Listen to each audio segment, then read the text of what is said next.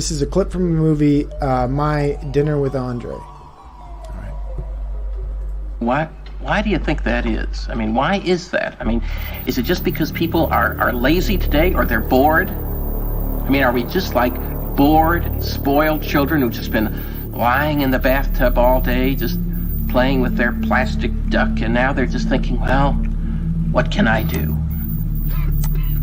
Okay, yes. We are bored. We're all bored now. But has it ever occurred to you, Wally, that the process that creates this boredom that we see in the world now may very well be a self-perpetuating, unconscious form of brainwashing created by a world totalitarian government based on money, and that all of this is much more dangerous than one thinks? And it's not just a question of individual survival, Wally, but that somebody who's bored is asleep, and somebody who's asleep will not say no? See, I keep meeting these people. I mean, just a few days ago, I met this man whom I greatly admire. He's a Swedish physicist, Gustav Bjornstrand, and he told me that he no longer watches television, he doesn't read newspapers, and he doesn't read magazines. He's completely cut them out of his life because he really does feel that we're living in some kind of Orwellian nightmare now, and that everything that you hear now contributes to turning you into a robot. When I was at Findhorn, I met this extraordinary English tree expert who had devoted his life to saving trees. Just got back from Washington, lobbying to save the redwoods. He's 84 years old. He always travels with a backpack because he never knows where he's going to be tomorrow. And when I met him at Findhorn, he said to me, "Where are you from?" And I said, "New York." He said, "New York, yes, that's a very interesting place. Do you know a lot of New Yorkers who keep talking about the fact that they want to leave but never do?" And I said, "Oh, yes." And he said, "Why do you think they don't leave?"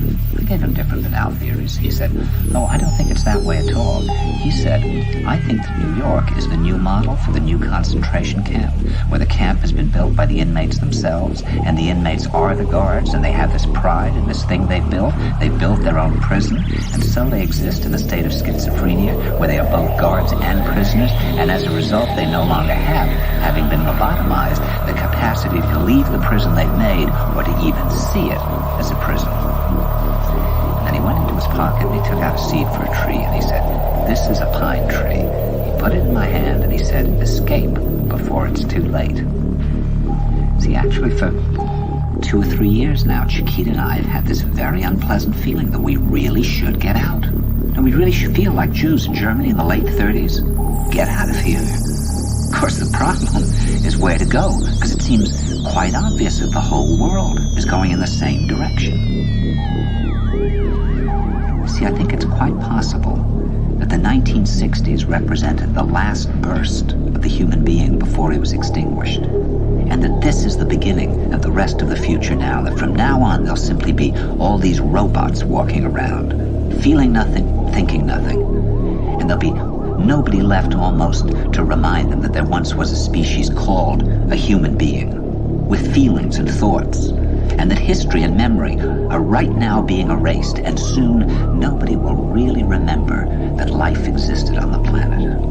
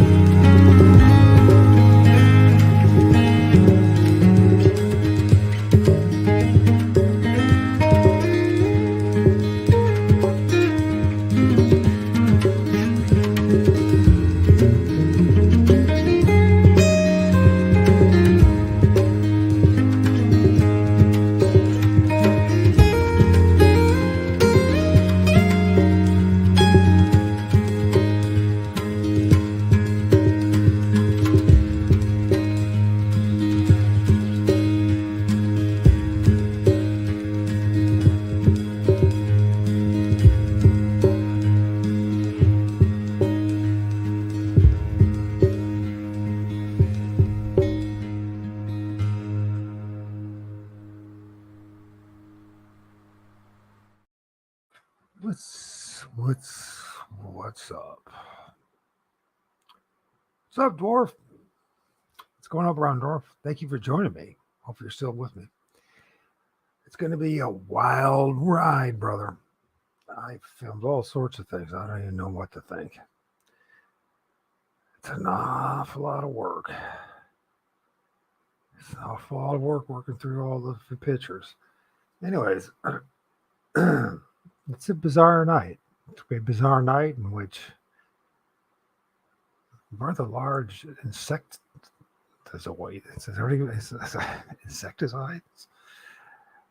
human insects with human heads, people, so many people in the trees, Bigfoot, and a whole bunch more. Which is, I filmed on the 7th and the 8th, and then, what is today's date? Today is the 11th. Yeah, so it takes a long time processing the images. First one will do this. This is a fascinating one. First time I really kind of looked at it. I knew there was something going on there. It's fascinating in the sense that it's like a very shadowy being. Maybe we might call it Bigfoot. With another one right here, there's a smaller one. This is his arm. It's blurry, right? Of course it's blurry. And it's also shadowy. And it's also spirits-like. Really wild, man. To film this. I filmed so many things.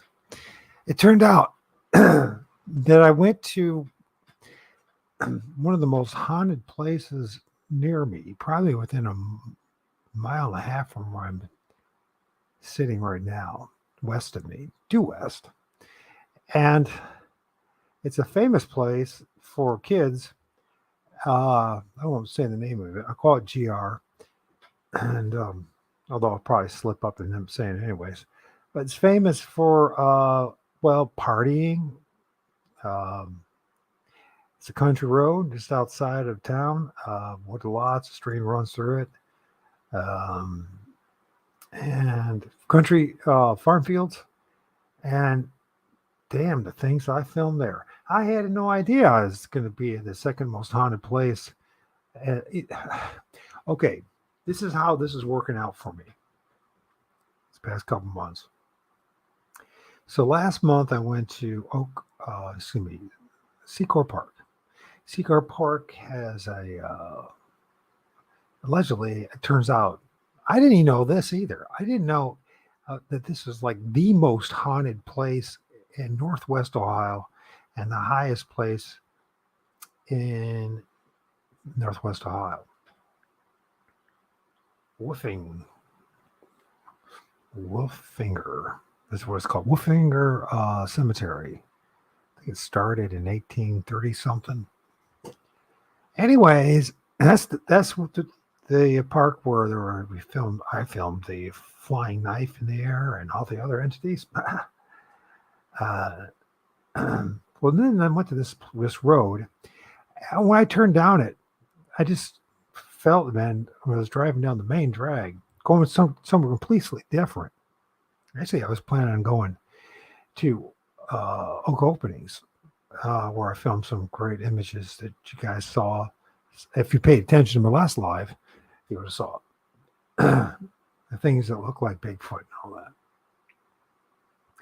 Anyways, but I saw this side road in the woods that was set back of 50 yards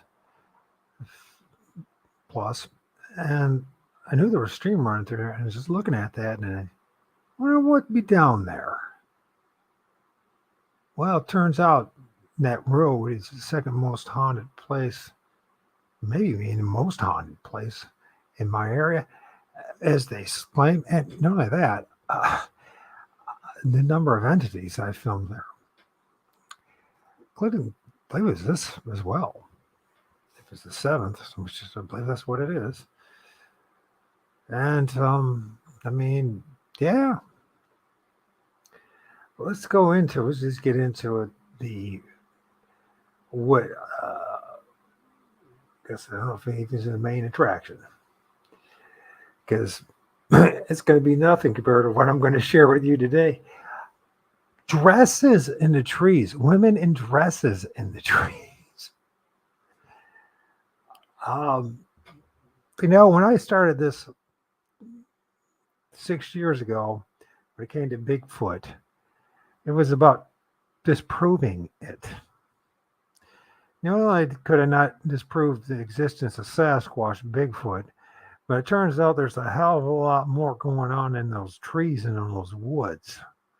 And no one seems to want to talk about or doesn't know about, but we're going to learn about it. If you stick around with me, you're going to see things. So on the 7th, 4/7, so you might see better. You might not be able. It's this year, 2/23, 4/7, at 4:51 p.m. Eastern time. So I film this, and what I do is I just randomly film things and things that it's interesting. This little area too. It's almost like, I was talking to Jared from Sasquatch Confessions, and they found a place that's kind of like a nest. They call it a nest, and where they had kind of like this wall around of like logs and stuff like that. And I filmed this. I had no idea. I wouldn't even have thought of that until he brought it up. And I'm like, son of a gun, it's the same thing going on here. Anyways, so I filmed this. And so then, I look for oddities, anomalies, chateaus, things that just don't quite look right. So I look at this right here, and I'm like, well, it's either deep shade, which doesn't look like it should be deep shade. Not yet. In summertime or in a month it will be, but I look at it, you just really jet black like that, I'm going to look into that. And so we slowly look into this. And by the way, there's more than meets the eye. And this is just bizarre. And this is more confirmation for me, at least, that, I tell people that I've seen Bigfoot come out of a tree. I've seen Bigfoot go through a tree. And now we're going to see what looks like. It could be a trickster spirit. It could be deception. It's not me. I'm really a dullard and not that intelligent. So I'm not clever about manipulating the camera or film, which is probably a good thing for everybody involved. And no AI, no nothing. There's going to be a dude here that's hanging by his arms, and there's also going to be something accompanying it. And it's so bizarre. And I do have images if so requested. Oh, I should also do this. Anybody that so desires to join the conversation, I will leave a link and you can come join the conversation. If you don't, I understand as well. I got a hell of a lot to share tonight. So, anyways, so this thing, which I'm calling a Bigfoot or Ohio Grassman, and I know it's not what you're supposed to be seeing, right? You're supposed to be seeing something running around and this and that and the other. We're not supposed to be seeing something that's materializing out of a tree, right? Except that most, many different Native American cultures have been telling us that, but, they're too stupid to actually know what they're talking about. Well, it turns out that's not even close to being the case, and that we've been a little hoodwinked here a little bit, and, it's not telling the whole story. We're going to learn about a lot of the whole story tonight. Not the whole story, but a lot about this whole story. And it's going to be much more bizarre than anybody ever said. Now, the only thing I can think of is because of the quality of camera and the discipline of actually taking images and breaking them down.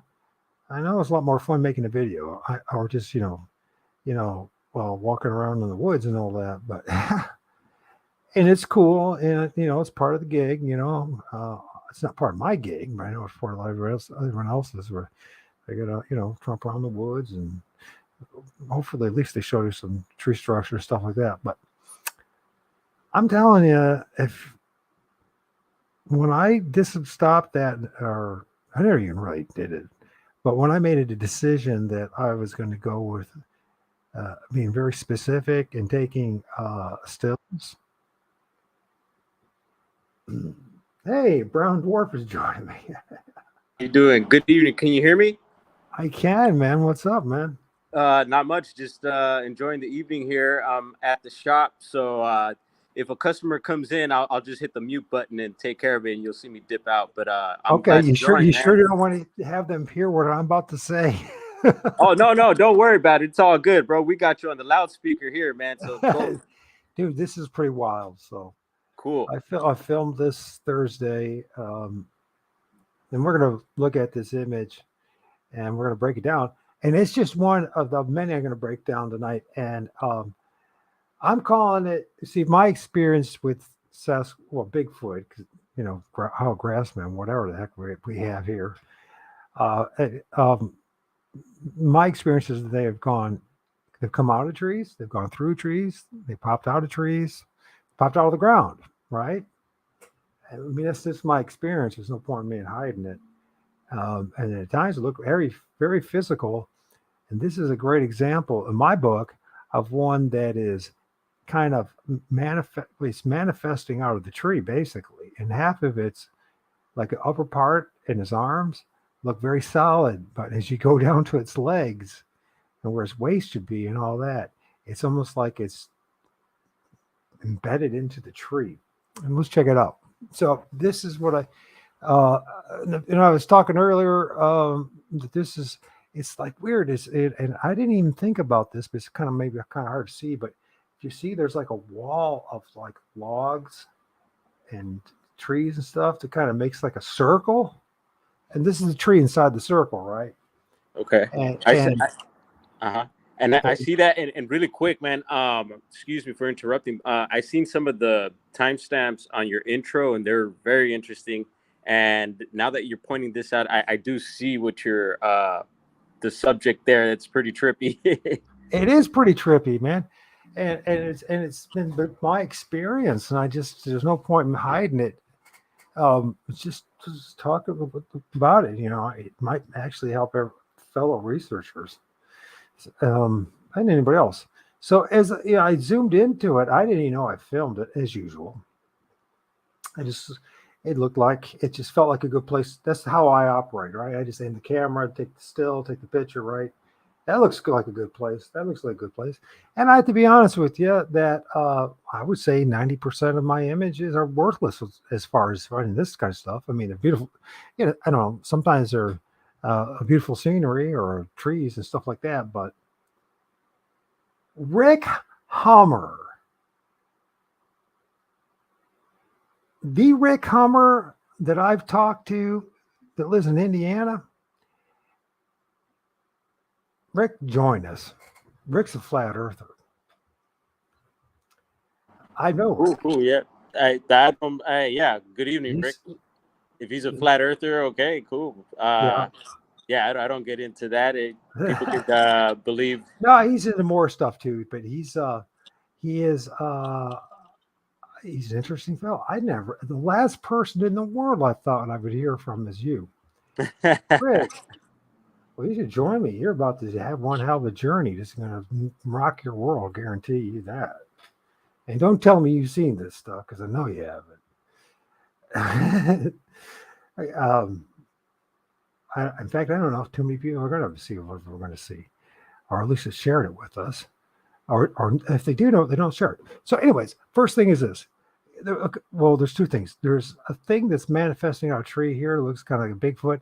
And then there's this entity right here, and we'll see the hands, the wrist, the arms, the elbow, even this strange looking face with an eye.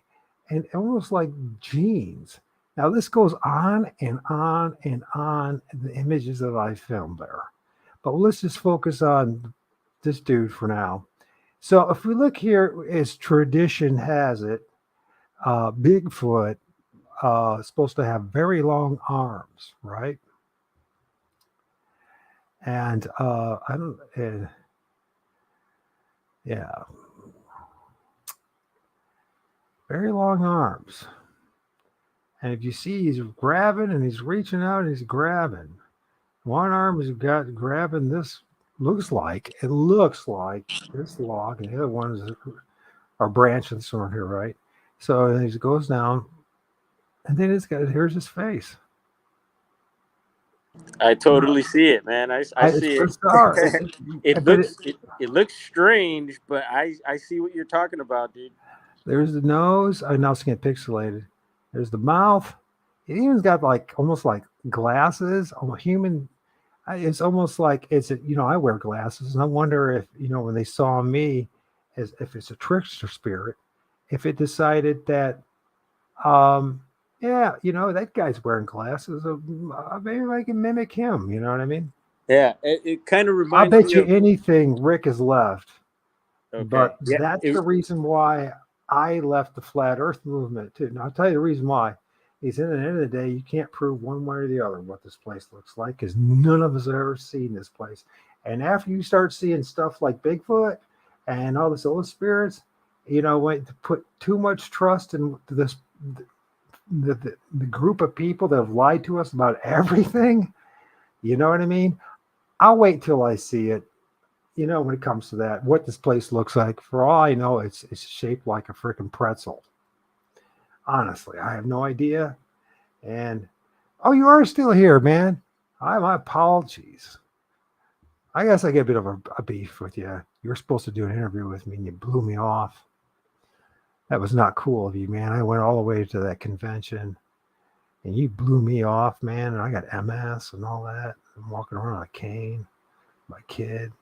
You kept blowing me off to play basketball. And you said you're going to do an interview. Anyways, I forgive you. It wasn't all that important anyways at the end of the day. This stuff might actually be more important. So we look at this stuff and you see like there's the upper body and then it just morphs into the tree. And you can see, and even the legs and all this, right? I mean, the feet, it even morphs into the tree. Almost starting to grab the tree. You can see there's the foot. And no, it's not pareidolia. Far from being pareidolia. Right? Would you agree? Well, yeah. I mean, I don't know if it's an actual being, but I totally see what you're saying. And I mean, I don't think. I mean, I don't know about altering video and footage and stuff like that, and I don't think you're doing anything like that, like maliciously. I There's mean, nothing hanging there either. There's no somebody it, decided to put some kind of it looks. owl. Yeah, What I mean? I was gonna say it looks like even like a cardboard cutout. Even that's how dark the shadow is to me. The way my eyes perceive it. But I have seen like bizarre stuff like this, and I've gotten weird anomalies that I believe in my videos, and a lot of this stuff is really really strange. So this is trippy stuff, and I love looking at stuff like this. Yeah. And yeah, man, just cool stuff. Well, I guarantee it. Well, I swear by my left testicle that I did not. There's nothing hanging there. I did not alter Yeah. anything. And so whether it's a Bigfoot or not, that's up to debate. But it is something there, and it ain't freaking pareidolia. It's just pareidolia is when you have a couple of knobs in a tree, and the bark, and it makes it look like it's you know what I mean? It's an inanimate object that makes it look like there's a face. And right, I mean, in the bark. This is not. This can't even come close to that. Now, next to it, strangely enough, is this. Now, pay attention to this. That's literally a hand. You see the fingers. You can see the arm going there and the arm going there. And if you look up close, it's really difficult to see. But there's actually a face right here. 2 arms reaching out, like some lady in black pants. Like here's a gift for you. We'll pretend, or it's a Bigfoot, right? I know it's strange. So I mean, it's totally strange. But if you look then and look at the other one that we looked at, which is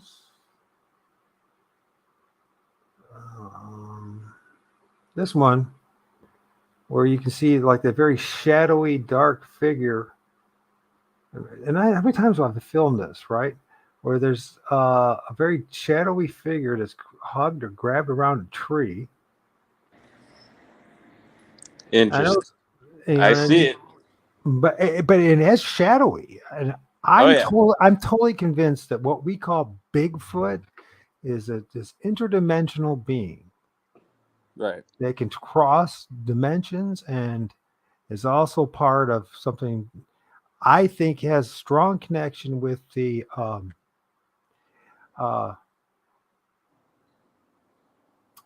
underworld and the middle world. We dwell in the middle world, according to some indigenous North American indigenous populations and their traditions. Right, there's this whole idea that the upper world, the middle world, and the lower world. The lower world being under the soil, water, that kind of stuff. Right.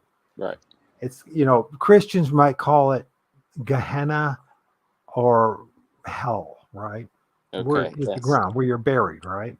Mm-hmm. Of course, then you got Dante's Inferno that bastardized the whole dang thing and convinced everybody they're burning in hell forever.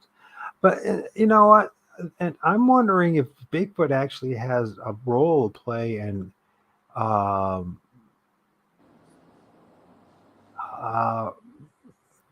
either guarding that division line between the underworld and the middle world, or there might also be a case that its job might be as well as to make sure that certain souls who belong or are part of the underworld go back. Does that make sense? Right. Interesting. Yeah. And now that you mentioned that, of course, I believe it's Anubis, right? That's known for the underworld in the Egyptian Kemetic Yes. culture, right? And so there's your dog man, but yeah, interesting that you mentioned Sasquatch. They both have certain roles to play in that. Yeah, I mean, I don't know, but that's interesting that you mentioned that. That's what came to my mind. So yeah, who knows? But yeah, good. So I'm going to show you this. It's just so okay. So that's a time statement. It is 4:51 on the 7th. The next image is in the same minutes and probably within seconds.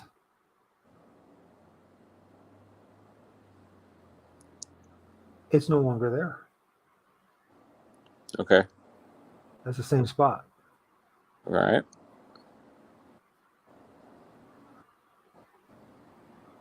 So that, first of all, proves that my point that that was nothing hanging there as far as like a dowel or some kind of, you know what I mean? It's something a cardboard cutout. Right. There ain't no cardboard cutout. We go back to that. It's still 4:51, but just prior to it, just seconds before.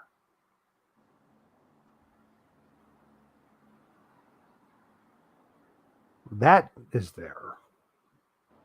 And as you can see, I didn't move. And if I did move, it was an insignificant move. It was a foot or two at best. Not enough to influence this, right? Because the distance, I use P900, therefore I can zoom in, quite far, whereas you can't with like a cell phone. Although I guess the new cell phones, I guess you could, but they still wouldn't have the same kind of magnification power that a P900 or a P1000 would have. Just wouldn't have it. So that's that. and I'm showing it. I'm not. There's, you know, I guess you Yeah. could, like, I actually I don't even know how I'd be able to get into my phone and fake the timestamps. um, also, what comes to mind, man, I don't know if you have seen, there was a piece of video that came out, I believe it was this year. It was out of Northern California as well. And I've been trying to, since it's in my area, I'm trying to pinpoint exactly, like, at least the county. And it's this video of this someone on a tractor, and they're like in a field, and this subject, uh, it leaps out of a tree, it looks like, and it darts off. And then so some people were saying it's a leaf, but it's the shape of a Bigfoot, and it's kind of has this dark, almost like the images that you're showing, man. It's really bizarre, and it has this weird little shape to it, but it does look very you can say squatchy or whatever, but it Yeah, looks I very. mean, I'm totally convinced that the Native Americans were not BSing us and were telling us the truth. These things do come out of the truth. Now, Oh, it doesn't make any sense if you're basing it on our understanding of ecology, biology, yeah, how the living organisms live in the physical definitely. realm. But then we're going to have to deal with the whole possibility that we really are dealing with either that's something spiritual or maybe even bigger than that, and that is our um, interdimensional, ultra dimensional, as John Keel said over almost 50 years ago. He said they were ultra dimensional beings. Yeah, They and do you things might that hear a little ice cream truck in the back. But yeah, going back to that video I was telling you about, it also does the, what people describe as the fluid motion when it walks, like the gliding. People describe it almost like a cross country skier type movement, and it's very almost like ghost like when it moves. And I found the video very interesting. So if you haven't seen that, man, I could get I've that too. seen it. You Oh, talk okay. about you talk. Well, I think you're talking. I've seen several of like that. I've even seen one that actually jumps up on the tree, very spirit like. They call it a spirit, but when you look at it, it's like that looks just like a Sasquatch, but it doesn't have any feet. And what it does is it just jumps. It jumps just right up into the side of the tree. You don't actually see it. It just goes.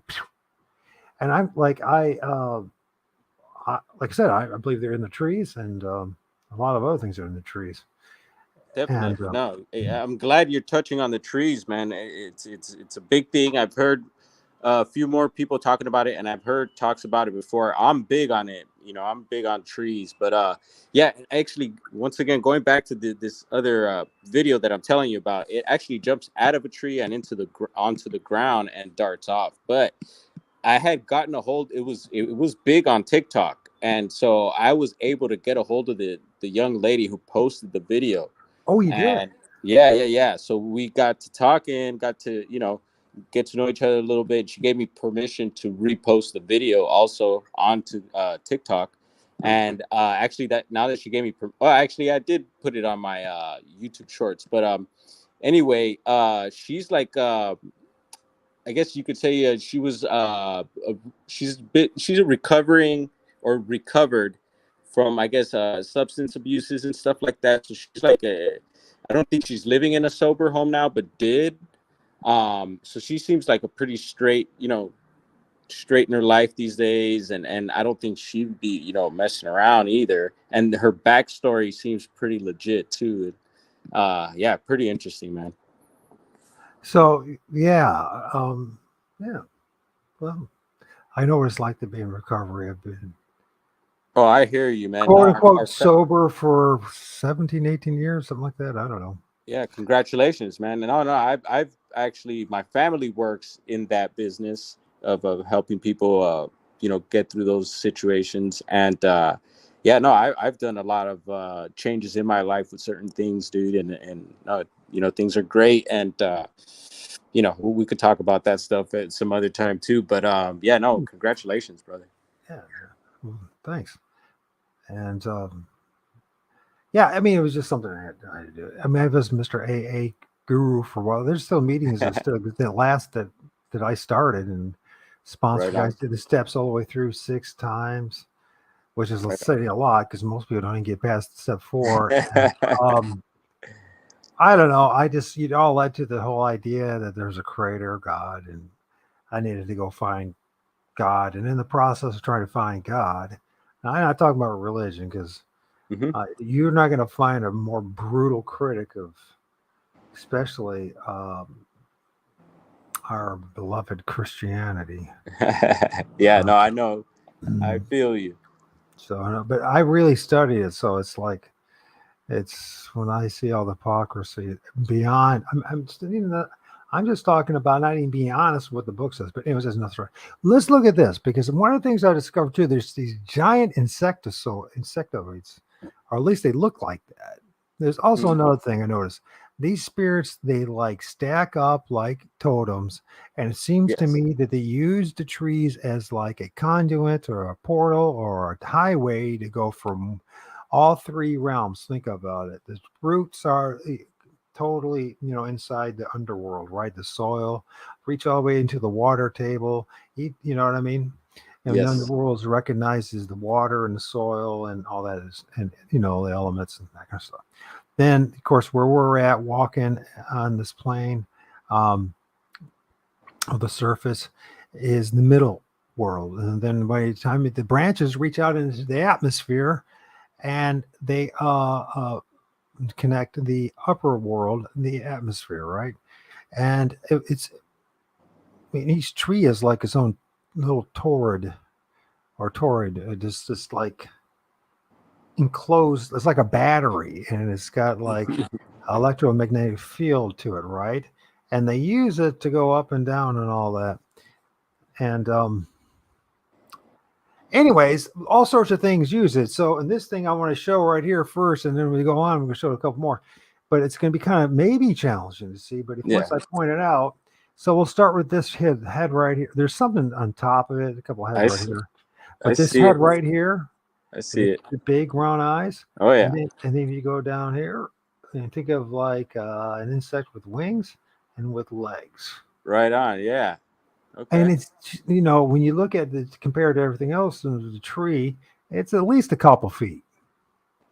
There's like these gnome dudes, and I'm filming people like all these dudes in robes. I see. People with like helmets, like old, like it's dude. It's like this Token was right.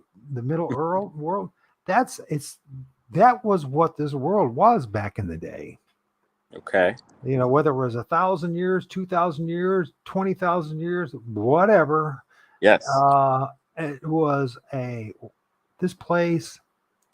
Now, or it is something else going on here where multi-dimensions are going on, parallel dimensions. And so there's a dimension right next to us where there's all these like little like dwarfs, like you would see in the Lord of the Rings. Yes. With helmets on and all that, right?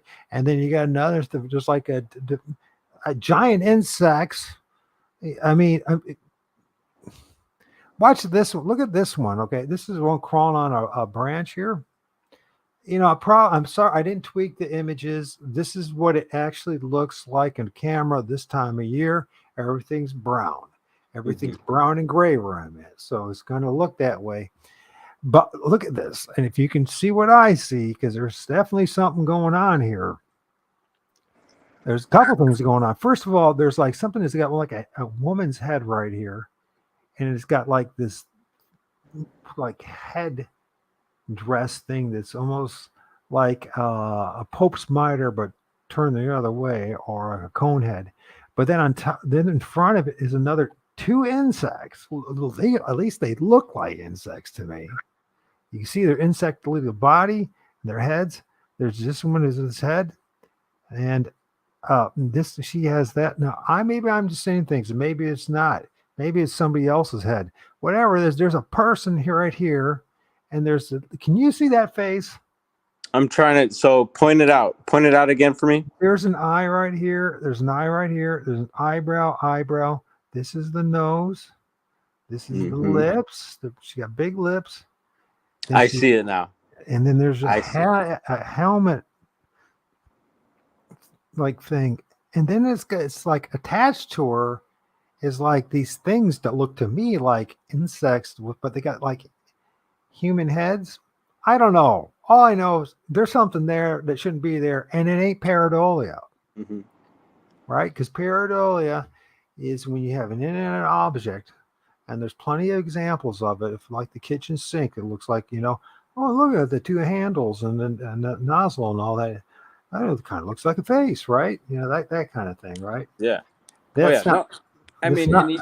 excuse me. And I was going to say, you just consider that our, and I don't know if you've brought this up, but it comes up. Our vision of spectrum only, we only get so many. We could only see so much. So. Right, and there's obviously there's a reason for it, right? Because just imagine if you saw this stuff all the time. Just imagine you saw spirits. Just say ghostly human spirits but then add on to that then things that look like giant insects and look like Sasquatch and look like things like from the past, and I know I'm not going crazy. I just know I'm not going crazy, right? I've reached the pinnacle of my madness, right? I'm just what I am. You know what I mean? A little bit mad, but not totally mad. And I'm looking at this stuff and I'm going, it's absolutely impossible for me to be fantasizing this stuff or just dreaming this stuff up. Let's look at this one right here. This one. It's like it's a the base of this tree. Clump of trees, right? It seems these clump of trees too seem to have a higher energy level, and it's able for these things to manifest a little more in clumps. But so there's a dude right here. You can see the eye, and eyelash. This is the head. I see it. There's one right here. There's more like a Bigfoot type thing. You can see the eye and the eye. There's the cone head. Sorry, there's the cone head. And his head's shiny. There's two shiny eyes right here. I There's see another that. head right here. It's all fuzzy, like he's got hair. There's two eyes. Mm-hmm. But this thing right here, it's like a cross between, I don't know, it looks like an insect to me. This is like the shell or the wing. There's the head. Or is this it? There's another one right there too, with shiny eyes. And so that's one. I mean, there's even like people with helmets. There's a guy, KC, Kansas or something like Kansas, KC or whatever. I don't even remember him. He's a dude that's like uses Google Earth to find these things, like look like spirits. Oh wow. Yeah, no, I haven't seen that. But I have been checking out a lot of Mud Fossils University. Yeah. Yeah, and I like how he uses the Google Map and Google Earth to, check out these creatures that he looks at. He gave me hell. Oh gosh. I knew him 4 years ago, and he gave me hell, and he called me up. I don't know how many times, and gave me hell, and because I was studying the flat Earth, and the fact that I was even willing to do that to him was so unforgivable, and I'm like, I barely knew the guy, and the guy was like condemning me for studying the flat Earth. And at one time, I'll be honest, one time I bought into it, but as I studied everything else and put all the pieces together, I'm like, you know what? The truth is I can't prove one way or the other. Yeah. And that's another thing. Also I get into, like, once it starts getting into, situations like that, I just, it's all about the information for me. And, I leave like the characters aside, so I just, because I know people get into beefs and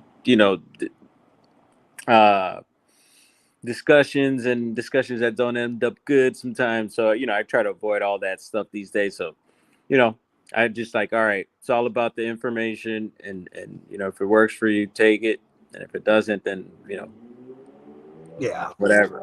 To me it's like you're just the math can. It's just, to me, if I'm honest with myself, this is how I see it. I don't know something truly until either I'm able to do it or I actually see it, witness it. You know what I mean? I'm Right. dependent on other people's opinion.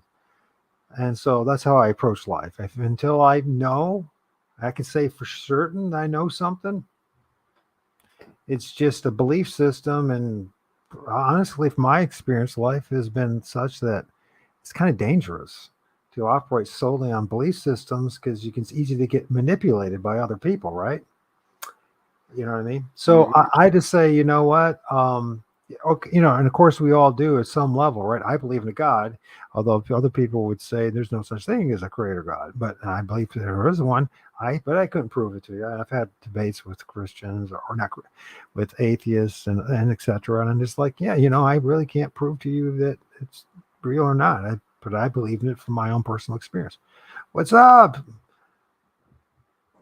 Jared? So Right. anyway, check this out. This is bizarre. So another bizarre thing. So there's actually a person with a hood here, ghostly figure. So this is this, and so once again, there's this weird pattern, like some kind of insect wing or something right there. But right here, there's this hood, and there's a face right here, and it's like this black cloak hood, and it's popping out of the tree, and it's not pareidolia. We get a little closer to it. You can see this is the nose, the teeth, the chin, the eyes, and it's got this like hood that goes around the being. Its head. I see. That's really trippy, man. It's like a ghost or a spirit, but it's got like this little cloak. What you would think that Robin Hood would wear, or you know what I mean, or something from. What's up, Provo? Come on up, man. Give me help, bro.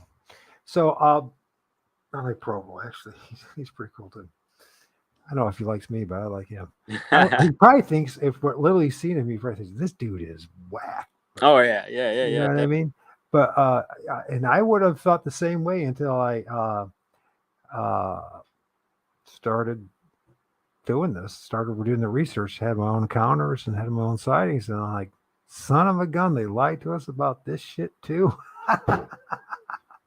I mean, when you think about the number of things that they have literally twisted, manipulated, lied about, they being the oligarchs, the ruling elite, the people that run this giant plantation, that they just, it's clear to me that their modus operandi is to lie about everything, twist everything, to confuse everything. And it makes sense. If you're the ones in charge and you want to stay in charge, the last thing you want to do is to tell everyone the truth, give away all the goods. You know what I mean? Hand over your cards.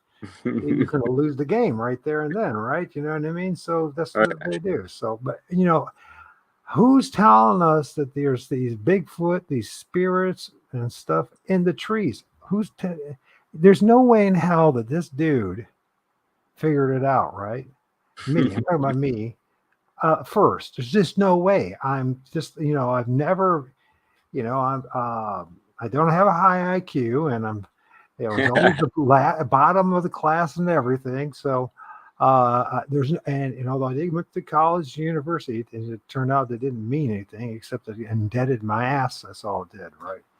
It really didn't prove anything as far as intelligence. It only proved that it's just a very expensive ticket to get on the bus. That's the only thing it is. Oh, yeah. So, it's one of the biggest regrets of my life was actually going to college and university. Anyways, so yeah, some people say they might think of Bigfoot or something like that, but you have to. I can see how you can see how it's blurry. It's like multiple images of things. Like it could be this is the head or this head. You got to put the whole picture together. What I've discovered these things, you have to because multiple spirits create these things. I'm discovering they create at least the illusion, right? Yeah, and I noticed that bright green. I don't know what that was. That did you see that weird? Looked like really neon green. Yeah, that little. I don't know if that's a branch or what, but that thing really looks neon to me almost. Wonder what that is. Where's one here? Yeah, right there where you're right where you had the arrow to the left, right there. Yep, that thing. To me, it's like this, like a hood. Yeah, no, I see that, but But there's you can that. also see other spirits. So I notice the spirits, you'll see other spirits on top of it as well. It's Hmm. like it's because they're morphing. You're just seeing a glimpse. Oh yeah, At least, you yeah. know what I mean? And as far as as far as the stacking of them, the totem poles, yeah, I've mentioned that before. I remember hearing that years back. I forgot where I heard it, but it really stuck with me. And I remember seeing a couple videos from some guys at the time that actually had that going on. It seemed like, and I actually got I know I got one video for sure. I don't know if you've seen that one, but it's a gnarly one of what looks like a bunch of stacked faces and stuff like that. It was just mind blowing. And at the Oh, same, yeah, at the same time, while those faces were being recorded, to the right of that, this other what looks like a being materializes, and so I think it could very much possibly be a Sasquatch because it was just like my intent and everything is my personal belief. But yeah, you got to check that video out, dude, if you haven't seen it. And if you're ever I would love for you to go through some of my videos like you're going through yours like this too, man. right. Yeah, yeah. Yeah, we do it together, man. Cool. Um, this this is an interesting one. It's hard to this. I'm going to point it out as I always have to do. The first thing is, he's got this very shiny head right here, and it's got two glowing eyes. It's got like streaks, like he's wearing kind of a helmet. If you can't see it, it's okay. I can see it. It's clear. The problem is I see so much of this. I can see them. You know what I mean? I Oh, just dude, I totally I see it. And the good thing is that like yeah, you don't have to break down too much for me, and if I don't see something, I'll let you know. And if you help me out and I still can't see it, man, I'll tell you, dude, I don't see it. But I'm telling you, man, I got a lot of weird stuff like this for you to check out, and I'm glad that you're into this because I feel like there was a group of people that were kind of into this, and there's some of them are still around, but I really haven't been tapped in with them as far as sharing stuff. But I was like, dude, what happened to all the folks that were getting into stuff like this, dude? Because this is trippy stuff, and I think it's something to definitely take note of. And I've gotten into this type of stuff, like I'm saying. And another thing I want to mention is that I've had my fair share of psychedelics, so I know I got those eyes, man. So I could. I tell you what, I wish I was on some right now. I really do. That's my twin. That's a Hey, hey. yeah. So here's another. This is another entity, and I can't tell if it's hair or a hood. But I think it's hair. So this is like his black hair. He's got an arm going up here with his hand. It's holding something, and it's got another hand going up here, and this is his body. It's one shiny eye right there, another shiny eye there, and then it's got this. There's the nose. I don't know if you can see that little, like, it's not really little, but it's, and actually there's another entity right here, and it's got like a you remember the straw man, what was that, Wizard of Oz? It had a hat, and then this is his face. There's an eye right here, an eye right here, an eye right here. So it's at least two entities, one right here and one right here. If I blow it up too much, it pixelate, but you can at least see the eye. You can see the blackness of the hair. If you can't see it, I understand. But Yeah, I saw what you're pointing out, and I see something else too on top. Like okay. I see a whole big face right there, like two huge black eyes and a white, like under the eyes, it's all white. Like I don't know, I could see something else there too. But And that's why I like getting other eyes on my stuff, because people will see stuff that you don't see, or vice versa too, man. You know? It's true. The problem is, if you, I don't know if there's any way having you access these images unless I send them to you first. Let's see. Well, that's that one again. That's another entity. I'm going to see. Oh, it's so. Okay, okay. I think I know what's going on here now. Let's see. Go back a little. And are you on Okay, any other platforms? What's up? Are you on any other platforms? I'm on Facebook right now. I'm Okay. on 2 channels, and I get hardly any traffic. It's amazing. Yeah. Okay. No, hardly anybody knows I exist. But anyway, so there's a head right here, but there's another head right here. That's what we're looking at, right? So it's got like this cloak, but it almost looks like another entity. But then there's a white face. And so what I'm drawing on is I'm looking at the white face, not what this possibly could be is like another entity, which it could be, by the way. I mean, I'm totally convinced that it's multiple spirits massing together to make these images that I see, and I don't know. It's not. So here it is. So it's a little blurry now, but so this would be the hood. The black part right here is all blurry. It's got hair. She's got hair. She's got hair going down here, and then there's the crazy looking eyes. Mm-hmm. I see it. Hey, yeah. So, and then it's got that thing in the background, like it's like a ladybird surfboard thing, but it's not. It can't be. Obviously, something else going on.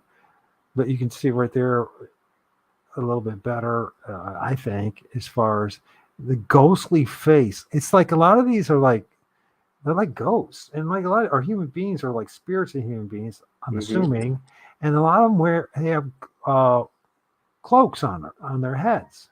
Yes. And I'm just wondering if they need that. Well, first of all, it makes you wonder about people who are in the cult, where they got the idea of having these black hooded cloaks on them, right? Did they get it from this when they were, say, doing psychedelics, or maybe they actually were doing some kind of sympathetic magic that made these things manifest? You know what I mean? Yeah, it's very possible, man. Are these Native American spirits, which I think a lot of this is? But there's no way to prove it. I just know there's something there, and I don't know. It shouldn't be there. Obviously it should be there, but based on what they tell us, they don't tell us anything about this. So That here's looks another gnarly. one of these things where it's got like this hooded thing. It's almost like it's got another black entity on top of it as well. But this part is the hood. It's got 2 eyes. There's a nose. There's a mouth. And there's the chin. Another entity. I see. And then it might have like another. There's always entities stack up, so it could just be another entity right there, and another one right here, and another one right here. Yes, I believe so.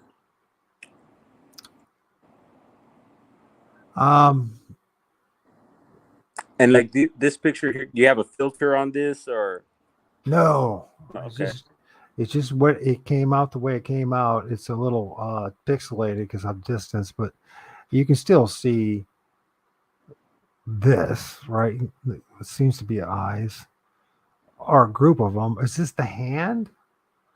I don't know what the hell it is. But one of the things is this part right here.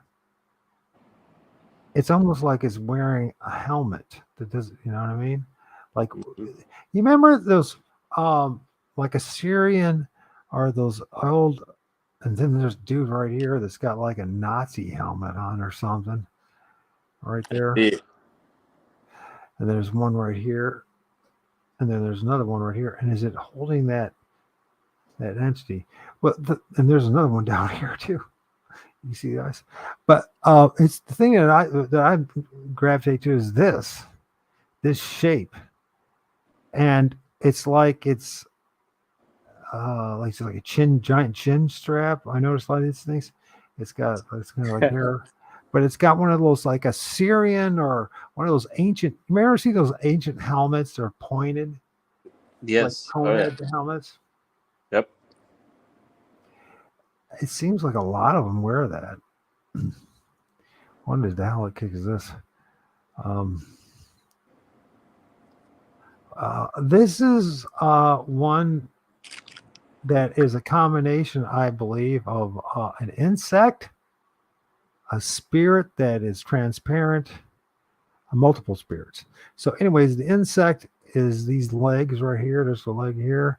There's, I don't know if that's a wing or not, but it's got like these legs, these black legs. This is its head. I'm thinking this is its wing. Giant mosquito. And then there's a human head right here that has got like its, what do they call that? Promorphous? What do they call that? That the pointed. You remember what they call the pointed, where they suck blood out of? I can't think of the name of it right now. Anyways, and there's this head right there. And then there's a transparent head right there. But it's, to me, you could, that's the head. That's the long pointy nose, and then it's got some entities here, entities everywhere. But I see a giant insect coming out. Do you see something like that? I do. You can say no, because then we could work on it. Yeah, no, I do, and actually these insects are. This is new to me, bro. I have not. That's what I'm shocked about too. I'm like, dude. I started filming things like this last month, right? And these things that look like insects, and I blew it off. But this round, I'm looking through these images, and it's like it's image after image of things that look like insects. I'm like, I wasn't even thinking this stuff, and it's showing up. You know what I mean? So there is something, I wonder, what is the name of that? Troopers, U.S. American Trooper, or whatever the hell that. You remember that movie where the guys are fighting the giant insects and they go to a distant world and they're like, I think I remember something like blasting the heck out of all these giant insects and all that. You know what I mean? Mm-hmm. It's like, I wonder if there is a parallel universe as well of that is going on. Yeah, and like in science books and stuff, they've always like depicted prehistoric times with like, giant fireflies and like weird giant bugs and stuff like that. Like that's how I always, that's what I think of when I think of like prehistoric, like, giant insects and stuff. So like you're saying, or from what I'm understanding, is that, is it possible that, because I think at one point this planet was was prehistoric, right? It's prehistoric. Well, have you heard of the theory of cataclysmic events in which there's like giant resets that happen, in which in an instant of time, what was is all wiped out and something new is. Yes. In other words, things were much bigger back then. Yes, you're saying like insects, and that. And so, what if those realms somehow, they're still, I mean, they call them multiverses or something, whatever. Are those things still bleeding in, or once again, is it that we just can't perceive it, like because our vision, our spectrum, but these cameras could pick it up, or every once in a while we will get a glimpse due to whatever, maybe call it a glitch in the matrix, or maybe we're just able to see some sort of spectrum for that moment of time, and then there you go. But I think you're onto it. I think that's exactly what's going on. I think it's right. And another thing is people talk about the veil thinning or whatever. You could. I'm with that. I don't use that term too much. I just think, like we're just becoming more aware. Our consciousness is expanding. And with all that, we're able to see things differently and see what's really there, our reality. Because for me, reality isn't your 9 to 5 going to work and paying bills and with TV and programs. That's not that's their matrix, I feel. And so there's a lot more to these realms here, to this realm. Yeah, I think that the television honestly is solely just about social engineering and Programming. mind control. Yeah. And it can control people to think the way they want us to think and not to think about this stuff. Just imagine, what if 1,000 years ago, 2,000 years ago, hey, how's it going, Eric? That's my big brother. How's you doing, bro? Are you leaving? Usually says God bless, they're leaving. By the way, if you want to join, you can, Eric, as well. Anybody else want to? It's up there. Just go up scroll up the chat and do what Brown Dwarf did. Just follow the link, the directions. You can join us in the conversation. So one of the things I think that's going on too, man, is I think they're using these like trees as like a conveyor belt. And when you have the stacking of the totems and then they're growing up, it's like this energetic, the frequency is so tense at the time because there's a bunch of them like they're just pushing up. They're like, what they're doing is I don't know how they're doing it, but it's this, in a nutshell, is they're using the trees not only as a portal, but think of them as like an escalator or an elevator.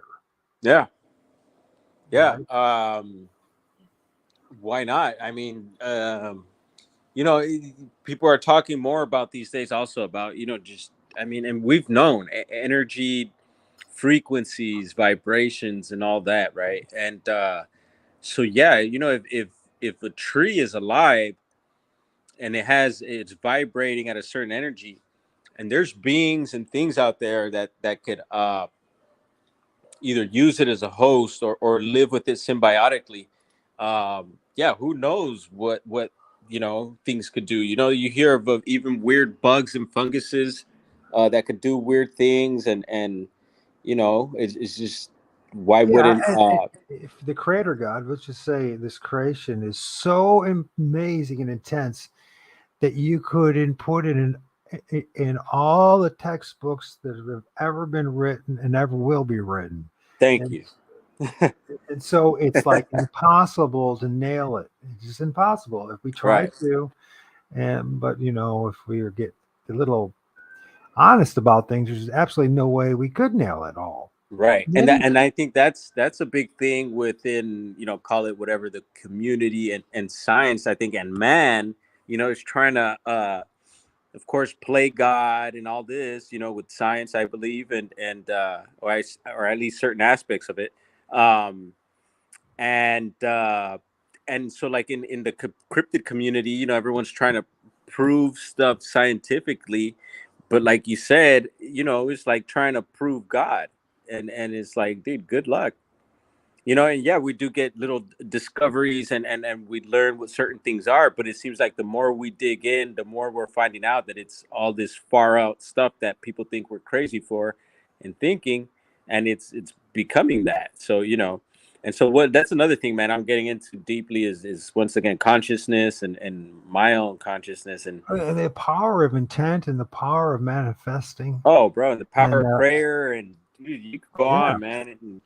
That's what I mean. Like, to me, everyone has their own different approach, but to me, it's like I just talk to the Lord of all spirits, Creator God, Heavenly Father, right? That's what I talk to, and I talk to Him. I don't talk to these things. I talk to Him, right?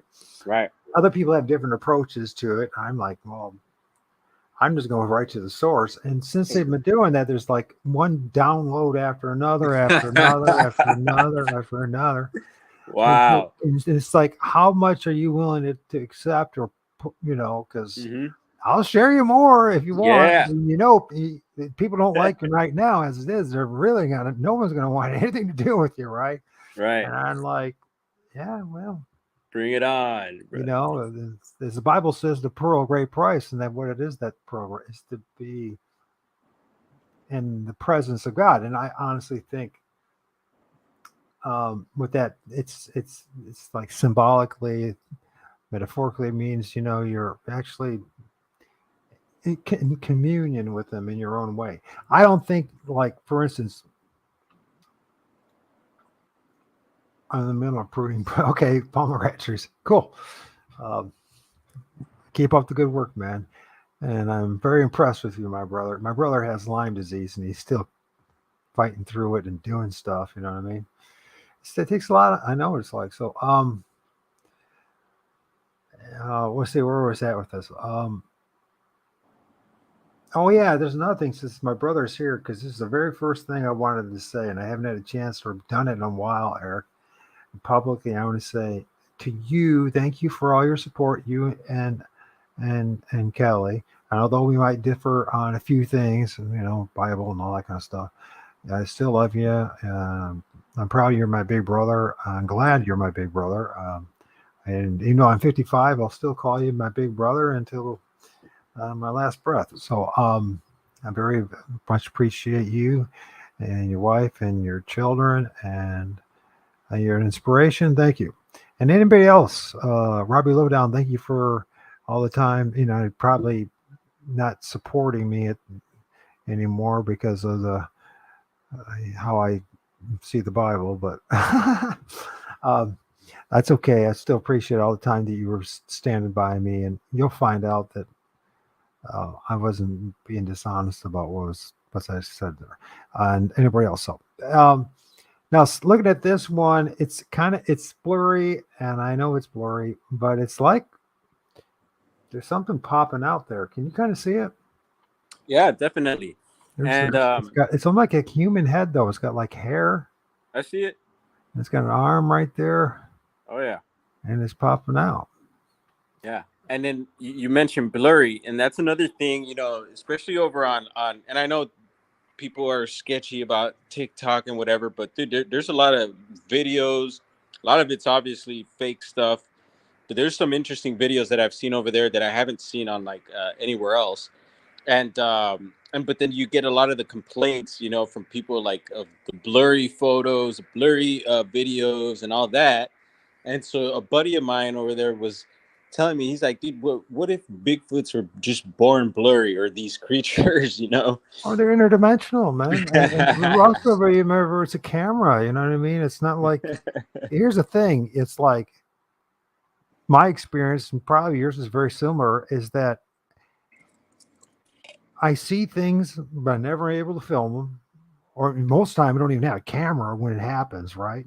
Mm-hmm. Or in access to, you know, or in the because you're shocking when you have a 15-foot Bigfoot in front of your freaking face for the first time that encounter, right?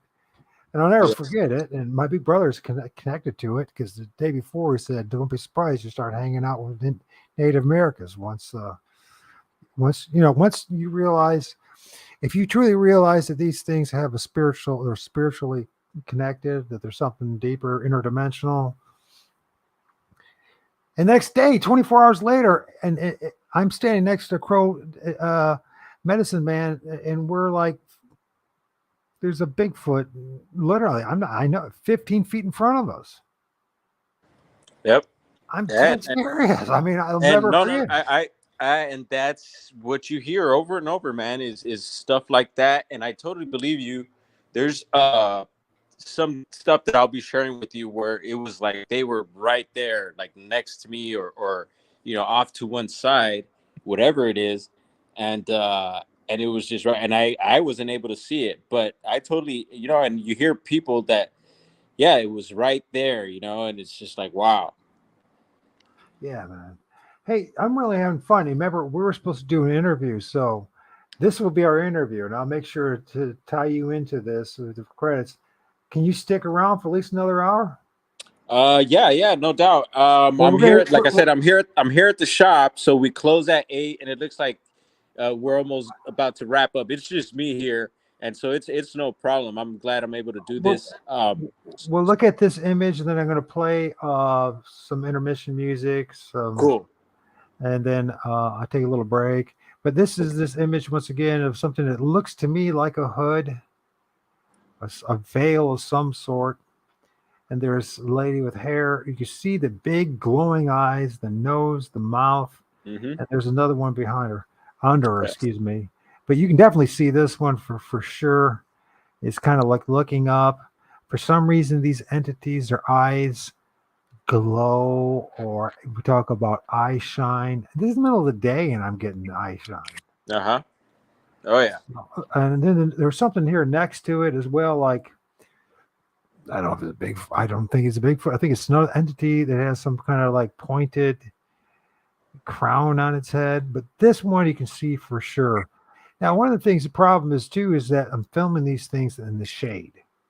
And what I've discovered, a lot of these entities, like I've heard from other people who do paranormal research, they don't like the light, they like shade. So, Yeah, I don't think I've ever heard that, but it's interesting. and I just wonder if that's why they use the cloak. Either is it to hide their face, so that but I don't know why they would have to worry about hiding their face, and we can't see them anyways. Some of the camera can see them, or for the most part, right? I mean, or is it because the sunlight? Are these? You know, we do live in a dualistic system where there's day and there's night, there's darkness and light. So I wonder if these are entities of the darkness. I wonder if these are people of the darkness. You know, it's easy to label all these things as demons and devils and monsters, but maybe they look like monsters and a freak show to us because, first of all, our lack of familiarity with the things, and secondly, because maybe that's the way they're supposed to look like because they're actually entities from the darkness. So, Yeah, and you know, humans freak out at everything. So, I mean, we freak out on each other for looking different or being different. So imagine. I know, isn't it? I mean, we're like it's like we're the most judgmental of creatures, and it's like the more you think about it, I'm just like, well, I know one thing: human beings, fellow human beings, have done stuff to me, but these things actually haven't done anything to me. So then, now where do you go for that? If they just all, it's easy to say everything's evil, but maybe it's just our own ignorance. With that, let's hear some music, and if you stick around, man, in about 10 minutes we'll be back and look at more images. You know what I mean? Right on. I could take a little smoke break here. Yeah, this is what I'm going to do as well. So. Perfect. Sounds good. Cheers. There we go. Hey, I seen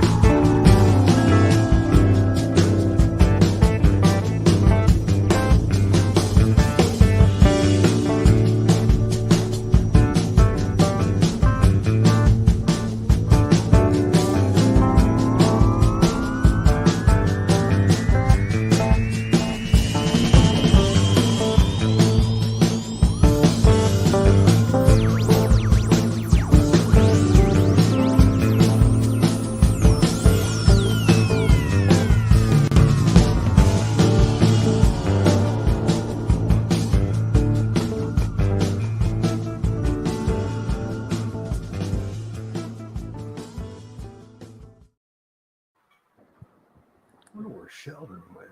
I'm gonna play a little more. One more song. Yeah. And then our other homegirl decided made to ask. all that jewelry there. Let's try. Oh, did we do that one? Let's play the opening.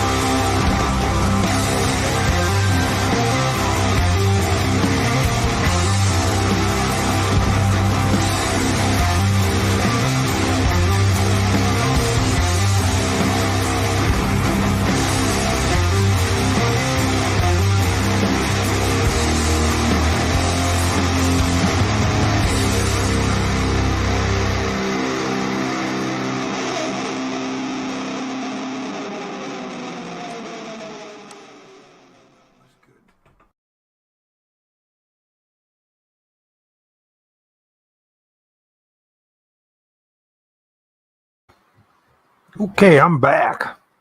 All right. Thanks for the break. I needed that. Yeah, thank you. I did too, dude. I had a couple customers come in right quick too, so that was awesome. And Yeah, if you can, I imagine. I mean, can you imagine them seeing this stuff? They'd be like, and, "Wow, man, tough about oh tripping yeah, out." So no, let's go back to continuity to this image. So all this right. is a more extended, more of an image of them traveling up this branch or trunk of this tree. You'll see this is the one that I'm. There's the nose, forehead, the eyes, dark eyes with a shiny glow in it. There's the mouth, the chin, and there's a smaller entity under it, and then there's some more right here, right, traveling, and they're traveling up this tree. There's the one above it. It's not pareidolia. It can't be pareidolia. They're popping out of the tree. They're morphing the tree. They're changing the tree. And do you see what I see? Any of that? I do pick up some stuff. But yeah, it makes me wonder. Wonder what it is or if there's anything.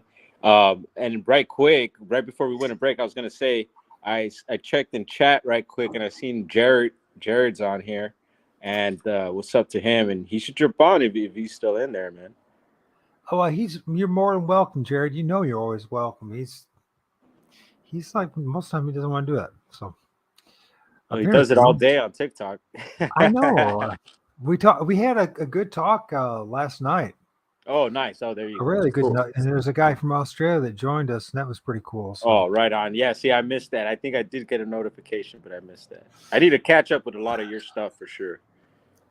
So here's an example of a spirit, and you can clearly see it. It's much more standing out from the rest of the tree, which is primarily in yellows and browns, that kind of hues. But this one, once again, it's wearing a hat.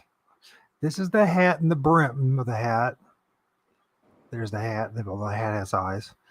This is his hair. He's got eyebrows. He's got 2 eyes. You can even kind of detailed see the eyes. There's the nose. I don't know if that's his tongue sticking out. And he has an arm reaching out here. I see. Let's bring it up a little more. So once again, the eyes, eyebrows. He's got a hat. A freaking hat. Yeah, well, And then there's like an alien thing next to it as well, or a bug.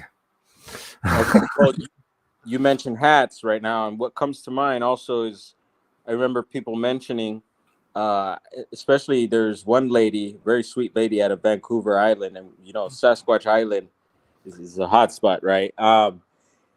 She would mention hats and stuff like that on these Sasquatch beings that she was claiming. And so the hats were actually, or supposedly, babies. So they were baby hats. So they would wear the babies on their heads or on different parts of their bodies. But anyway, the ones on the heads, she would call them hats. Yeah. And what's even weirder, though, it's almost like this face that has a hat that actually has eyes on it. It's actually almost like the hat for this entity right here. And you can see clearly its eye and eyebrow. It's this one entity. There's the neck. It's more like the Sleestack or it's brown. It's like E.T. And you can see the eyes. And then this is on top of it. There it is toteming again, right? And maybe it's an optical illusion. I don't know, but there is something there, and it's sticking out, of the damn tree. That's all I got to say. Mm-hmm. I mean, can you see what I see at all? I see it. And another thing, I mean, just for me alone, knowing that the trees are living beings themselves is just mind blowing. Yeah, and you probably heard about the theory of the giant trees at one time, that and a previous incarnation of this. Okay, let's talk about incarnation. Let's say it's possible that it is true, and that we do reincarnate. We come back here over and over again, right? Let's just say just right. And if that is the case, could the earth itself do the same thing? Possibly. Well, You know, what do they say according to Jesus that what the earth's a carcass? it So sure seems to be that way. You know so what I mean? I mean, if you like you see there's mud fossil, you know, his work.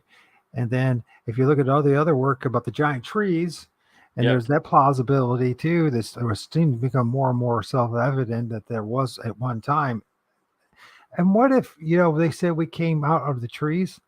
Maybe we actually did, but instead of what I've been saying to people is that we're more like termites, not like apes. You think about how we are, right? We're builders, we're tunnelers, right? What if there really was giant trees and we tunneled into these trees and we made cities inside the trees like the termites do today? You know what I mean? It's just an idea, but you know what? It's no more far-fetched than anything else that's out there at this point.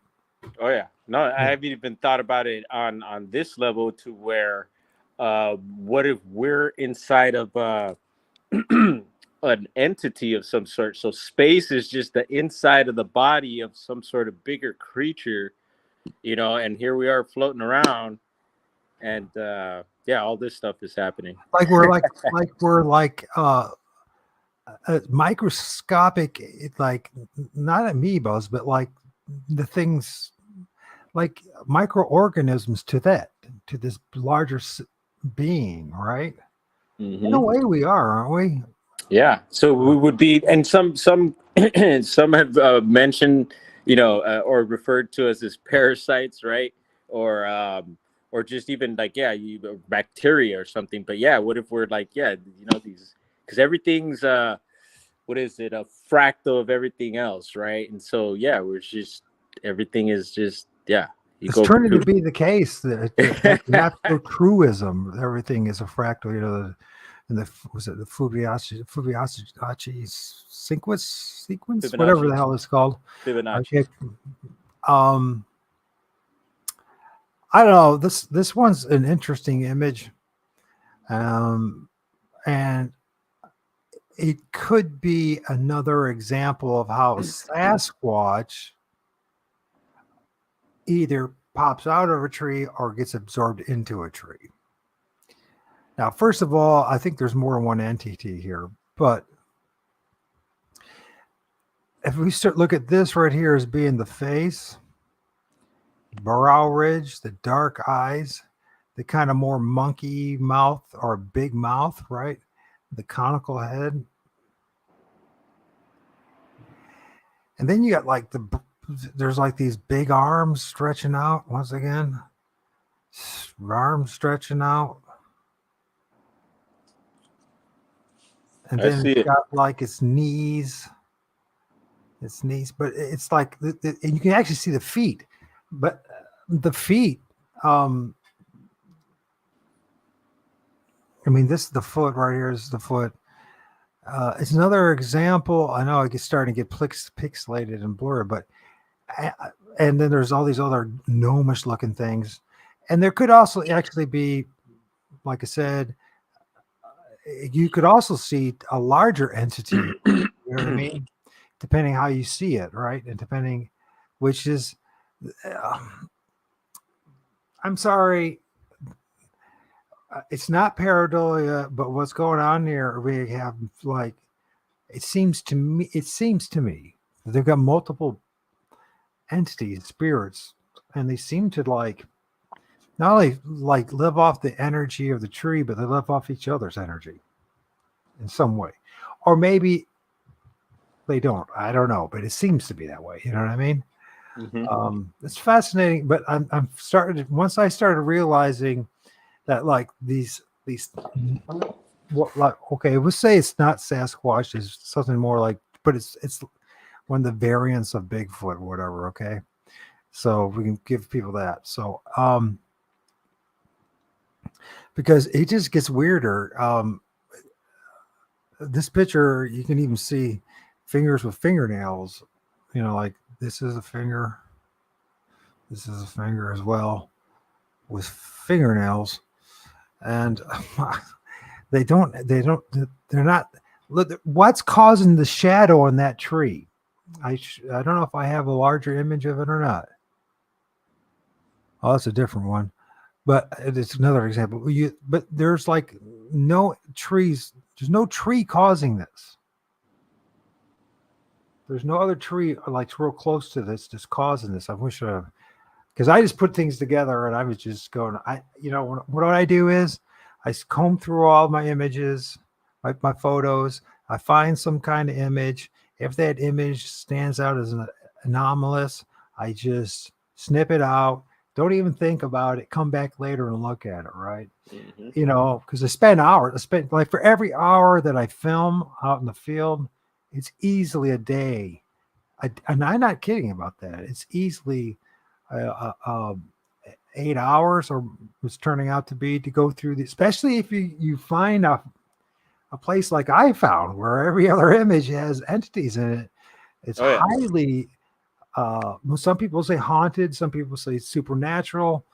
It's Yes. a portal. I don't know what it is, but I just find image after image. So it takes forever. Mm-hmm. Yeah, no, and I do the same too. I get out there and go through my stuff and try to pick out the anomalies, or you know, and but yeah, no, definitely, I do believe something is happening. People are getting interesting stuff, and yeah, I love it. Well, I think because I'm starting getting the impression for myself is that it's like it's maybe only 1% Sasquatch and the rest of it's supernatural and spiritual. Hmm. That's at least that's my experience has been. It's like um, I kind of I kind of I wouldn't mind seeing a Sasquatch. To be honest with you. Yeah, I just Sometimes I wonder if they just let that be presented and be seen, so that uh, you know uh, first to see maybe if you're tolerant of it, and then secondly, if you're tolerant of it, accepting of it, can you now accept even a bigger, wilder, what we call a freak show? You know what I mean? I mean, this one is a fine example. I want to kind of go through some of these images, so we don't have to stay. I covered this one with Jimmy Boots, and this is like the Virgin Mary or a nun popping out of a tree. I'll show you. This I is see. the Yeah. there's the hands, there's the face. This is like I don't know what they call that, the cloak Hmm. or the thing what is the head covering that they put over Yeah. him?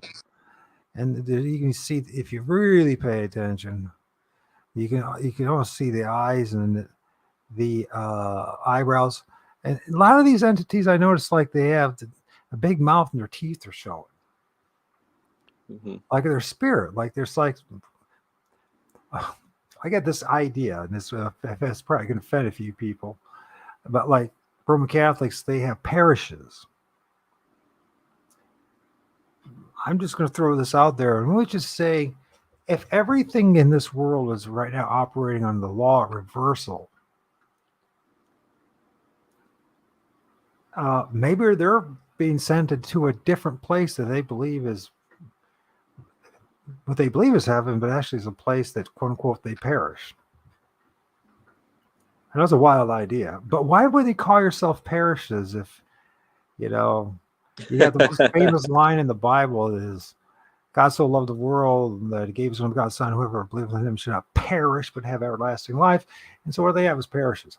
I'm Hmm. telling you, I'm totally convinced at this point that the vast majority of whatever religion it is, but definitely the Abrahamic religions, there's, and I'm not saying that, I mean, I do believe in Jesus, but what I'm saying is what I see is there's a whole bunch of black magic being used in that. Oh yeah. No, You know what definitely. I mean? It's like Oh yeah. total deception in so many levels, or not. Hmm. It was Yeah, total.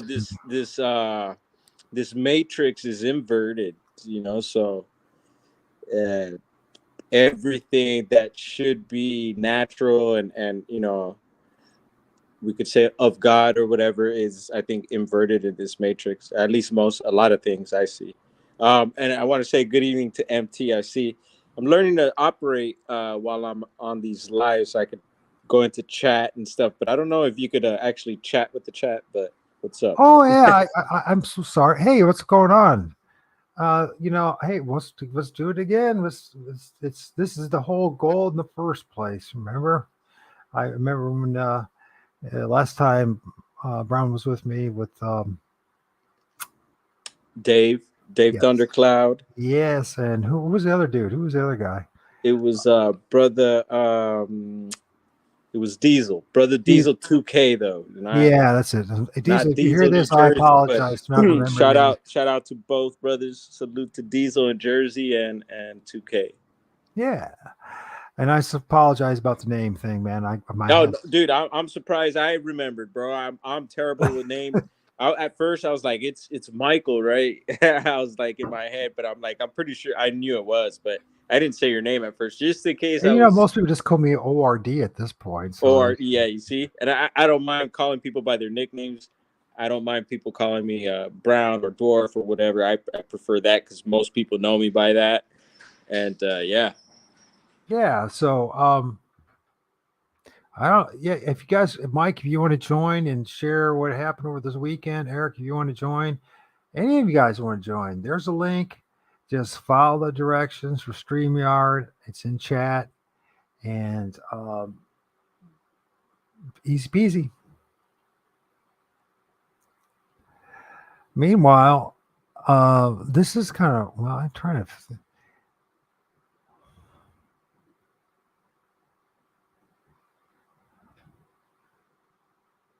I want to find one you guys might be able. So that's that Mary or none thing. Let's see what's going on here. Oh, this is not one of those faces popping out. I haven't even looked at half these things, so I'm not quite sure what we're going to look at here. This is a very interesting one.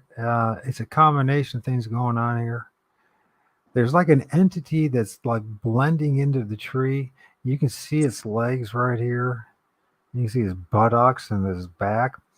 But then, and it's like its arm around its head.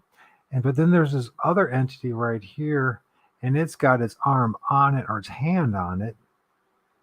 It's really bizarre. Mm-hmm. I know this might be hard to see, but there actually is something like this. There's like a lady or something with like hair. You see one of her eyes. A lot of these like really cartoonish faces, very round. And there's like the where a wrist would be there, and there's like clothing of some sort. Yeah, I've got one particular. It's actually a video too, where you could see what looks like a woman, and her face is like it's out of the bushes, and it's clearly a human woman, and she's wearing a hat, and next to that were these other we'll say possible Sasquatch subjects. So I'll get that video to you, and hopefully we'll go through that, man.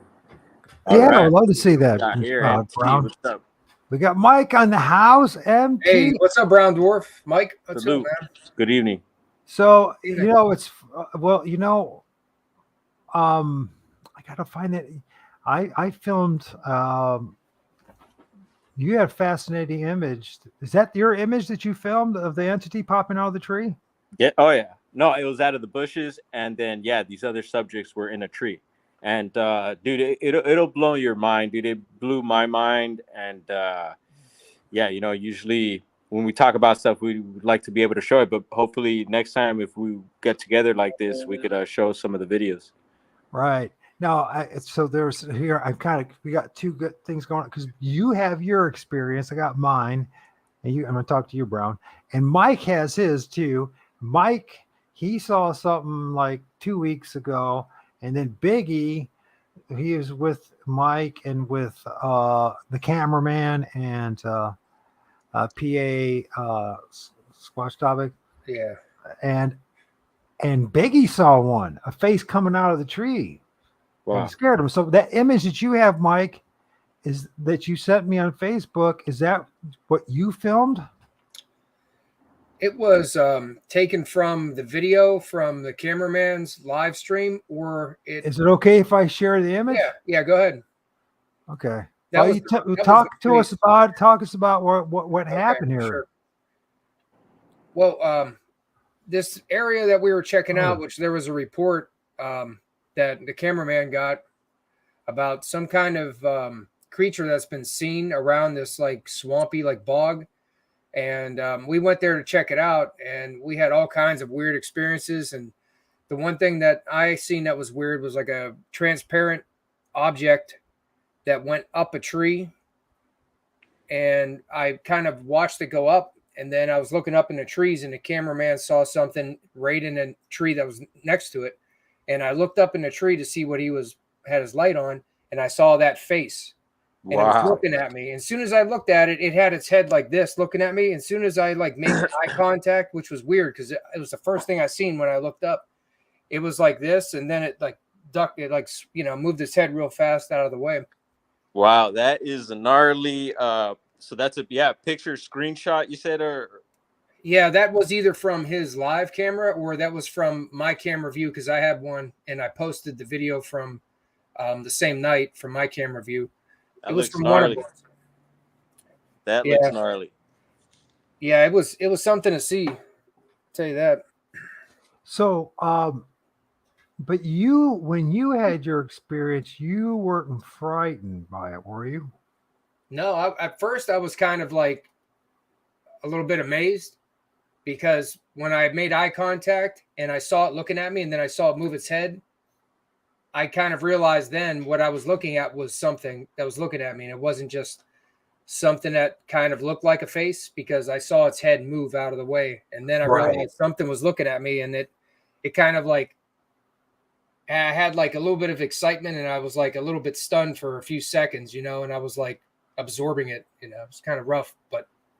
Oh, it's shocking. Yeah. Is what it is. I mean, when you have those experiences, at least for me, when I had that, all my sightings, it's just like you're like in it, in that moment of questioning, like, what the hell did I just see? Did I just see what I think I saw?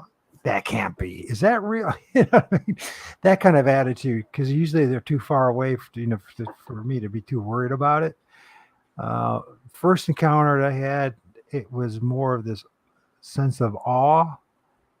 But the second one, man, that one, I wonder if that was even, sometimes I just wonder if these entities, some of these spirits can kind of make themselves look like something that they're not, trickster spirit type of thing, Mm-hmm. I kind of tuned in just recently, so I didn't get to see the images that Dwarf was talking about.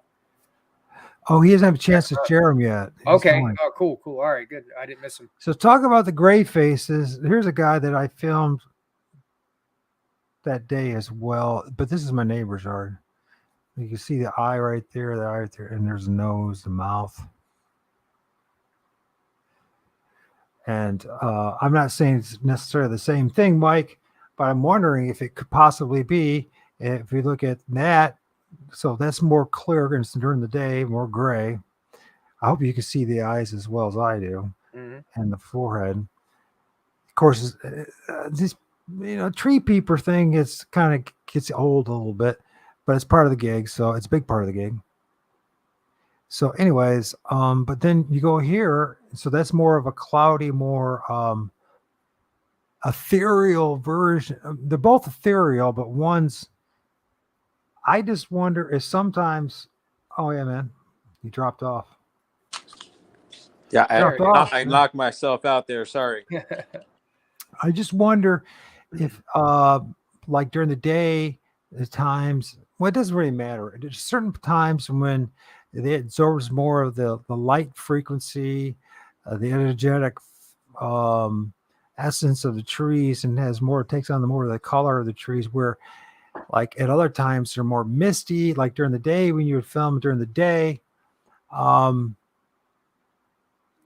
it would be more transparent looking, whereas night you get this for whatever reason. Maybe there's the right type of precipitation that allows it to happen. I don't know why so many. Well, I do know why. It has something to do with lighting, and that's what it has to do, right? What do you think, Mike? See, when I looked up in the tree and saw it, it didn't seem to be that color that I remembered. But Did it seem more gray, didn't it? yeah, it looked more like the same color as everything else did when the light hit the trees. But you said you noticed the eyes, right? Right, and that head when I the cameraman sent me that screenshot, that one there, and when I saw it, I go that looks pretty much exactly. That was the face that I saw up in the tree looking at me.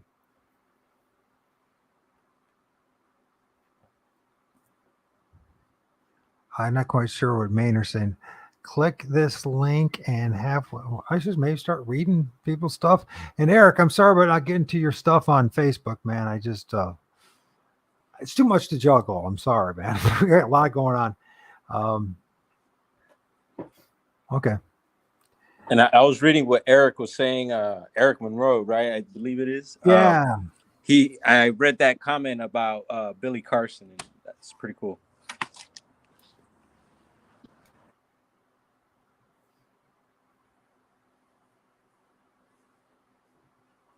I'm not sure why. I'm not sure, Maynard. Anyways, and I don't know who else is here, but thank you, or all you guys for being here. Do appreciate it. And so what with it? Well, I filmed a lot on Thursday and Friday, and there's a lot of images that I filmed, and a lot of entities. And so what's part of the gig, what we're doing right now is looking at them. And I think we'll move on to so there's another example, that same one that with the hat. So it almost reminds me of Curious George or something. It's so comical what I'm filming. It seems more playful at times. At other times it seems very dark but I mean this one, where am I at with all this? What was the last one we actually looked at? What should we do? I think I know where let me find the one I want. Okay, so this is another example of a peeper. Oh, that was a cool one. I didn't even realize that. This one's bizarre. It's got hair. It's got the white face. It's not pareidolia. You can see the hair. It's got wild hair like it's maybe a rock star. It's got the dark eyes. It's got the mouth right here, pushed in nose, and the chin. I don't think that's a Bigfoot. This one's interesting. This is reverse of what normally is. This one has black face with a white like shaw or something on its head. You can see part of it right here. You can see the eye quite well, and that's the blackness of the face. It's almost like a lamb or something, but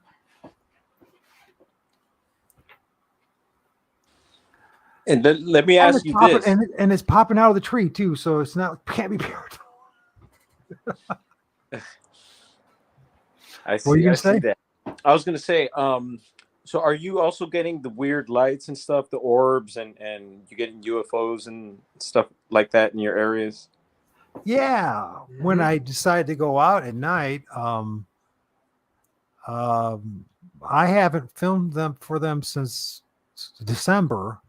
But not only like in the backyard was filming those orbs. Was last time I did it. But I've cemeteries. I find some. We that one during the day, the one with the face. Remember? I don't think I saw that, but you're not the one that you mentioned. I shared it with you. Remember? It's like it looks like a Bigfoot face in an orb, and it's during the day. Okay, I think I did remember something like that. It's and I got to go back to it. But yeah, no, you hear about. I could go through my. It'll take me forever to find it, but it's. I think it's all part of the intro. But this one's is interesting because it's got like this translucent head hair, but this right here, I mean, it's just so. And yes, I'm giving orbs during the. What I'm getting is light, eye shine during the day now. That's what I'm getting. And last time I filmed at night, I was getting these really misty, ghosty, like images of like spirits. You know what I mean? Like your traditional kind of ethereal, ghosty like. I filmed that actually. I do. I use them in one of my intros or one of my videos, and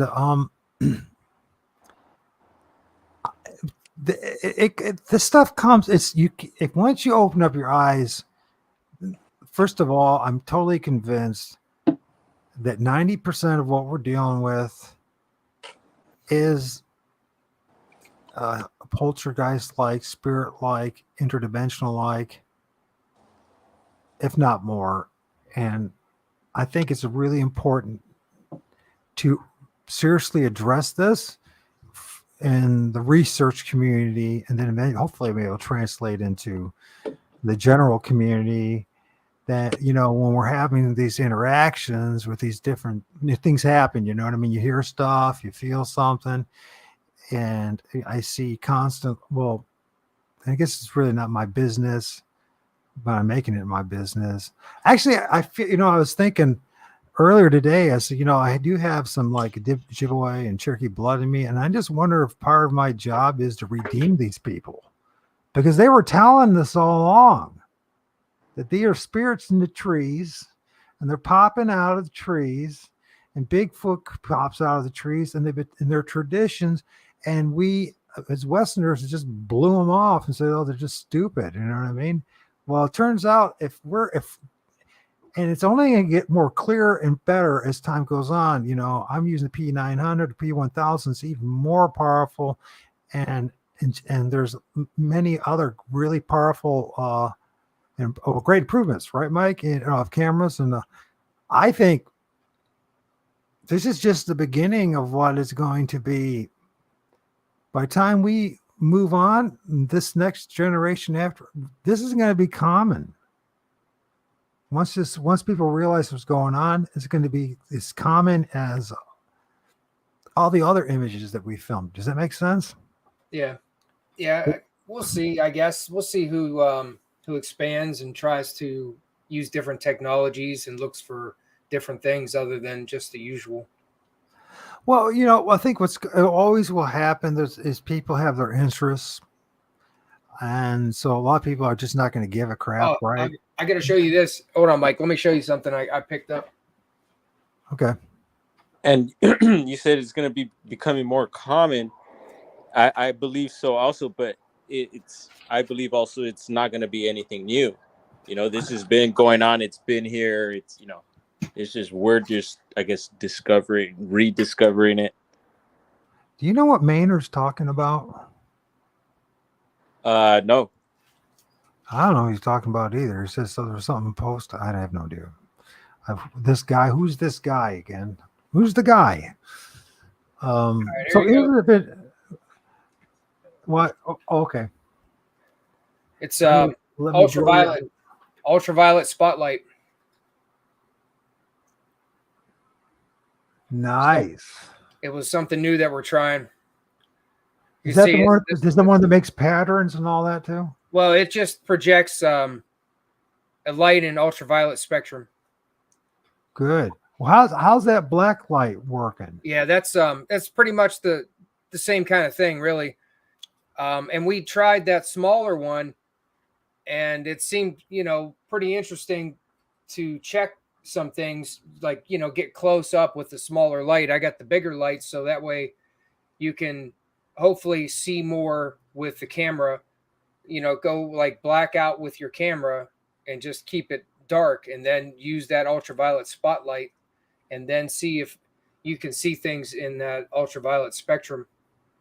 See if that, you know, see if we get anything with that. Cool. What's happening with Brown, man? He's popping in and out. I'm playing with the all my little options here. I figured out how to flip the camera. I was trying to figure out how to flip the camera so it wouldn't be facing my face. And I figured out how to do that. Sorry about it. Oh, that's all right. Well, we get Mike back here. Maybe he can tell us a little bit about the experience that Biggie had. Meanwhile, if you guys pay attention to this picture, there are entities popping out of the tree. I just wanted to show that there is clearly one here, and it is not a raccoon. There's another one right here, and it is not a raccoon. There's a dude with almost like a red hat, and there's his face right there. And you'll find the rest of them. There's one with some eye shine, but there's an entity there, and it is. If that's a raccoon, I feel sorry for him because his neck is wedged in there like this is a device. So tell us, Mike, what happened with Biggie, man? Well, I didn't actually hear that story until he told it to everybody on Jack's live stream. And when I heard him tell that story, I was like, I was like, wow. I'm like, when you told the story of, I think it was your first experience, right? With the Bigfoot that came out of the tree and you seen him. That was my second encounter. Okay. But my first encounter, I saw it go through a tree. Okay. When he told that story, I was just like, okay, this is just like the one that you told. And I was like, you're going to be interested. Did he say it was a Bigfoot, looked like a Bigfoot, or did it look like? Okay. And he said that he asked it to manifest itself just before that. That's right. That's what happened. And he was terrified. He said, or he said it surprised him, and it surprised him, and he uttered some select words, and then I think he said it just came out, and he kind of jumped back, and then it went back in after just like making like eye contact with him when it came out, like to let him know he's there, and then it went back. Yeah. And so here another confirmation of what we're talking about, right? I started talking about, you join me, then you have your experience of something coming out of a tree, and then Biggie has one. And I know that Biggie, he told me that first time he saw Bigfoot, he saw them in the tree climbing around, right? Yeah. Of course, a little bit different.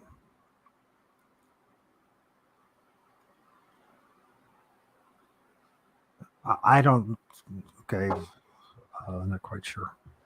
I mean, it's definitely Maynard. If you post the link again, I'm not quite sure what you're talking about. So.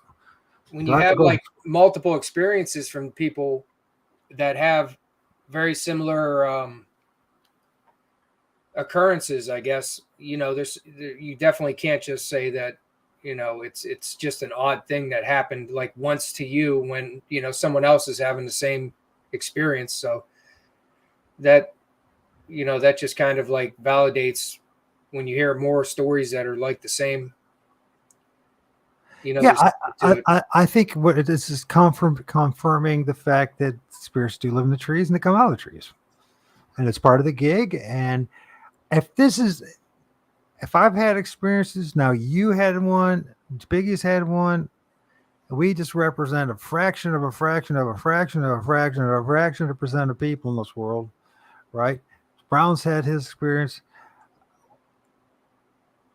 This has to be a hell of a lot more common than it's being talked about. And I was going to say my very first experience, I remember, I think I told you about that over in West Branch when I saw something run. It looked like it ran from what I saw was from behind one tree and it ran behind another one. And the more I think about it, it's possible that it could have not just ran like it was making a straight line running down the tree line. It could have went, because I didn't see it after it went from one tree to the next. It could have possibly have done something like that right to that tree that I saw it run to, because I didn't see it again after that. It just got absorbed into the tree. It just, possibly, or it just dematerialized somehow and then into the tree. And yeah, I mean, but it's a very high probability, in fact. Yeah. Because especially since what I seen the first time was a full body. You know, it was a full body, a full figure, real tall. It was very odd looking. It didn't look like anything I'd ever seen for that moment I seen it. And then it was just, you know, went from behind one tree to the next, and then it was gone. Right. And it would be hard for that just to disappear if it kept running. So somehow it went to that tree and then it was gone. And so, Gnarly. That's gnarly, MT. What state are you in, bro? Ohio. Oh, wow. That first time I seen that was over at West Branch, which West Branch has had a lot of sightings. I'm pretty sure it's one of the highest in the state of reports of cryptids, or seeing of just reports of seeing things from hikers and people on the trails. And there's a professor at the university, part of the historical society, and they've been examining vegetation and other plants in West Branch, and they have made a pretty big decision, or they've come to a conclusion that, based on what they've studied, that park, that area never froze over during the Ice Age, which was very interesting when I heard that. Trip out. well, I have to tell you. Made me think about a lot of possibilities. All right.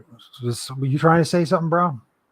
Oh no, I was just saying trip out, man. That's a trip. Yeah. And I've heard tons about Ohio, man. That's for sure. I know it's a hot spot in my book. There's nothing but weirdness in this state. And I'm telling you what, the way things are working out with synchronicity and how the spirits are working in my life, right? Last month, I go to Secor Park and Wolfringer Cemetery, something like that. Wolfringer Cemetery, I think that's what it is. Anyways, 1830s something. That's when it was established. Most haunted place in Northwest Ohio, and I had no idea. This was the highest point in Northwest Ohio. And that, last time you were with me, Mike, we were going through images of the entities that I was filming there in that park. That's the same park where the knife was the flying knife. Oh yeah. Mm-hmm. And it's the supposedly, I mean, I don't know if it means anything, but it's the most haunted place or cemetery in Northwest Ohio. Then the spirits led me to this road that I hadn't been on in years and wasn't even thinking about. I was actually going a different direction, and I was driving by, as we do, once we're in this point, we start paying attention to trees, you know what I mean? Tree structures and stuff like that. Yep. And I drive into this this place, and that's really, it feels like this. It feels squatchy, man. And I just started filming stuff, man. I couldn't stop. And the number of things that I started filming, and that place, and it turns out to be the second most haunted place, recognized at least, in Northwest Ohio. I had no idea about that.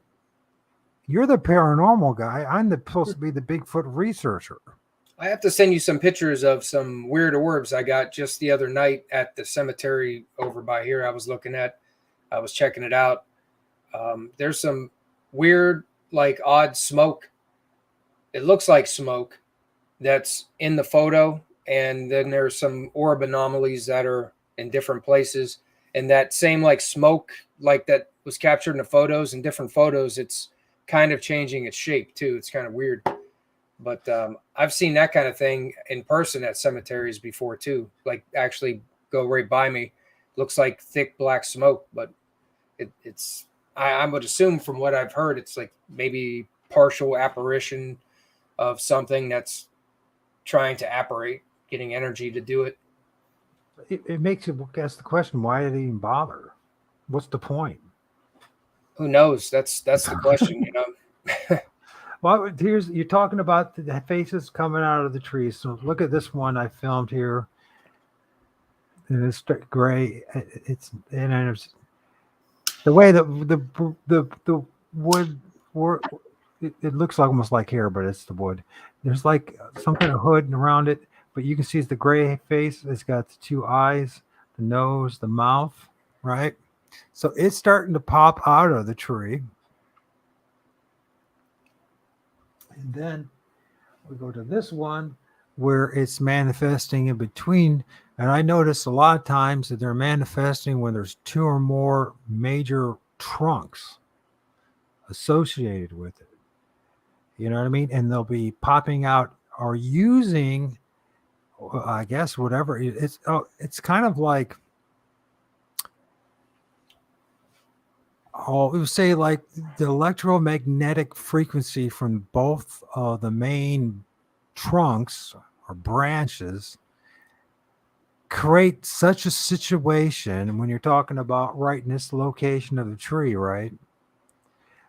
Or in a node, like an opening, or there once was a major branch or something. There's enough energy for these things to manifest for a brief moment of time, right? Yep. Enough for the camera to catch. It's not that we're seeing it most of the time. Most of the time I don't see any of this stuff, right?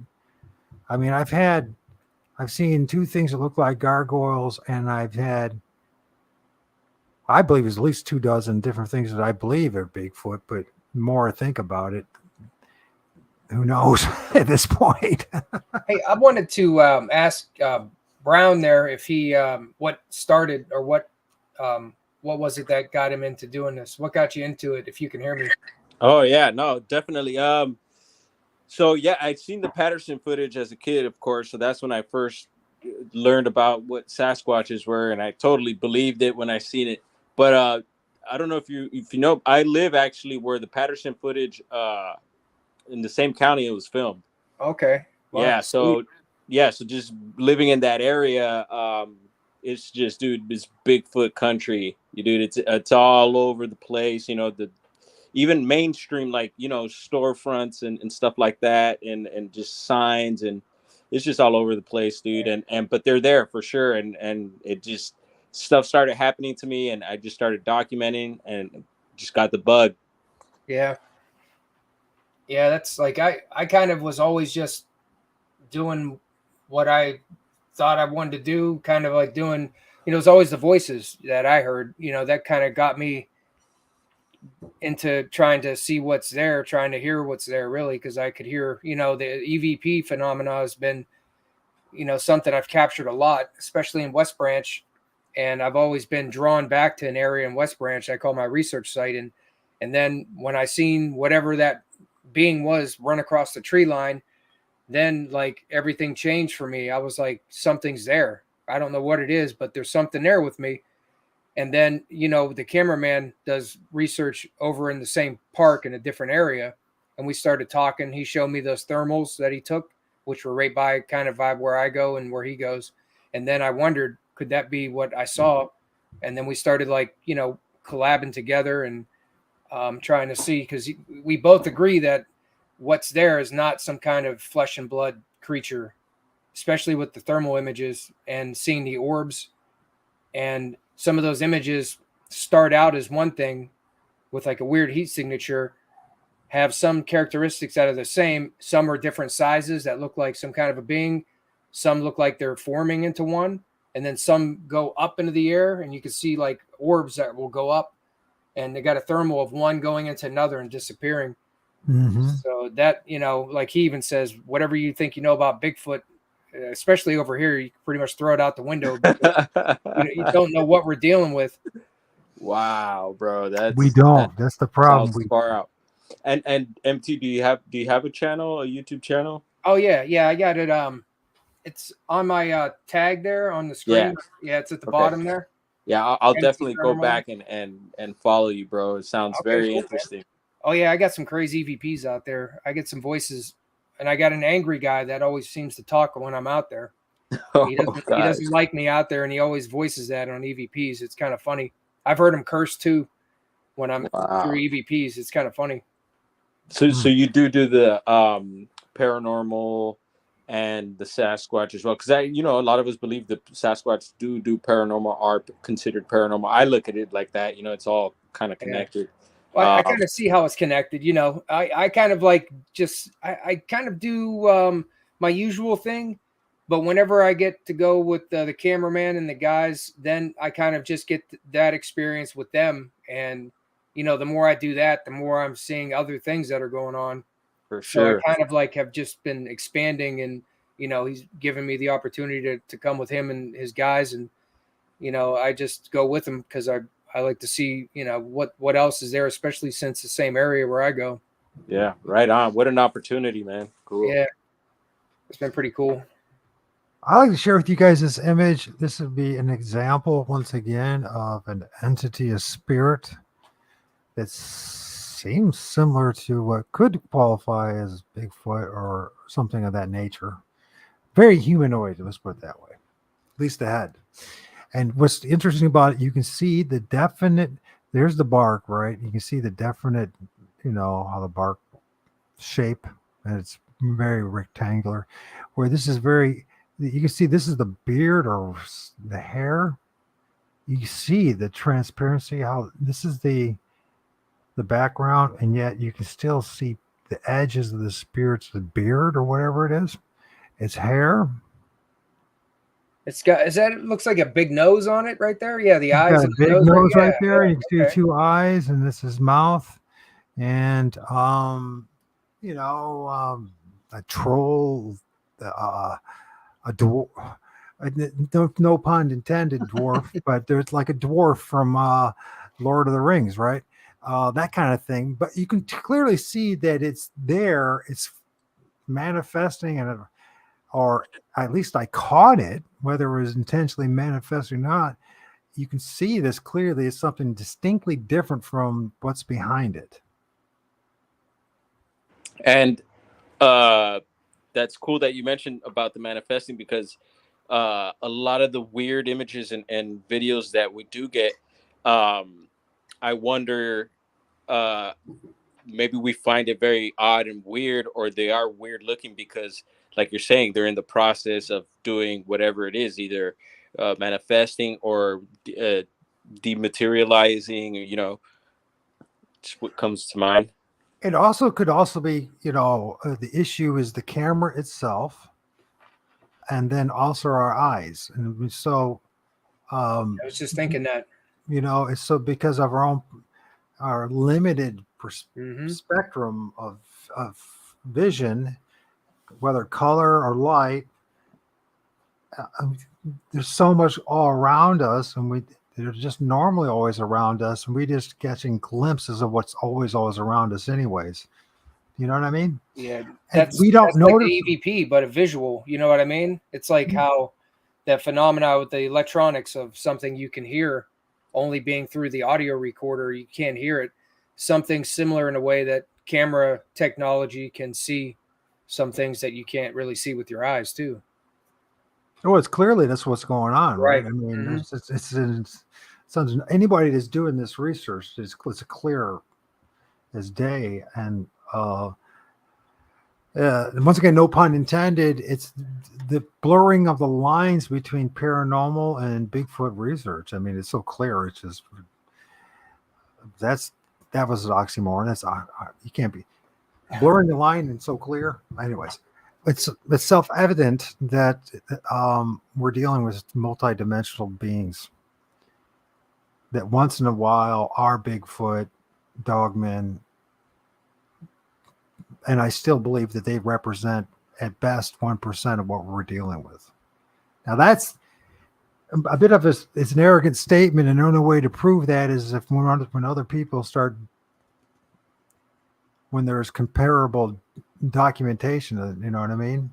Whether on your end, Mike, audio, on my end, visual, on Brown's end, And Brown Dwarf seems to be, I know he does his own field research, but he's also like this dude that seems to always, he knows he finds the next best video. I know how you do it, dude. How do you do it?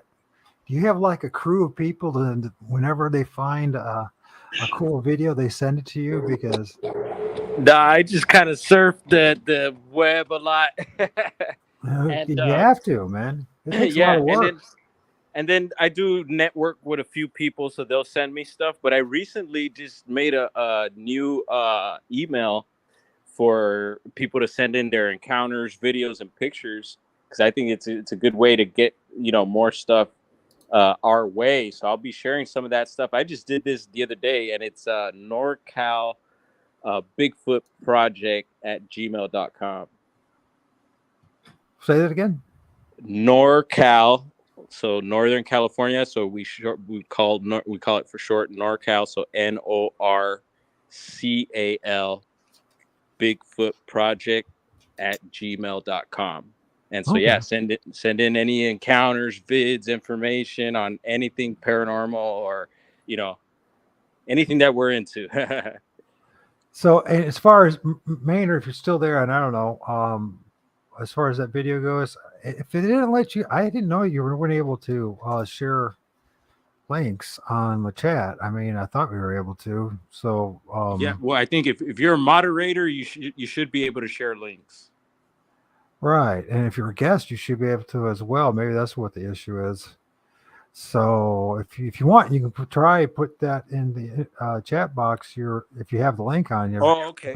yeah. I don't know if I have a direct link, but and that's why I was playing with all this stuff earlier, trying to get familiar with what I could do here. But yeah, I guess I'll try to figure that out later. But well, I just want to share. This is an interesting one, and this one is again this is the middle of the forest. And multiple entities appears. In particular, is this formation once again of something that looks rather insect-like. Can you see it, guys? Can you see the kind of insect-looking thing? It looks kind of like got the body shape of an ant or a termite. It's like right in the middle, towards the upper middle. That's the head. okay. That's the body. Oh. Something I don't know where the pretty legs odd are right on in the this middle, one. too. And but it does have like the foreign wing here almost, and there's nothing going. There's all these heads. I see it. And it kind of has like a green head or whatever, right? It's Yes. And I'm like, and by the way, green. There's no green out right now. Where the hell did the green come from?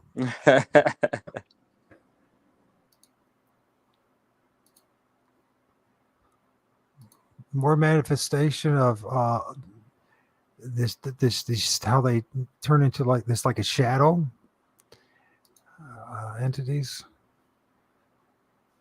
Once again, the strange shadows that don't make sense. I'm trying to see where to go here. There's an interesting one his head popping out of the tree. Once again, very ethereal in nature. And another thing, once again, if you pay attention to this one, it almost looks like it's wearing like ear guards and a helmet that's like the shape of a bucket. If you can't see it, let me know. I'll point it out. It almost looks like it has like horns too, unless I don't know if it's. There's its nose. I see the one. Then it's got something like this. It's got like its shin guard, and then it's got this big flap for ear guard, and it looks like it's just an entity. A lot of these entities seem like they're from a different time, and really are lining up with what Tolkien's, like his books, Lord of the Rings and The Hobbit, and that kind of thing. These type of entities. Now, what was this place? A lot of people argue that the United States of America was originally going to be called New Egypt. Huh. And a lot of people think that a lot more was going on in North America than they're being honest about.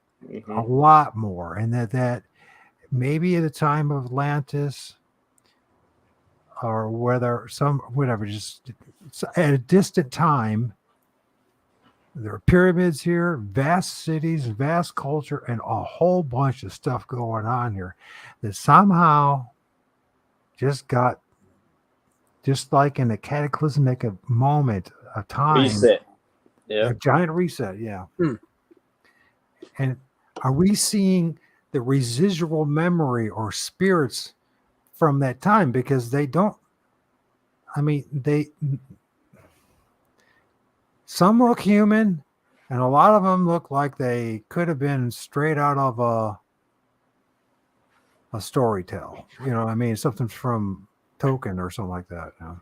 You know, while you were mentioning that, when I was at that area that we call the swamp, where I saw that creature in the tree, when before that I was over into another part of that forest, and I had my REM pod out and some other devices, and I had the spirit talker going, and I was asking if there was anybody there that was, you know, over there with me, and I got a message that said Viking, and I was like, Viking, and then I was like, okay, I'm like, if you're a Viking and you're here, can you let me know and touch that device? And this is on my camera video, which is posted. It went and interacted with the REM pod just as I asked if there was a Viking and if it would let me know it's there. And it started interacting with the REM pod almost as I asked, you know, it to do that. And I thought that was interesting because to me, it just seemed like, you know, a Viking, like that. I'm not sure like how, you know, if it exactly meant that, like literally as we know what a Viking is, or if there was more to it, but I just thought that was pretty interesting. I do think it's very interesting. And I found a couple that look very much like they have African-American roots. And there's this thing about the Moors, and I'm starting to learn about it, and I'm like, what the hell really was going on here? You know what I mean? Because they didn't tell us the truth about anything. Nothing. It's turning out to be. I mean, just enough for them to get what they needed out of us. You know what I mean? Educating us to be halfway decent workers, but they're not telling us what's really going on. Here's an example. Here's like an entity manifesting here. You see his eyes and his head, his ears, and that kind of thing. And yet in front of, if you pay attention, there's a massive hand. And you can see the knuckles. Notice this is the tree. This really dark black thing it's like a giant hand in front of it, man. I can see that. Yeah. Almost looks like that hand is part of maybe whatever it is. And if you even look deep in closer, there's like entities going on. There's another one of these dude with a cloak or gal. You can see that's the cloak. And then there's this dude in the back here. And how many guys have I filmed that have pointed like helmets or crowns on their head? Like maybe there was something like, well, a lot of people are even saying like Genghis Khan actually at a time ruled North America. And they never told us about that in high school or in History Channel. But now they're saying that Genghis Khan not only spread all the way to Europe as control, but actually went also to North America. So then what was going on then? You know what I mean? And I don't know if that ties into, I don't know if you guys gotten into the whole Tartaria topic. I've looked into it. I have. I mean, Yeah. there's some things that seem very plausible, and other things I'm like, could be, I don't know. You know what I mean? And it's interesting to me because when you get into that, once again the giants come up and all these some of these beings that we're mentioning as well. So pretty trippy stuff. It is trippy. It is and what's to say it's not true? Once you realize, I mean, I keep saying this, but I'm not just being hyperbolic about it. I'm being serious. For my research, because I've, Mr. Truther and all that, I spent a lot of time studying all different aspects of what's going on in this world, right? And one thing I'm coming to the conclusion is that really, really did, at best, and when I say they lied at us, I mean that. Let's be generous and say they just gave a bunch of half-truths to us, at best. And they twisted the truth. They divided us based on the pigment of our skin or the color of there's pigment in our skin.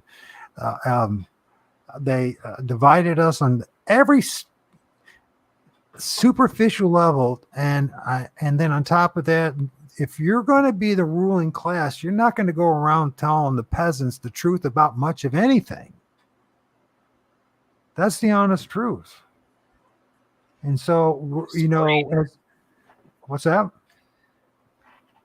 That's greed motivated, that's usually why, right? It's always greed. Power, greed, it's maintaining that power within your select group of people, you know what I mean? Because if you let go of your hand, you know what I mean, you're going to lose the game. You see, the best thing you do is deception, right? A good poker player is really good at his deception, how to deceive or manipulate his opponent, right? Yep. And I think that's what we're dealing with. So this is an example of, if you look at this head popping out here, and it's got this kind of cone-shaped crown, and it's got like, I don't know, some kind of flower ornament with gold and red. And there are certain cultures in the past, parts of like Africa and the Middle East, or Asia Minor, I should say, where they had hats like that. Genghis Khan, they had hats like that. There's another head popping up next to her where he has more of his kind of very large nose. But there's two heads popping out of the tree again. And of course, in the background, we have things that look like they qualify for a Bigfoot that I filmed on Saturday, right here, right? And it's quite a distance. These are the trees. These are the trees behind there. I probably filmed just about 50, 60 yards away. And there's an entity right here. There's a lot of things going on. I mean, I already showed this last show. There's so many images. I showed this one before, of this entity that has like this shaw going over it. It's got two eyes. You can see the eyebrows. It's got like a face mask around it. And it's got maybe some blonde hair. And then it's got like a little something going on here with her hand. It is filmed in a tree as well. I mean, once I pointed out, you can see it's clear day. There's something, it's almost like puppet-like. And it doesn't belong to the trees. I wager a bet that in the next 2 decades, we're going to end up having images and stories that are going to rival Lord of the Rings. Seriously. I think that part of most of us, when we think about ghosts, we're thinking about human beings that just passed or maybe passed a few generations. But I'm thinking what about all the other entities and all the other times? How do we know when we're talking, like on your voice box and all, how do we know it's actually a human being? Yeah, right. Yeah, we don't. And so it's something to think about. In my book, I think that we're dealing with something. This is an example right here. This guy. So there's a dude right here with a long face. He's got, once again, like the ear guards, and he's got this really pointed helmet. And he's popping out of the tree. There's another guy behind him that's bigger, that's got a similar helmet. But if you pay attention to this guy, and you can see it, there's a smaller entity popping out of a tree. This is stuff that's not pareidolia. This is stuff that should not be seen, period. One thing I've noticed too, in all these small branches, is when we talk about orbs and lights and all that,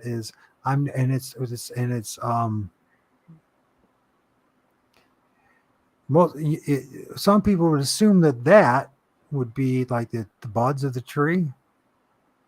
It's budding out for leaves. I don't think they are. Now, one of the things I'm arguing about when it comes to the branches and the trees, each tree is like has its own a vortex, its own toward field, right? Each tree is like a giant magnet. It generates its own magnetic force and generates some kind of electricity. Now think about when you're in a forest and each tree is that way, and so each one is interacting with each other energetically, of electromagnetic frequencies, of energy you probably even quite even comprehend. And so they can pass on information and energy from one tree to the next. And you can, what about transferring the history? Ancient history. They say the trees have memory.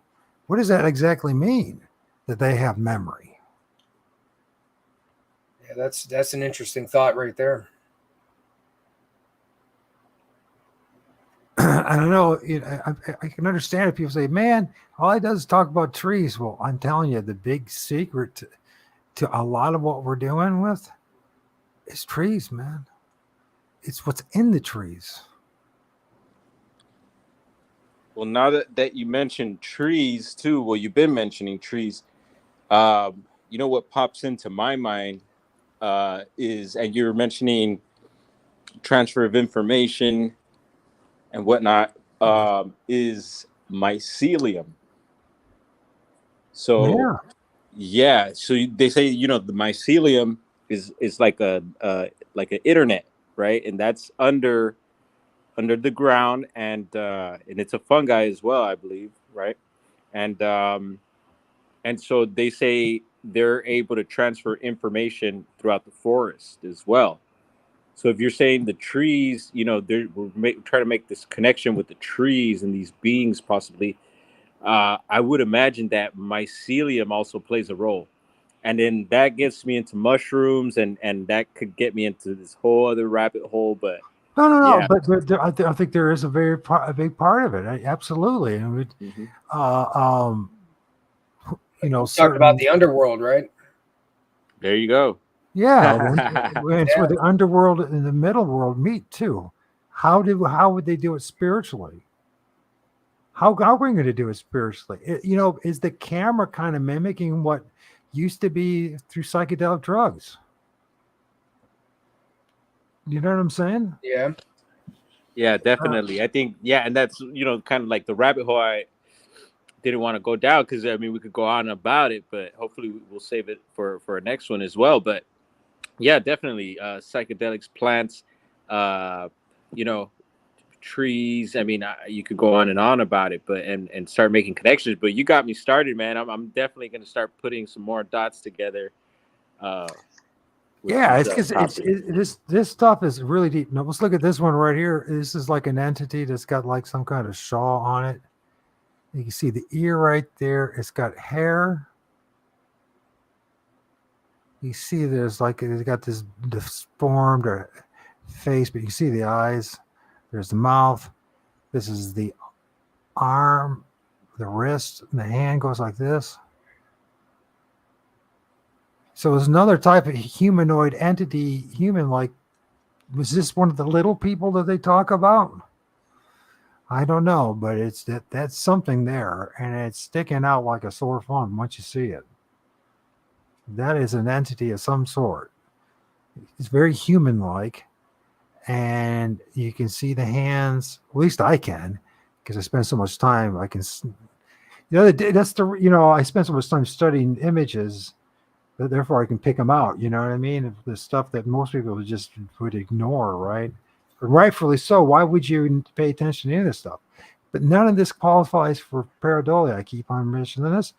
You can see all the artist renderings that you want to. You can go on Google right now and look up examples of pareidolia, and you ain't going to find anything like this. You're going to find blurry stuff at best, and you're going to find, two eyes, two knobs, and something that looks like a face. Which, by the way, I do believe a lot of times these spirits can do that as well. They can manipulate these trees when we're not paying attention. If they can build tree structures, why can't they also build some kind of like what we call pareidolia in the trees? faces, just for whatever reason. Who knows why?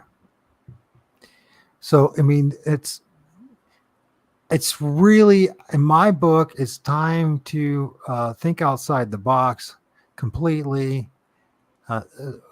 Let's, if we got ourselves to this point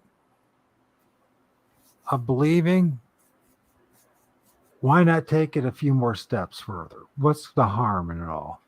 And what I'm finding out to be that it ties quite a bit into what our ancestors were talking about all along. Oh yeah, no, I definitely listen and love hearing about what Native and Aboriginal peoples had to say about stuff, because like I mentioned earlier about us, you mentioned, call it the Western world or whatever. Just this matrix that we're in is just, yeah, it's all lies. It's all, a bunch of cover up. And,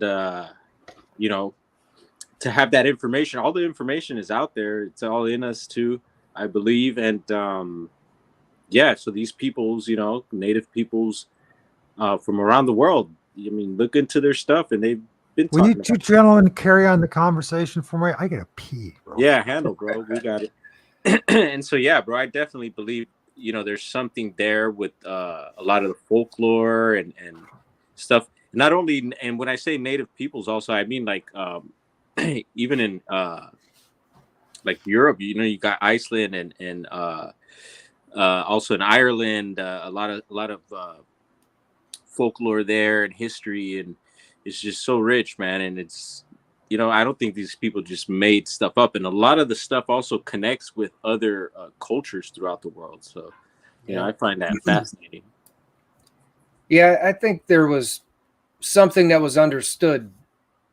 I don't know if it's how many different cultures maybe understood the same thing or what, but I definitely see. I think that they understood some things that were just, I don't know if you want to call it like more, maybe just more spiritually connected, or they understood more of the connection between the earth, For sure. everything that, especially the trees and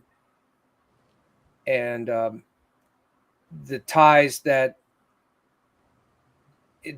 don't take it for granted, kind of understood that connection better and more of a respect for it, and not like just a resource.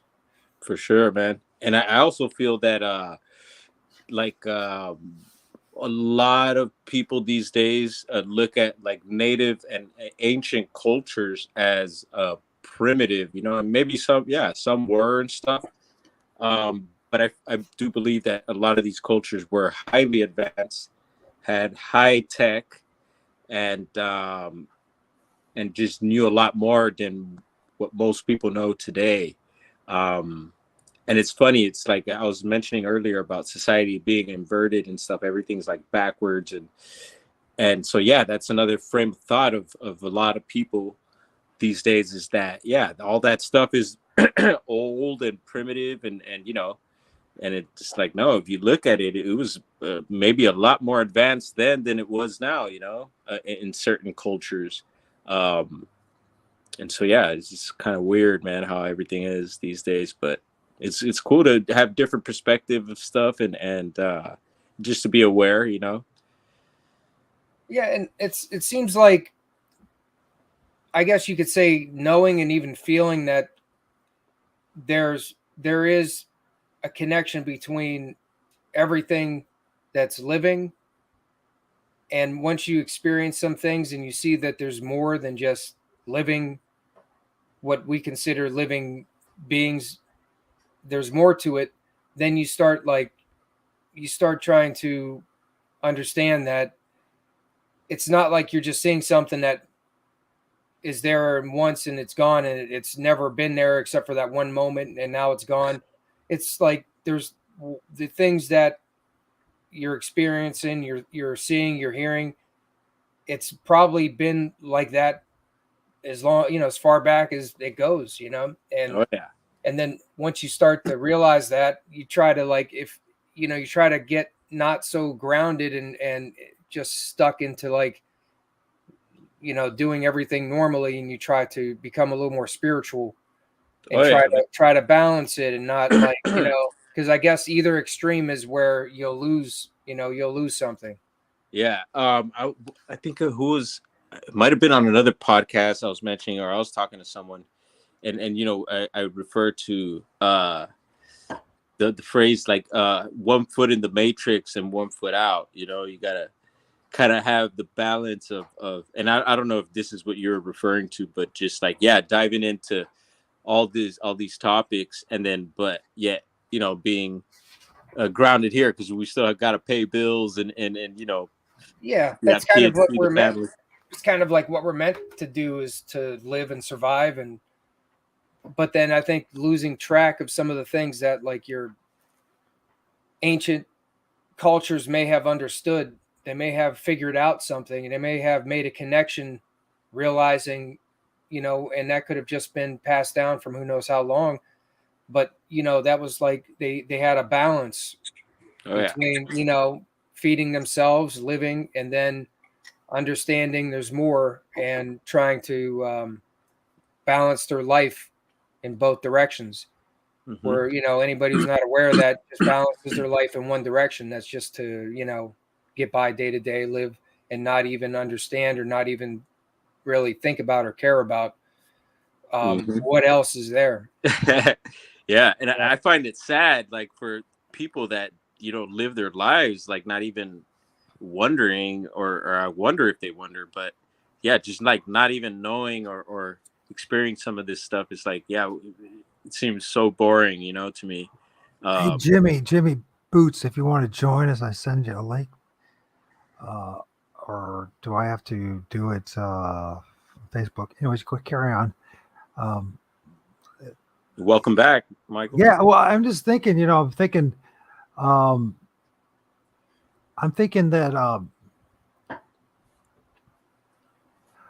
this could be one of the important ingredients to prove that we live in multiple universes, parallel universes.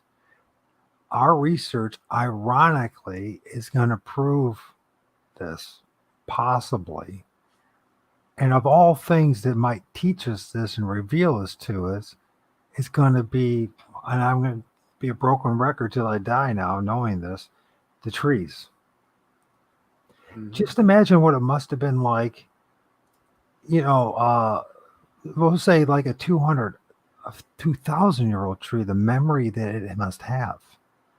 And then the memory that was passed on to it from other trees prior to it, whether it's through, the different fauna and microorganisms associated with it, or whatever, the elemental spirits. I never really took much of that too seriously, but now I'm like, what do they actually really mean by elemental spirits? You know what I mean? Yeah, I asked that too. Once again, there's a guy here that's got like this pointed hat, cone head.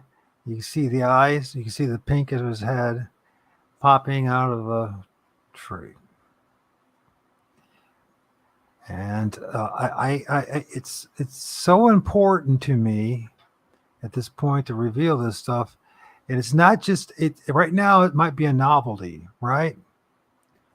But as time goes on, it's not going to be a novelty. It's going to be a reality. And I think it will be a shattering of a lot of paradigms that have governed our lives. I'm thinking of religion in particular, but even science itself. If at some point, you just got to say, the pareidolia bullshit's just got to end, right? You know what I mean? And here's the thing: if we all work together on this, we're going to prove something that's. Here's something about Bigfoot. What if they actually have used Sasquatch, or vice versa, or together, to wake us up to even something even greater? Right?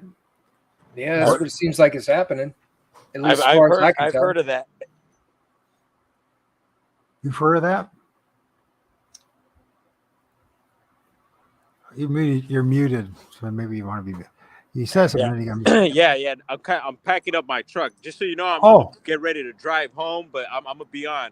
But yeah, no, I've heard of that. I've heard of people saying that the Sasquatch people are some of them are here to kind of wake us up and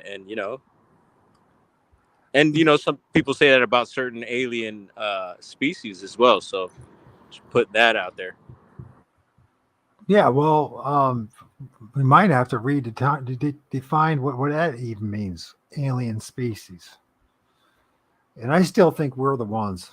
We're the alien species. So, but there's another entity popping out of a tree. Just to let you know, and I don't know if you, Mike, when you probably missed, or maybe you did. Maybe you saw the opening images, but it's, you go back and I filmed something that Brown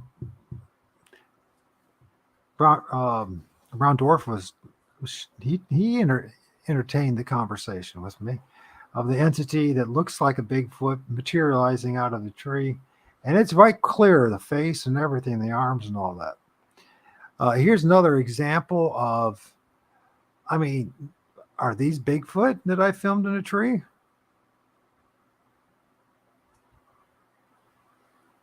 I don't even know what one is, so I can't even tell you. See, here's a head right here, right? You can even see the beard. It's got almost like it's got a red hat, almost like a Santa Claus hat. And then you got these kind of more, I don't know, apish or gorilla, or I know it's a little, but you can still kind of see it. You know what I mean? Yep. There's definitely something there, some things there. What those things are,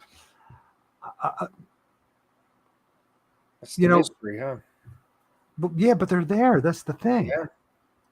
Yep. You can only. I'm gonna sound like I'm a broken record here. Oh, okay, Jimmy. Let me try.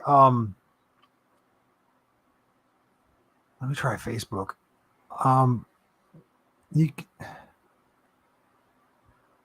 mean, how are we going to handle this? Once this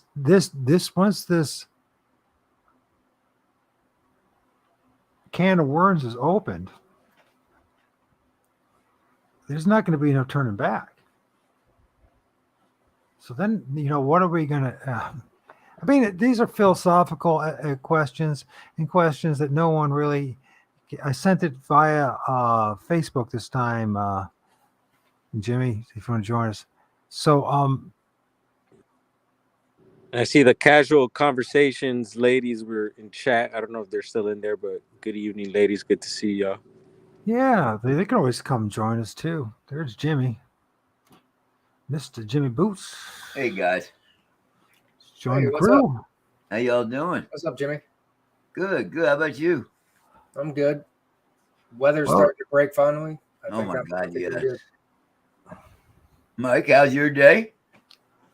I feel a sense of relief as I spent an immense amount of time going over the images that I filmed on the 7th, 8th, and the 7th, and the 8th, and the 6th, but the 7th and the 8th in particular, and the number of entities and beings that I filmed in the two locations that I went. I'm overwhelmed by it. I mean, I'm used to filming stuff, but the number of stuff in the middle of the freaking day. I see that person there in that look like in a hole in a tree right there. Well, you guys probably didn't even see this. We started out, and as part of the cover, this is what I filmed. This is the date, the 7th at 4:51. Look at this. So first of all, Jared pointed out something that was very interesting, that Bigfoot they believe it's Bigfoot, create like this perimeter or this like a giant nest. They'll throw like, a bunch of branches and logs, and they'll make like a circle. And you see this is almost like a nest. Inside this you're going to see Dark area really stands out right there. It doesn't look normal. yeah, and then I need to give me a second here to get it because it's a shocking image, and at least in my book, and it is up there in importance of images in my book because it demonstrates what's going on right there in there.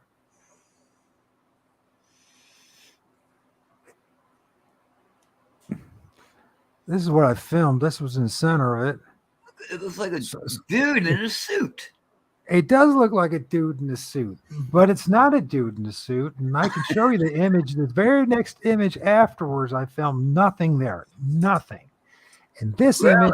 So you did, like I said, take several pictures and then pan away, come back, take pictures, and then take more pictures again. Is that what you did?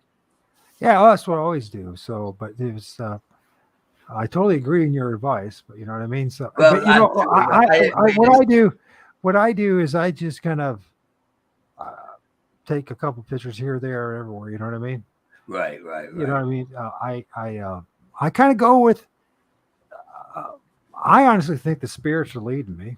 That's what I think they're doing to these spots, and allowing me to film them for whatever reason. Maybe it's because it's time the secret is revealed, and that secret. And I'm not saying I'm the only person doing this. Obviously, other people have been doing it, just like you, Jimmy, for quite a while. I'm just another piece, another soldier, if you will, of revealing the truth. And I'm just going to be an unbroken record. I'm going to be a broken record for until I die, telling people about this, because quite frankly, this is a pretty important information in so many aspects of our reality.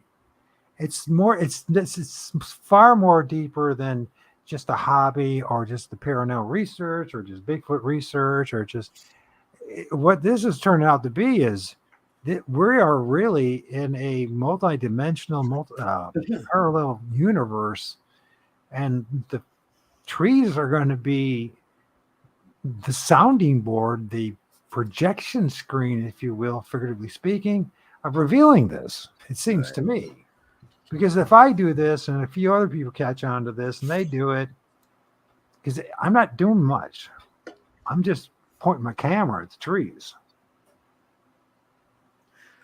Where you're taking photos at, is it do you look over there and catches your eye and then you take photos, or do you take the photos and then I just look this? It's all automatic, man. It's just like I just let it. I just, you know, they always saying go with the flow. Mm-hmm.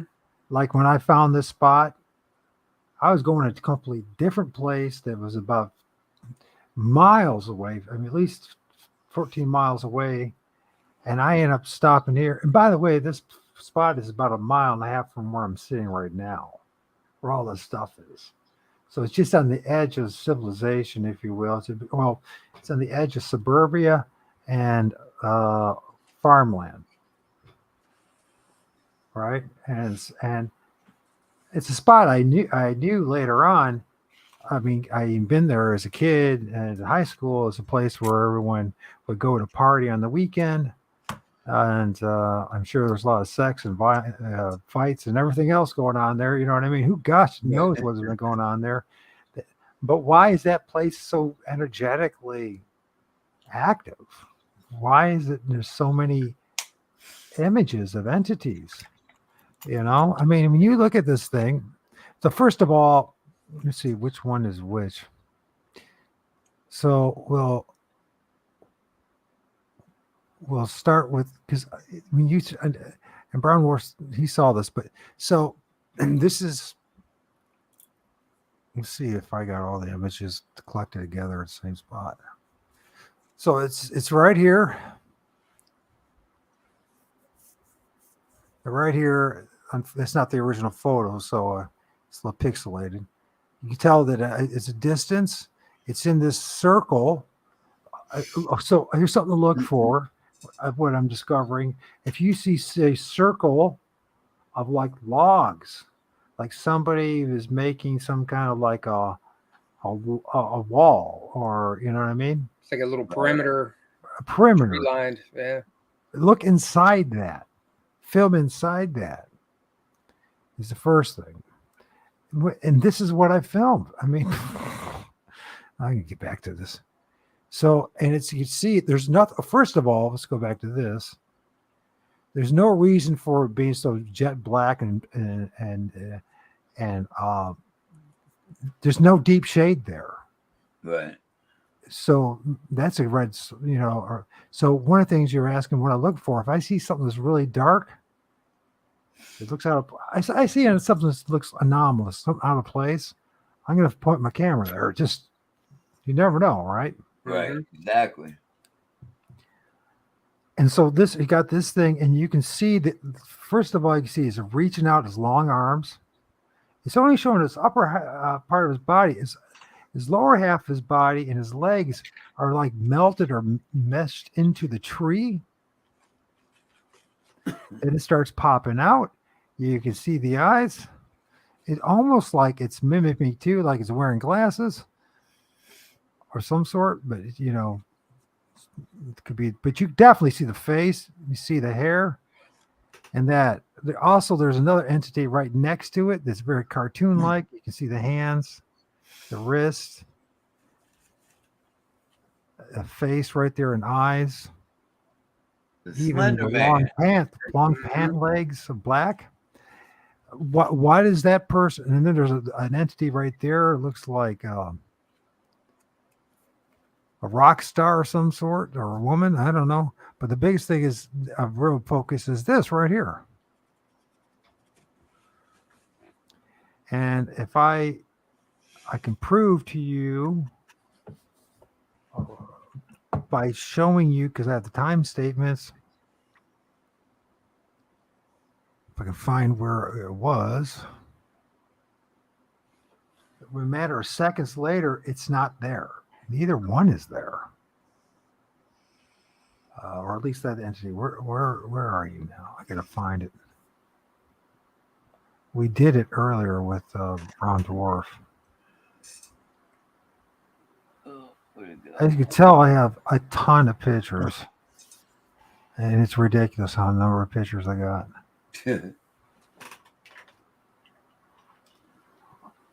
But I discovered you have to do it. You can't just oh yeah, you can't just take a couple.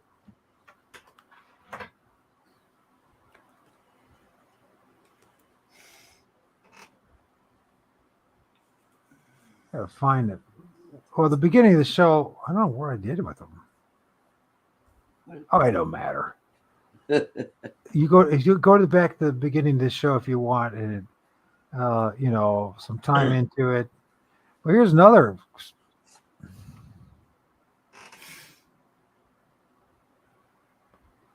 Look at that sucker right there. Wow. Once again, they got these helmets. And they got these, like, okay, it's got like, you can see his eyes. His eyes are like, holy crap, I got spotted. If you look at it, it's quite, look at it, it's like, oh, or, you know, is it in pain? Are these things stuck in the trees? What's going on? Is it an ancient soldier? Is it an ancient, I mean, look at it. It's got like the ear guard right here. It's got the helmet. It's almost like it's got a mask on again.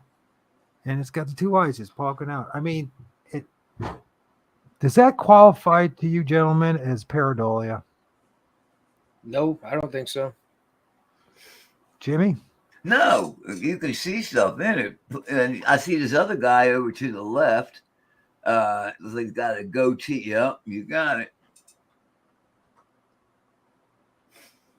Are these the spirits that we're dealing with? When you, Michael, when you're getting these, you know, from your voice box and you get responses, I mean, at this point, I mean, how do we know at all that we're dealing with? We're talking to, or maybe they are early form of humans. You know what I mean? Whenever I'm out whenever we go anywhere in the, just out in the woods, different locations, West Branch or wherever, and whenever I'm listening and I get messages, even the EVPs I've caught, I'm always, wondering what's talking to me. Could it be spirits? Could it be somebody's spirit talking to me? Or could it be something else, like some of the beings that we've captured on, thermal, and you see that they're multi-dimensional, or they're not a creature, they're something else. Could they be communicating through that? Could it be them I'm hearing and not a person spirit? That thought crosses my mind, and sometimes the messages make me think that it's not. It is something else. It's not a person spirit. It could be a bad spirit. It could be a fallen angel, Yeah. I mean, do we even have the right terminology? That's another question. Yeah, right. I think if talking about, here's one that looks more like alien with the big eyes and the head, and then there's another one that looks more human. One side is popping out like a human, another side you can clearly see it's popping out of the tree. You could probably argue that, oh, that's just pareidolia, right? You can't argue that one. It's part of pareidolia. How many entities have I filmed that look just like what we call aliens popping out of trees? Mm-hmm. You remember that one photo that I sent you?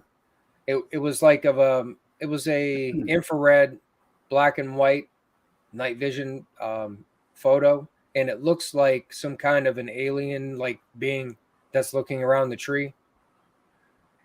That one had the same kind of had the wide eyes, and it had almost like that slightly triangular kind of head, but not like a perfect triangle, but it kind of had that shape to it with the eyes wide. Right. Yeah, that one, that kind of looks similar to some of the faces, or some of the, that are coming through the trees. Kind of looks like that. It is some weird, when it gets really energetic. Look at that. It gets super energetic, and in between those trees, I'm telling you, it produces some kind of energy, some kind of energetic field in the forest.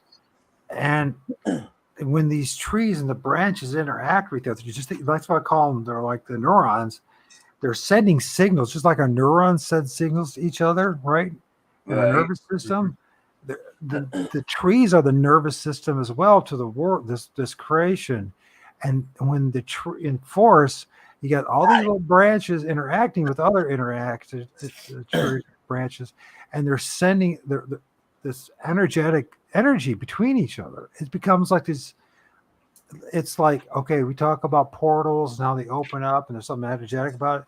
It's like a whole forest or a grove or just a whole collection of trees can produce like some the kind right of amount of energy to make this thing happen. Like an energy network, right? Yeah. And so it becomes this big glob, this big plasmic blob, if you will, that envelops at certain times a patch of the forest or the whole forest itself, and it becomes very active. And when you go in the woods, if you guys ever noticed and felt the sense things, that it's like a little different in the woods than it is in other areas. Can you feel the difference? I got an intersection right down here. When I come home from work every night, only that intersection, I won't even stop there because I feel something so strong there, like somebody has died there. You know what I mean? Mm-hmm. You definitely can feel your energy from different sources. That's for sure. This is another example of one of these. It's almost like a cross between, I don't know, but you can see it's got like birds' wings. What's the history about that area? Do you know? Those big eyes and all that. Well, this area, the legend, the rumor is that a young man was decapitated driving his motorcycle really fast down this road, this dirt road and all that, and this bridge. But the bridge is famous for party. It's like a party scene. It's like when you know how in high school there's like certain places everyone congregates a little outside of the reach of mommy and daddy, or to have a fight. Lots of fights there in the past. I'm sure there was a lot of sex there. You know what I mean? The cars and making out and God knows what. But I'm telling you, I'm sure. I mean, everyone's always had. It's also, I think it's one of those things. Well, that changes too, man. It goes from this to that. And then it's got this really, and it's like the wings and everything's. Anyways, so I'm assuming, a lot of people I know get the heebie-jeebies, right? There's that entity again. Yeah. I mean, you see the big eyes, and then it's like a half bird, half bug thing. But there it is, and it's not a pareidolia. So. No. I get so tired of hearing that word. Yeah, I'm sorry for saying it myself. No, not you. I'm talking about when people see a pic or something, that first thing they say it is. You can clearly see that guy was walking. Another example. That's why I always do that stuff. Like we all have our own little traits we do when we take pictures. Mine is take several, and I don't move my feet. I take several. I just turn to the left. I'll take some more, or to the right. Then I come back and I take them the exact same picture there. So then I know if somebody came or left or was there that wasn't there, and or has been there and hasn't moved, then maybe that was the tree or a shadow or something. And it has really worked very well for me. Just like your technique works for you. You know what I mean? Yeah, and you seem to have a lot of success indoors. That's the one thing. You're smoking all that, which I have never really spent any time. Actually, I don't want to find out what's in my. I can only imagine. But so you look at this. This is what Mike saw, Jimmy, the night that the face came out of the tree. This is what came out of the tree. Yeah, it was like up towards the upper part with the spread of the branches at the top. You saw that? Yeah, I didn't see this photo till recently, but when we were there, the cameraman was filming and I was filming on my my phone, and I saw something like transparent, like not very big, almost like half a torso size, but it was kind of like transparent, like, but I saw the movement go up the tree, and then I seen the same thing again. I don't know if it was the same one or more than one. And I called that out. I told Jack I seen that over at the tree, and then the tree that was right next to it, he's like, I see it. There's something right up there. And I looked up there with my light, and when I looked up there, I saw that face, and it was like tilted like this, looking at me. And I happened to like just look, and it was the first thing I saw. As soon as it like I saw it and it saw me, I saw it take its head, and it was like it ducked its head to the side real quick. And that's when I was like, whoa, I'm like, what I just saw was actually looked like a face, and it was looking at me, and then it looked away real quick. So MT, that's wow. Once again, that's amazing, man. And good evening, brother. Let me see. Okay, Jimmy, brother Jimmy. Hey, good evening, man. Good to see you. So MT, do you think that's a because it looks like a Sasquatch? Do you think that's a Sasquatch there, or were you guys? Excuse me, were you guys? Which image are we talking about? That face. The face. Oh, the face one. Okay. Yeah. And I'll go back to what were you doing? Were you guys investigating? Were you in a well-known Sasquatch area? Well, the area we were in there, it's not in West Branch where we usually go. It's a different area. He got somebody reached out to him and told him about this area, and there apparently had been sightings of some kind of creatures like started coming up on the radar. people reporting it, calling it in, and they say it was like coming out of like this. It was like a pond or like a bog, and seen in and around it. And so we're like, well, let's go check it out. You know, he called me up. He's like, you want to go check this out with me? I was like, sure, let's go. So we spent a couple hours there or more, and I would wander around and I'd kind of got a feel of the place, and I'd set up my devices, set up the REM pod, and I'd see if anything would communicate and talk to me. And from time to time, it seemed like it was. And then just some weird experiences there. Like we heard several knocks and we heard lots of noises. Sounds like screams. We heard screams a lot. Sound like a woman screaming at times. Wow. I heard some weird, like almost like owlish sounds, but they sounded like screams.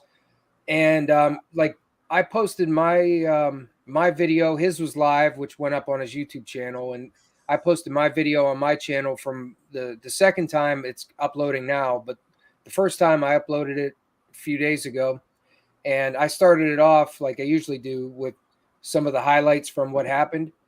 And I started it off with where we're standing there and you can hear that scream just come out of nowhere. And we're just standing there like, what was that? Wow. And so like everything that I do since I started doing this, everything I do is all documented. Everything I do is recorded, whether it's audio and video. It's usually both. Awesome. And I try to just everything I record, I always post it. And I always like get down to my audio program and I listen for EVPs, and then I always sync the audio with the video, and I always play those EVPs when they come up, when they happened. I never like my EVPs. I don't just find them and then put them in wherever. I always like have my audio and video synced, so that way when they happen is when I post them at the spot, at the timeline. Okay, cool. So that works sometimes for like good evidence when you get replies to questions, or, sometimes you'll be talking and then you'll hear an EVP that sounds like they might be answering you or hearing you, and they'll say something. So I try to like keep that together so that shows when it seems like you got an intelligent response because they hear you. Right on, man. I'm definitely going to be checking your channel out, and I love that you're documenting and sharing. I try to do that as much as possible too, man. I do a lot of documenting as myself, and I do a lot of sharing as well, man. And I have a feeling we're going to become pretty good friends, bro. You have a nice vibe. I've been vibing with you tonight, and it's been good, man. It's nice to meet you. Yeah, you too. Hopewell Mound. There is a Hopewell Mound right by me here, and I've been there several times. And that place, you're in Pennsylvania, right? Man. What's that? I'm in Ohio. Oh, you're in Ohio? Yeah, Northeast Ohio, over in Portage County. Oh, okay. I'm sorry. Oh, that's all right. But the Hopewell Mound. I'm sorry you live in Ohio. No, just kidding. Sorry that I got my Cleveland Browns, huh? Yeah, man. That place is a great place. I've been there and I've filmed there and documented there. I actually got an EVP of a native speaking. Wow. It wasn't on my audio recorder. It actually came through the camera microphone. Okay. And from my experience, anytime you actually get an EVP that comes through on the frequency enough that you can pick it up on just the camera microphone, it's usually always really it's really clear. And it sounds like somebody's right there with you. And if you pick it up on like an audio recorder, a digital one, the frequency sometimes could be really low and you have to amplify it. But yeah, that one, if you ever hear that, it said, "Hey Tutoka." And Ramona said that's Lakota and it's saying granddaughter. Wow. So it may have been like residual, like something calling their granddaughter. Someone like a grandparent. She said it was a grandmother. And some of the stuff I documented backed that up too, because I got a message that said grandma when I was there. And I kept saying grandpa because I thought it was grandpa. And then Ramona said, no, it's grandmother. And then I got a message that said grandmother. And I'm like, I messed up. And it was like she got tired of me saying grandpa, all the time, that it was grandma there. That kind of stuff is pretty cool when that happens. Oh, yeah, man, definitely. And a salute to Diesel. I seen Diesel. I don't know if he's still in chat, man, but big salute to King Diesel out of New Jersey. Yeah. Chat froze. I'm You missing a guys lot. see, look, check out this dude. He's staring right at me. Look, his two eyes right there is his nose. He's got a beard. He's got something on his head again. You can see his arm and his hand. There's so many you capture with beards. Yeah. You know? And so there you go, historical, right? In the past, that was probably they all look like characters from freaking Tolkien's novel, a book. Mm-hmm. Yeah, I mean, they all look like Lord of the Rings. I got this. We have to be living in multiple parallel dimensions. Yes, we are. They have to be doing what they're doing side by side with us. We don't recognize it. We don't see any of the physical. Most of the time, their physical presence, but they're there. We once in a while see. I'm starting to wonder. Because the big question is about like these tree structures, right? The T structures, X structures, and all that. And we're still debating it, and it's just an idea, and I can't prove it one way or another. But I'm starting to think that these are actually symbols and signals to us, not to them, each other. What do they need it? I think that they're manipulating the physical realm, the force, and all that, to wake us up. Yeah, almost like there may have been some kind of a relationship that was understood a long time ago, and then over the years it went away, you could say. Oh, it was exterminated from us, right? It's almost like, maybe they're reaching out like, hey, nobody's in touch with us anymore. Nobody's trying to talk to us or knows we're here like they used to. I kind of get that what you guys saying about that reaching out, because I always have believed that when they know you can interact with them, you can hear them, you can see them in any way that you do it, then they come by the dozens, boom, boom. Just like when you hear your ghost box session, you'll hear Bob, Mary, Sam. They're always trying to get their names out. But my manager took a picture the other day to show me the clouds up in the sky and the moon, and just how neat it looked when he stormed after they came through. And I was just looking at him tonight, showing Liz. And I got to look, and I said, Liz, look at this. And there was several spirits along the neighbor's fence line or trees over there next to our shop. Now he has nothing to do with paranormal at all. Nothing. And they were on there. And I mean, you can definitely tell these were something from the paranormal side. And my friend Jeff was filming me on the old bike leaving work one day, and I was looking on that, and there was a lot of stuff on that from him filming, clear as day. You know what I mean? It seems like lately, with everything going on in this world, it just seems like there are more and more and more of the spirits and the paranormal side coming out. I think we got battles going on. I hear the on my ghost box session, I have a lot of spirits between human and non-human and demons, and they're together. They're there together, and you hear when they say like a demon's coming, they actually defend us there. Yeah. That backs up a lot what I get with messages. Brown Dwarf dropped off. Yeah, he probably lost it again. But what you're saying there, Jimmy, like I get it's common where I'll hear some messages, and sometimes it'll be a message that'll say there's a bad entity or something like that, and then you'll get message sometime relatively in the same time period that'll be like, it'll say, I can protect you, or I will protect you. And they'll fight. They'll literally fight them. I mean, I got videos of this stuff, and when can I share this real fast with Brown Dwarf and Mike? This is a Bigfoot that I believe is a Bigfoot. It looks like a Bigfoot that I filmed on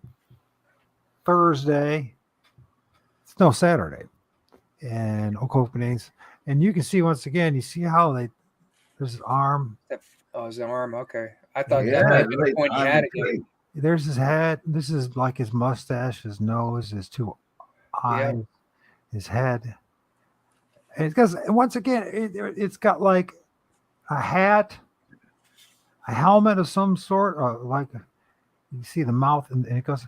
And then there's another one right here, and then there's it's like a bigger one, and what you can see what's happening here. This is a great example of what's going on in these trees. I can't believe they got this. Well, I can believe. I can believe. I'm just. But every time I'm shocked. This is a great example of how they're toteming, making a totem pole, and I believe that they're actually traversing this tree using it. I Look think at his head, Mike. Look how far it's sticking out from the tree. You know what I mean? I know. So that's not like a dark spot in the tree. I mean, obviously it's not. Well, look under him. There's a dude, once again, a cloaked dude. There's his nose, his chin, his two eyes. He's got this cloak over his head. There's another entity. Of course, blurring and there's something right here. But it's a great example of what a place to look for in a tree when it's really, really black like that. And I mean, it's so out of place. It looks like, I mean, how did it, if it was a tree, how did it get burnt in just that one spot, 15, 20 feet up in the air? It didn't get burnt. That's why. Yeah. And you can see it looks like a burnt spot on the tree, but it's not a burnt spot. It's actually spirits, and they manifest, and it's like these Sasquatch or things that I don't even know. I don't even should call them Sasquatch, but something that looks like a Bigfoot that wears like an ancient style like helmet that for like battle. And then we got the druid looking occultist priest dude. They're always together. Something that looks like an alien. But anyways, and I don't see a totem of a coyote, a wolf, a eagle, a bear. I see totems like that. Mm-hmm. Now, that also brings up a very important question. Was the totems like this before, and that maybe the Native American populations had to dumb their totems down in order to even have a totem, being that we live in this very fascistic culture that's pretty much dominated by the Vatican, and you got to do exactly what they say and believe, or else, especially back then when they're conquering the land, right? You're going to assimilate, be like us, or are these the memories of the ancient shamans? I mean, it's when you look at the damn thing, I shouldn't say that way. I should I should be like, wow, this is really what a awesome experience. But it's troubling me because 2023, I'm filming this stuff. Certainly others are filming it too. If they're not, it's time to start so that you guys realize I ain't making this shit up. You know what I mean?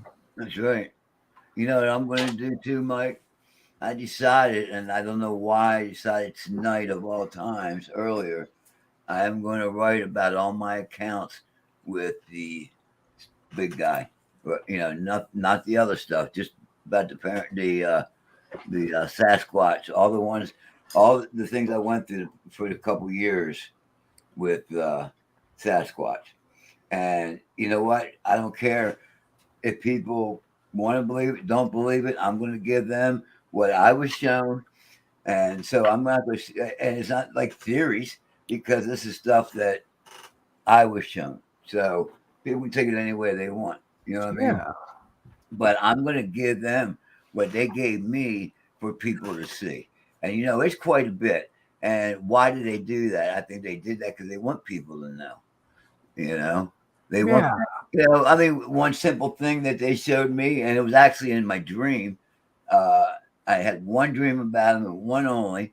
And let me tell you, in the dream, they were some ugly scum. Oh my God! But they showed me what they like to do. There are many. They showed me there are many, and they love to look through the windows. They like to watch us.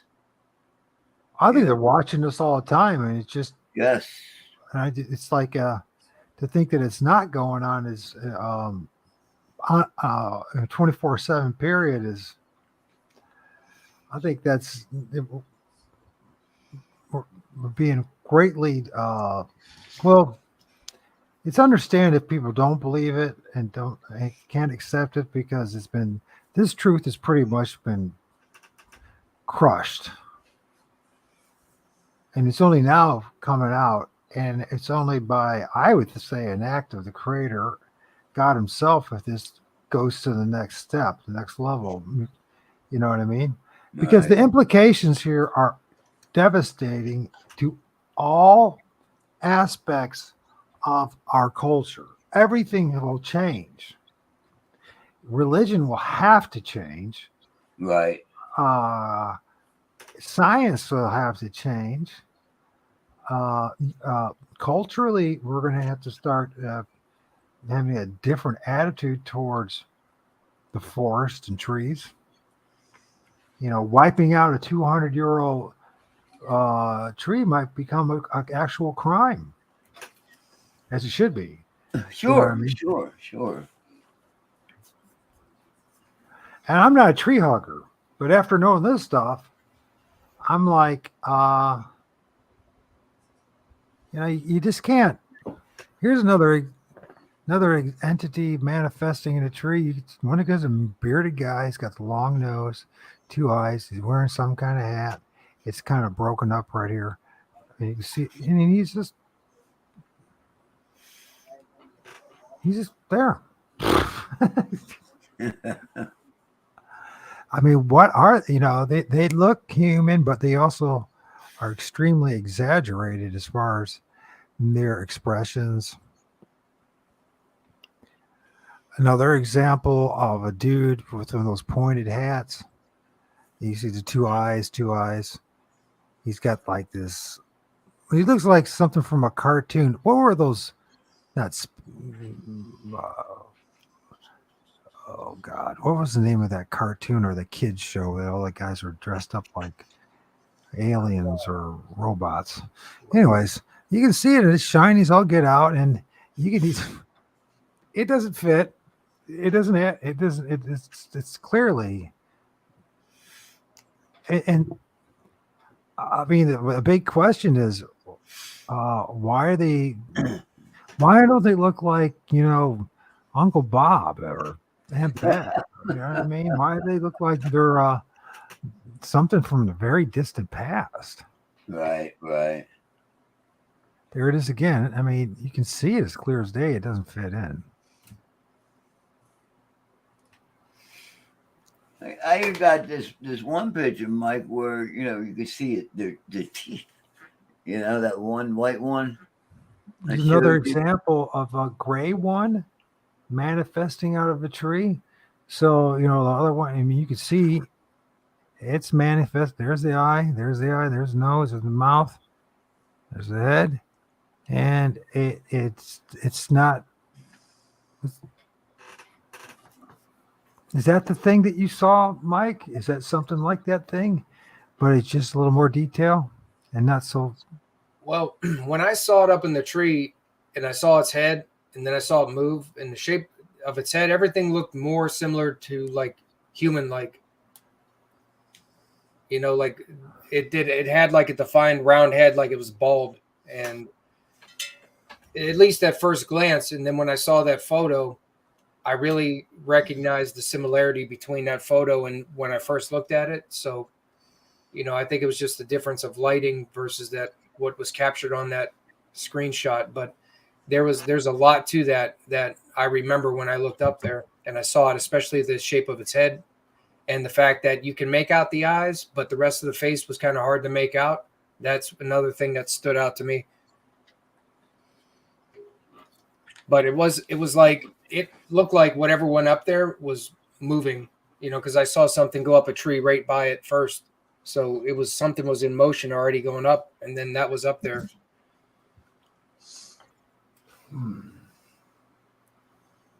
I mean, there's the gray faces, there's the white faces, there's the black faces.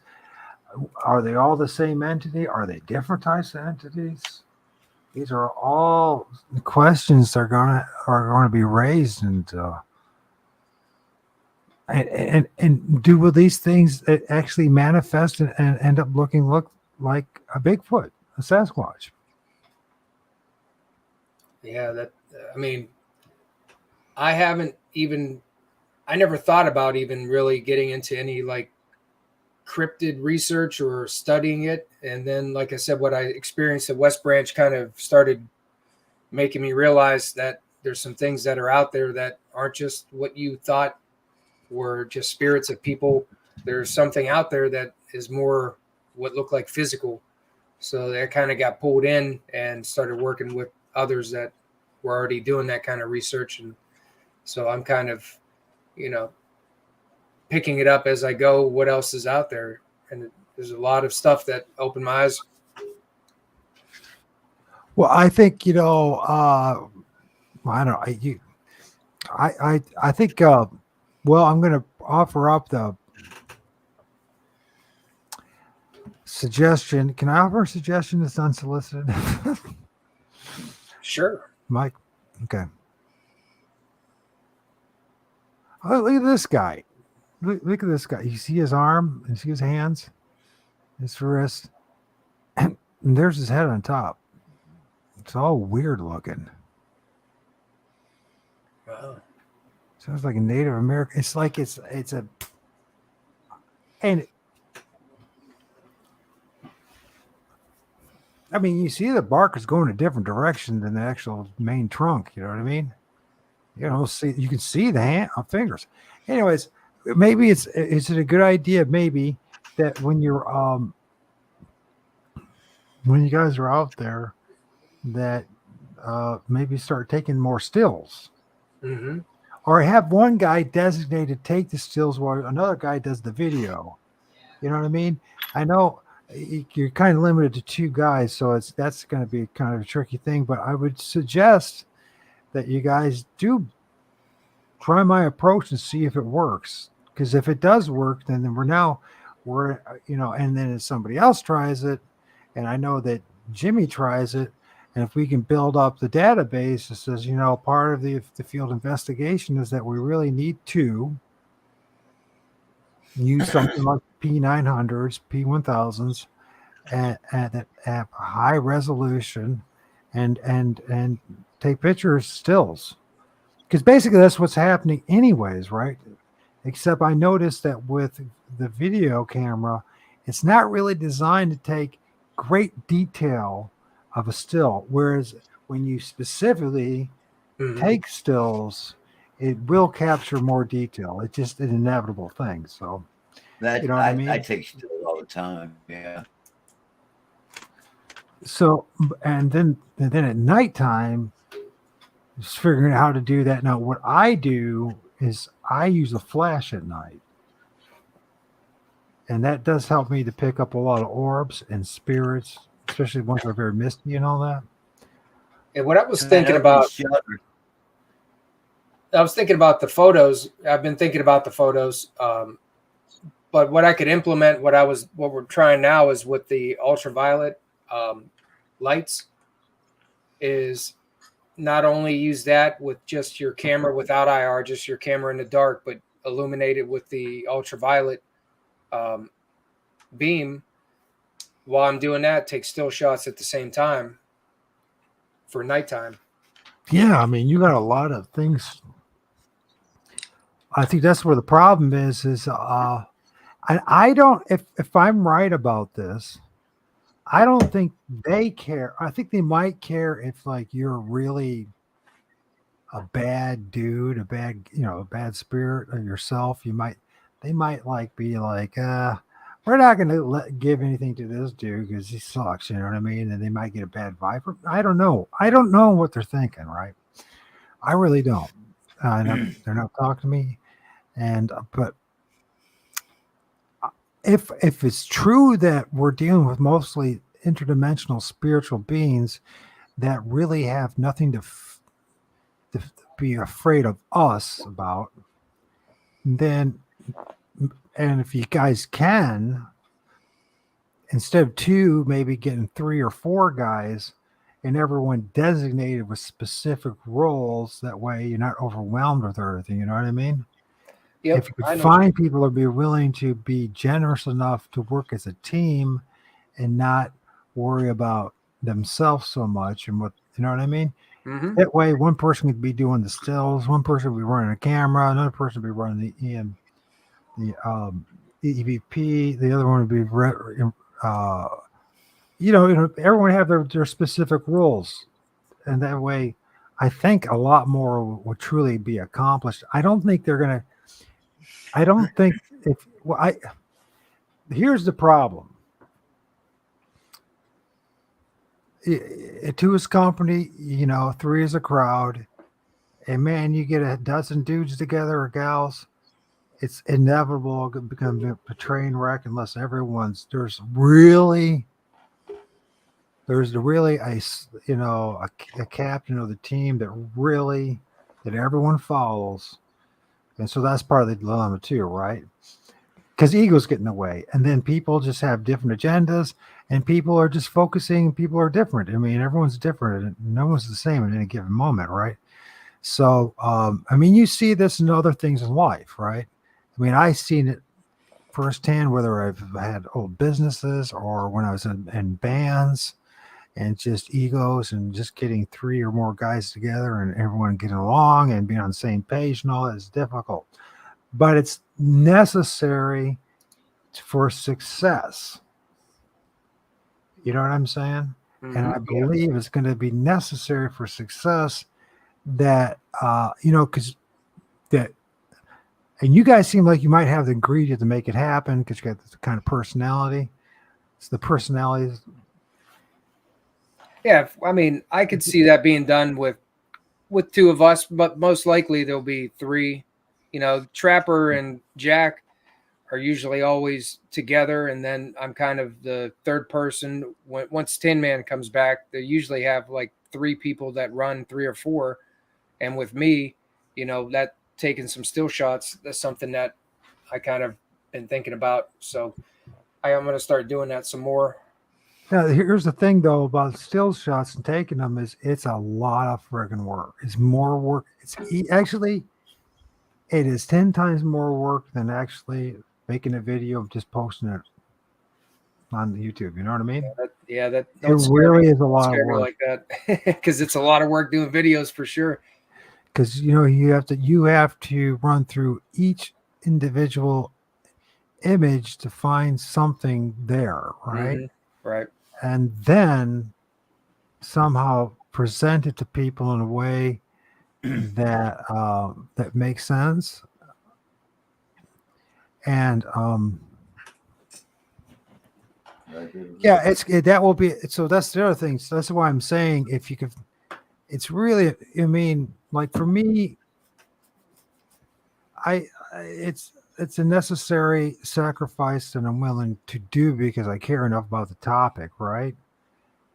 But you got to really want to know the truth because, like I said, for every 1 hour of that I go out in the field and take stills, there's a whole day of analyzing them, breaking them down. And most of them end up, it's duds. You know what I mean? There's nothing there but trees, which is good in one sense. It's good that there's still trees around, but you know what I mean? It's another thing is that, it's just a lot of work, man. It's just, but if you guys could find a way to do that, find a guy or someone who's willing, because I think I like, okay, this one is bizarre as all get out. I want to see if you guys can see the lady in the dress. Can you see the lady in the dress? I see it.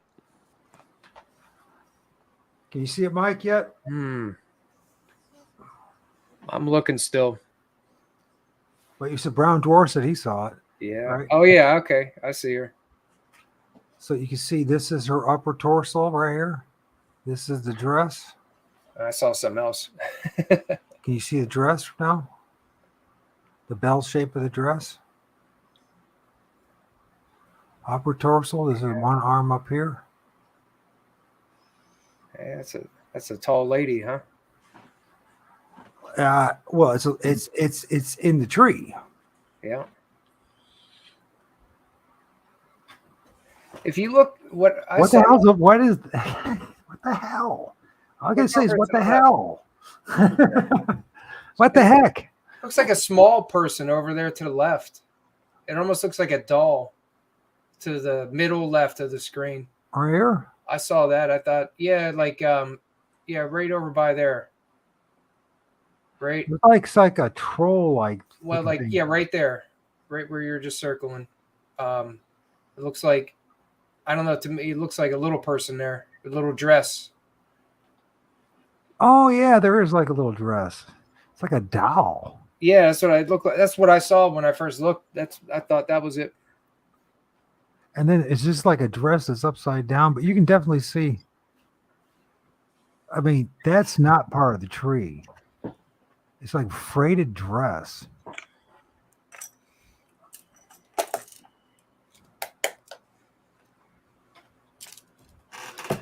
I think that's a pretty special picture myself.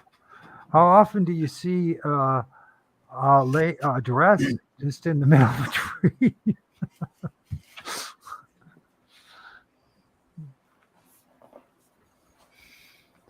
I know it's cognitive dissonance. I know it might be hard to accept, but there's the head. You can even see the eyes. There's something on her head again, as usual. Like a cloak or some sort.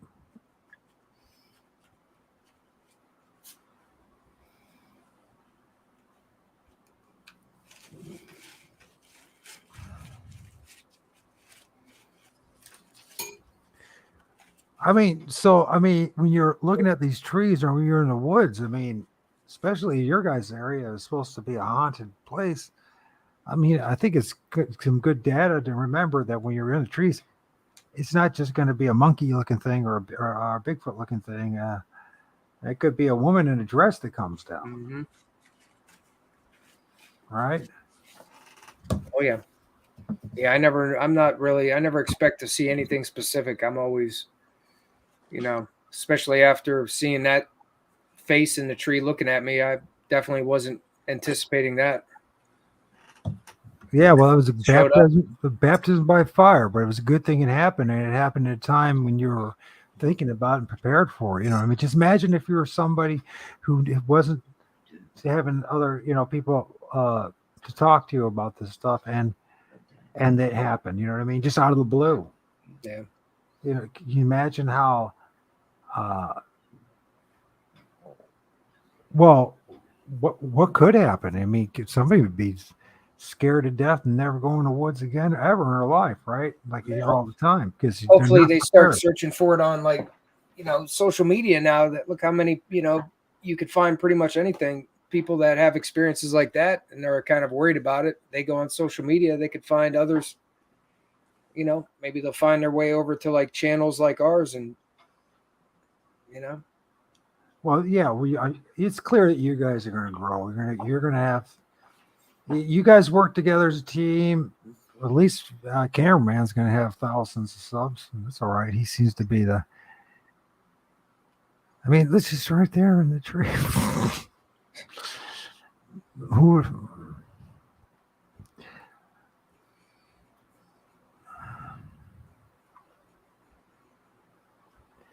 So, yeah. I mean, there's that thing.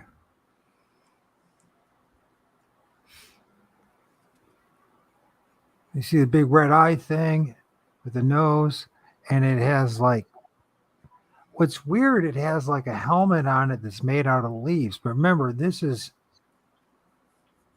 no leaves. So I don't know, but it's got like a big helmet that's made out of a leaf. And it goes like that. It's like a pope, or it's like it looks like the helmet from that you would find on Planet of the Apes. And anyways, I appreciate you guys spending your night with me. I do value you guys, and those in the chat definitely. Brown Dwarf, thank you for joining. This is Hey, I've been hoping to do this, and it just happened. You decided to do it, so I hope I hope it was lined up, man, and it worked out. It was really fun being on. I appreciate it, man. It's really smooth. I was able to work and take a break and get home, and dude, it's really smooth and comfortable here, man. And we go far out, man. We went deep down that rabbit hole, opened up those portals, and it gets wild here, man. I love it. Keep it up. Yeah, well, if you definitely, that's it's always been my MO is to go a lot further than maybe I should. It causes a lot of trouble at times, but you know what, no, dude, I'm sure there's people that dude, take us to town square tomorrow morning, and they would. It's going to be a hard pill to swallow, but hey. we have to talk this talk. We have to start doing it. We can't just, because what happens is you get stuck in these limited hangouts and you feel like you're really on top of your game until you find out you're not on top of your game. You know what I mean? Right. And I was going to mention something else. It's kind of slipped my mind there, but yeah, no, fun, man. Thank you. That's how we network, right? Hey, that's how we each one teach one. Yeah, we get to talk to each other and share our experiences, and sometimes you find out others have experienced the same kind of things, and it kind of keeps adding to your mental notebook of things to keep in mind when you're out there. For sure, man. Hey, and we need to get how are we going to get Diesel on here? I don't know. He never wants. He doesn't.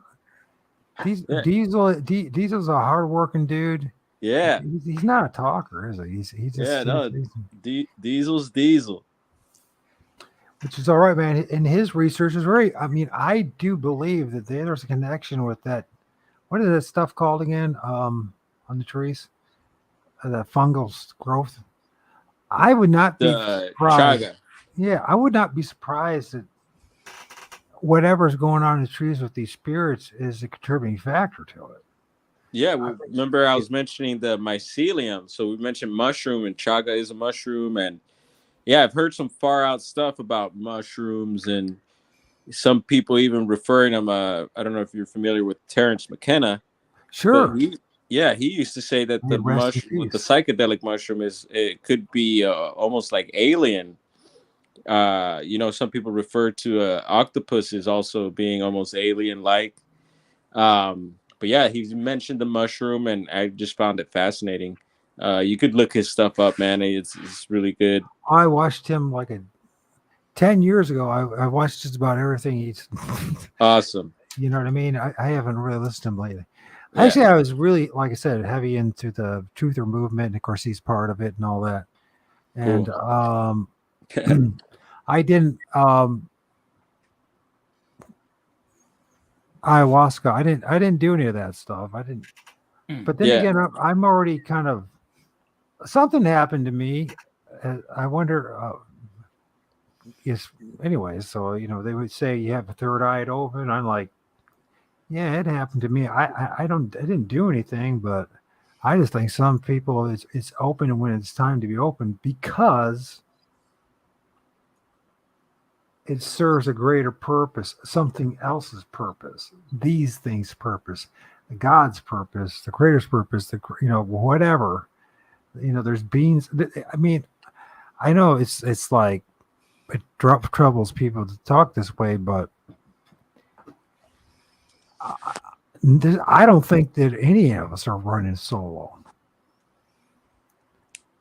I think there's a whole bunch of these things that are manipulating us and creating this synchronistic situations that happens Like you showing up tonight, and then Mike showing up tonight, and then Jimmy showing up tonight, and me doing the research, and we talking together and having this honest conversation that would not have happened if these things didn't put everything in line. You know what I mean? It just wouldn't happen. And it's not going to happen without their influence beyond this, which I hope it goes beyond this point. I'm not trying to start a cult. I'm not trying to exploit these things. I'm not trying to exploit anybody else. I'm just doing what I just know. And I believe everyone else probably in this room is the same thing. Is we believe in this. We know there's something. No, take this back. We don't believe this.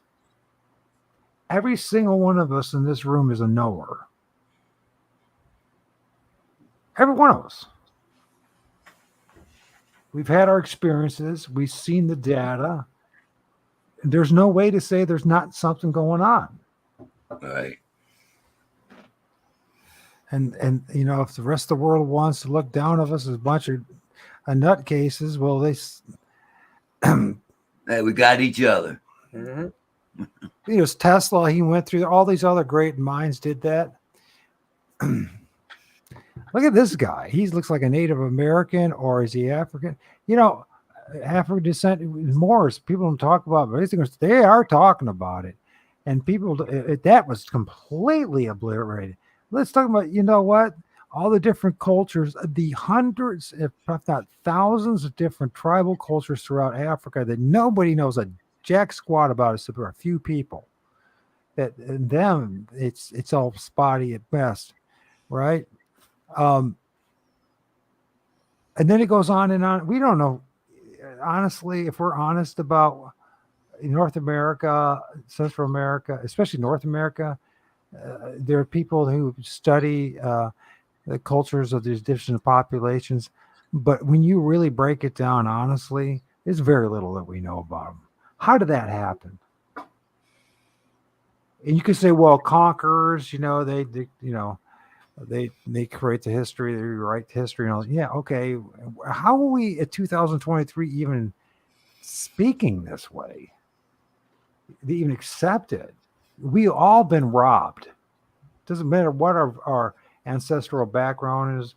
Every single one of us has been robbed of our history. Every one of us.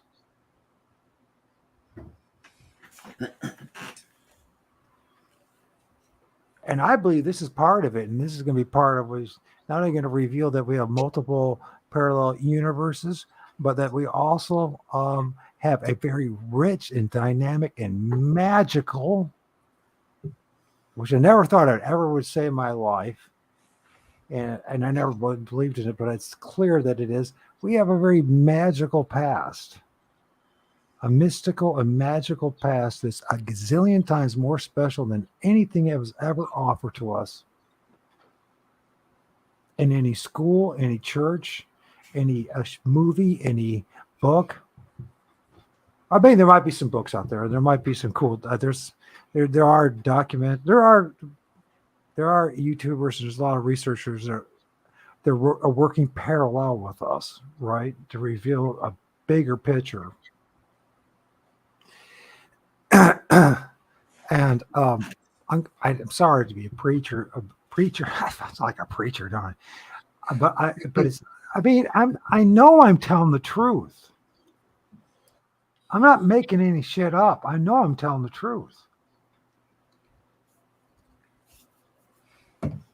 What do we do about it? We have to, I think we have, well, if we have a conscience and we care, then we have a duty to our own spirits and our own souls to tell the truth and to search for it, right? And to really, really go for it. You know what I mean? We don't have to be reckless about it, and we don't have to be, foolish about it. But at the same token, this is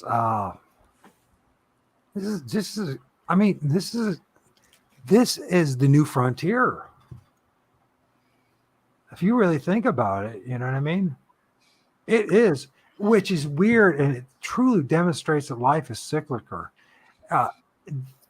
this is what was the old frontier is going to once again become the new frontier. This is much deeper than just, for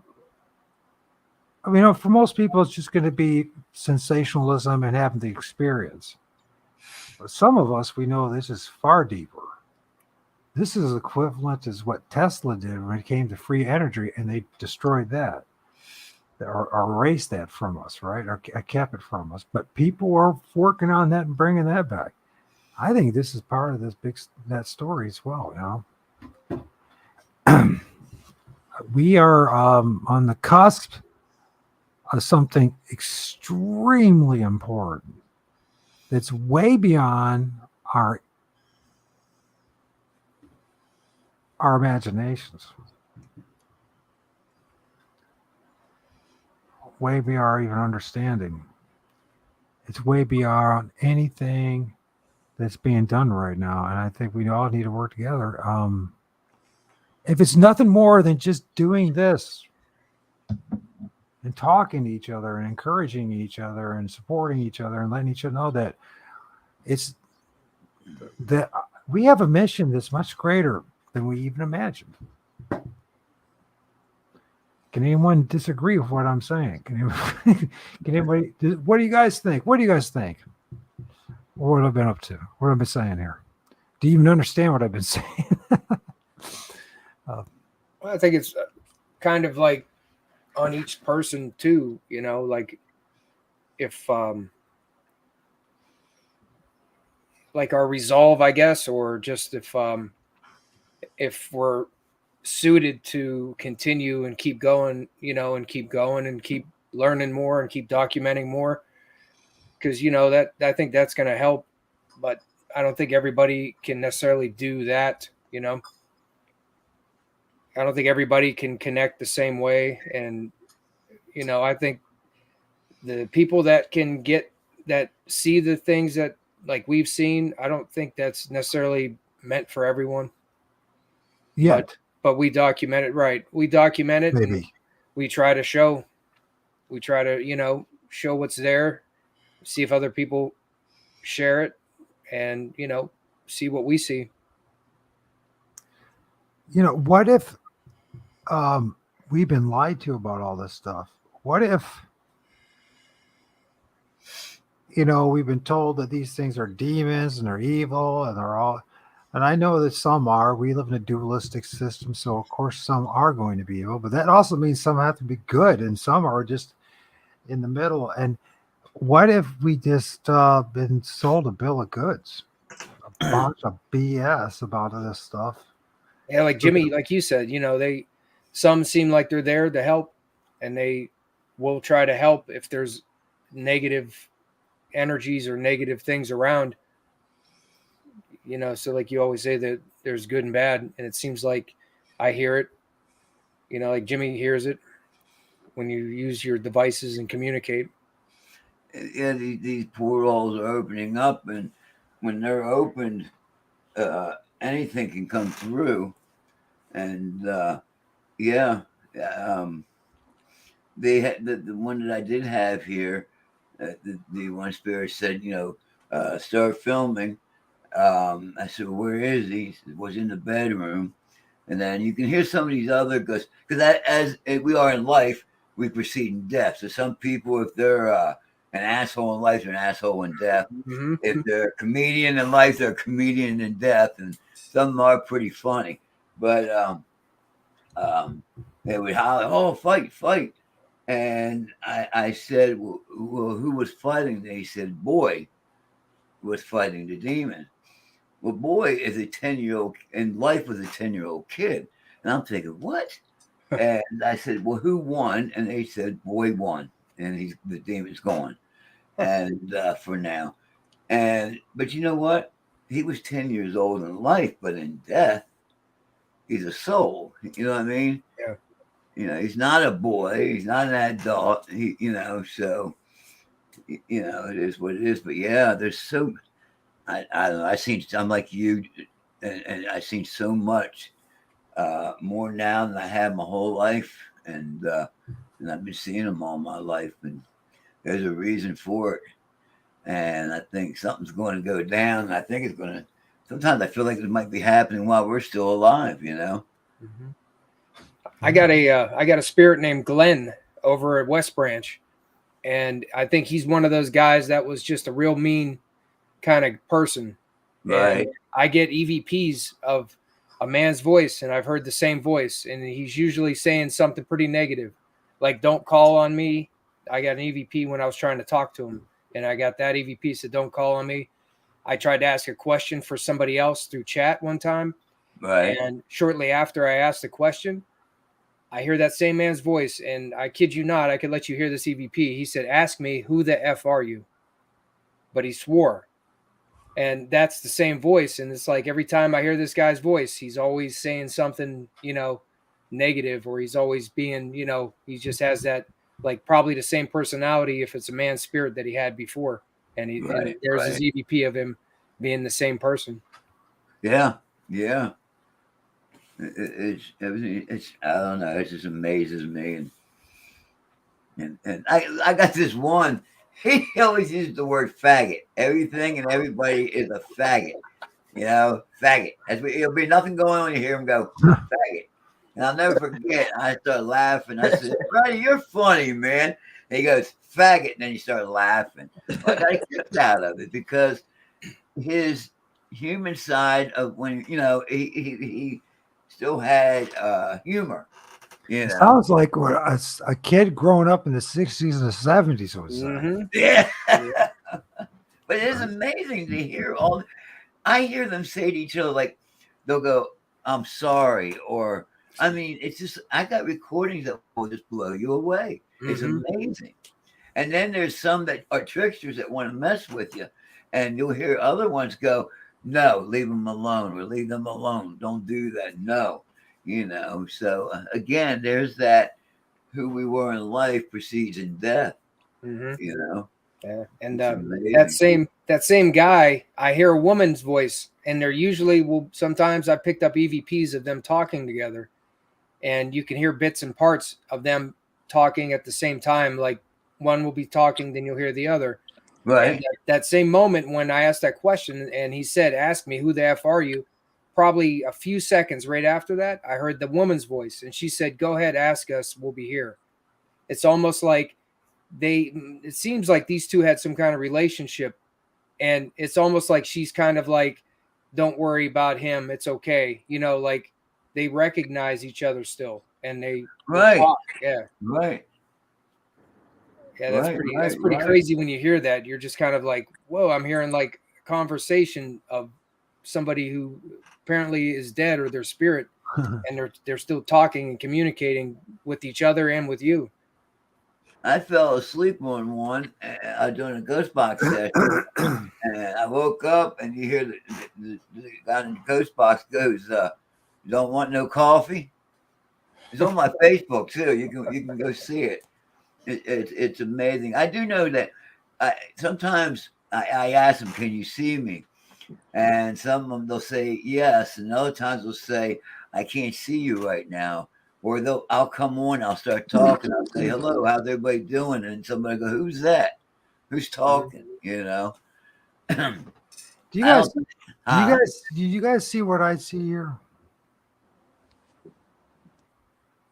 Well, I see a pretty mean looking face in the middle there, right there. There's an eye right here, an eye right here, and you see a long nose, snout. There's the head. Oh, I think you got that wrong, bro. I think that's his penis. It looks like a dragon with red eyes. If you look at it carefully, that's a dragon's head. Oh, yeah. Even dragons were real at one time, for real. Huh. You said even dragons were real, for real. For real. For real, for real.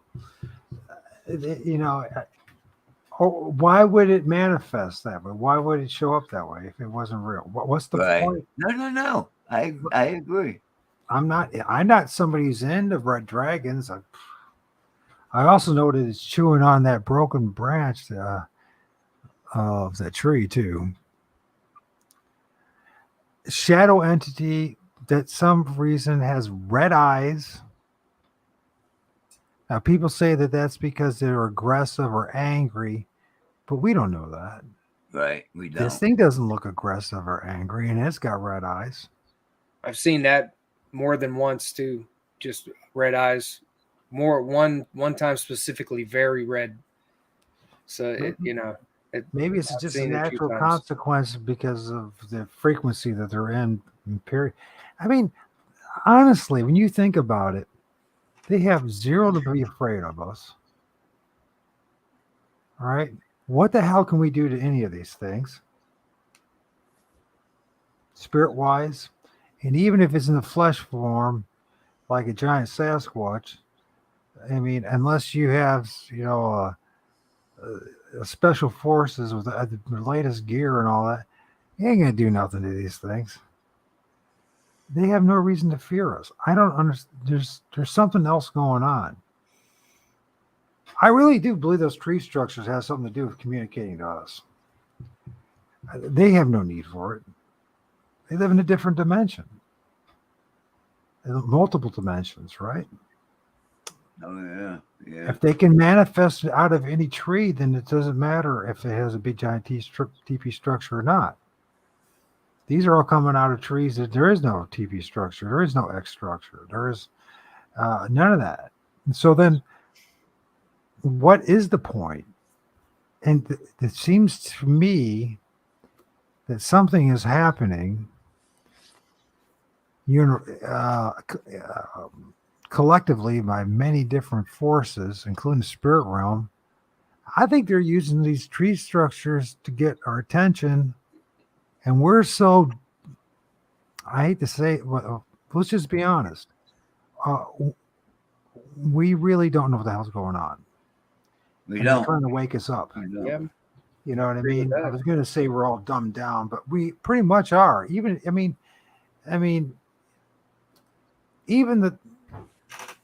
there might be a few people out there that truly know what's going on. I bet you there's quite a few, and they're not telling us what's going on. So, but you and I, here, we are like, when you think about it, we're like dudes in the fringe, and trying to wake up the majority.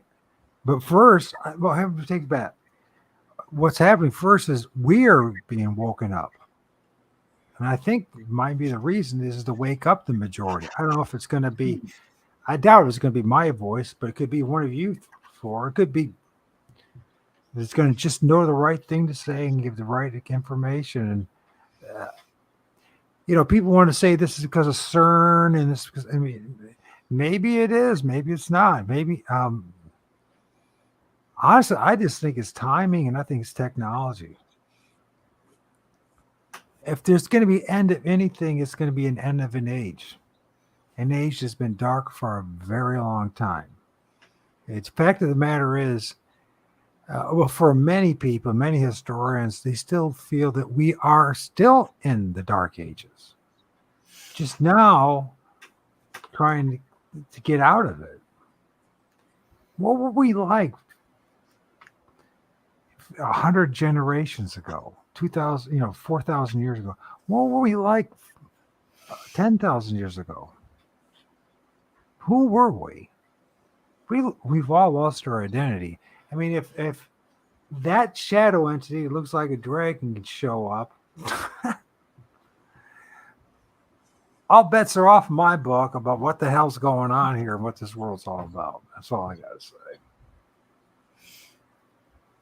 And okay, if it's not a dragon, it's something that looks like a dragon that's got a beard. And I thought, aren't dragons supposed to have a beard? Oh, I don't know. Yeah, I don't know. I always heard there was bearded dragons, right? With red eyes.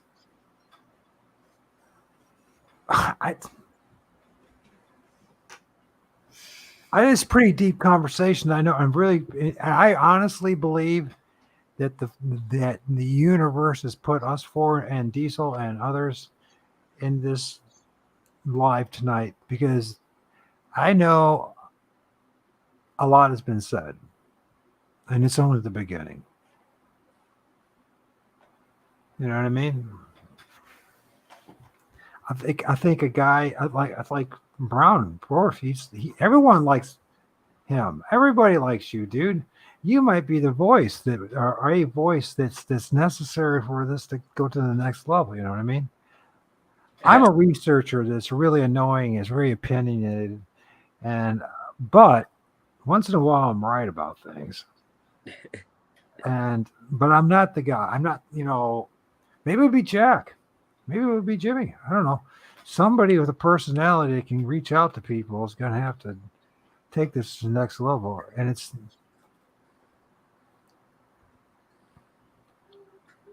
to me, it's really important. It's not just I don't belong to any cult. I don't belong to any group. I'm not an occultist. I'm just a dude. I'm just a dude from Sylvania, Ohio, that's for some reason was given a camera and the idea to put it and film trees. And this is what's popping up.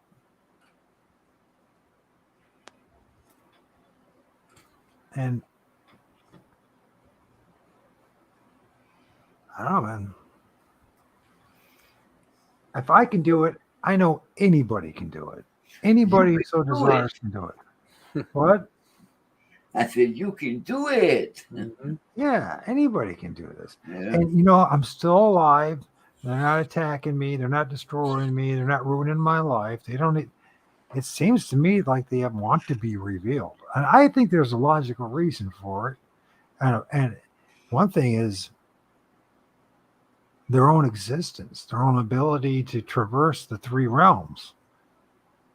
We wipe out all these mature trees and everything. What the hell do you think is going to happen? Here's a good food for thought. We had, my dog likes these little balls, and we always throw these balls. And so we threw it in our doorway at the other house and had this curtain that Liz made, really, pretty cool for the house we had for the theme. And the ball hit the curtain, fell to the floor. We get it, throw it again. Hit the curtain, fell to the floor, and we couldn't find it. So we looked all over for this ball for 3 days. We looked under everything. It was no ball. Then 3 days later, Liz is in front of the mirror at her dresser, and to the left is a wall, and then the outside, and the ball came across her face from the wall to the outside. So, and I know for a fact my friend was spending a night, and I was getting really aggravated because I felt like I had to keep babysitting him because he'd be kicking things while he's in his sleep, talking in his sleep, and I was getting upset. And one of the spirits goes there, picked him up. I watched this, picked him up, carried him over my dining room table. Your coffee table, and then threw him on the floor between my cameras that I was getting upset about because he kept kicking things and hitting my camera equipment, and dropped him. And the next day I was talking to a spirit on a O.R.D app, and the girls, it was a female, and said she did it, and she says, and you can tell him. But again, there's things where they can protect, but they also can hurt, Yeah. And they could pick somebody up. The female couldn't pick him up in life and throw him like that. So what else can they do, But that ball coming through the wall, and I had I don't know, you know what a jet sounds like when they hit the sound barrier, feed it down, and you had an explosion. Well, I've heard different explosions in that manner when something came through from the other side. Sometimes it'll be so loud that it sounds like thunder in your house, in the house you're at, or it can be soft and you have to hear it with headphones, but it's there. And I got a video of something coming out of my ceiling, It lit up. It came through. You hear the little the explosion, but you have to hear it with your headphones. So I think these are things coming through from the dimensions. Mm-hmm. So when they come through, but we're only given little things at a time. They never give us everything at one time. They just give us little things, little bits and pieces, like a puzzle, and we got to figure it out if we're supposed to figure it out. Yeah, I've heard that when I've caught EVPs, a lot of times, I've kind of learned sometimes when I'm listening, a lot of times the very first part that is the indicator that I hear sounds like a break in the frequency. And sometimes you might think it's part of what's being said, but it's like it might be a mix of what's being said, but then usually after that first rough like sound, which sounds like, that's the best way I could put it. It sounds like something is breaking the frequency, and then you can hear something being said, or you can hear words. And I'm starting to like get an ear for that, and I can hear that, and then usually I'll pick up what I hear the most after that. But I hear that little like it sounds, I mean, I've never heard it like actually louder than just from an audio recorder, but you can hear a strange sound like that sounds like it breaks the frequency, and then I'll hear a voice or something being said that follows it. So that's why I'm thinking about the dimension thing, that it sounds like it's coming from somewhere, and it's like actually breaking into the frequency where you can hear it, which is still like without an audio recorder, you can't even hear it sometimes. Right. Exactly. What is that? Looks like his face is broke. Oh, I got a cramp. Ow. Oh, sorry. Ow. See his foot right there? Or no, it's his hand. It's actually his hand. That's his hand. I'll be right back. And he's like some kind of elf thing popping out of a tree. You can see the eyes. If it's pareidolia, it's the finest bit of pareidolia in the world. I love it. So it's like some kind of, you see one of the little people was, they talk about different groups of people.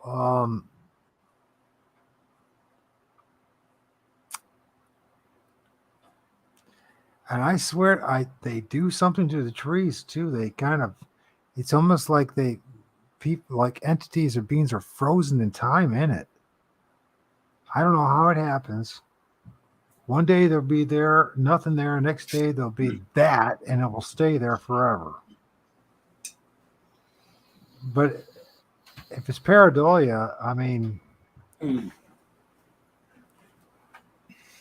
don't mind me. I'm walking a cramp out. Well, I was gonna say good night, Mike, to everybody, because I'm gonna hit the sack here. I gotta get up in the morning. Yeah, same here. Right. So, I know I'm throwing a lot at you guys, and I appreciate you being there and listens. Thank you. My pleasure. Thanks for having me on again.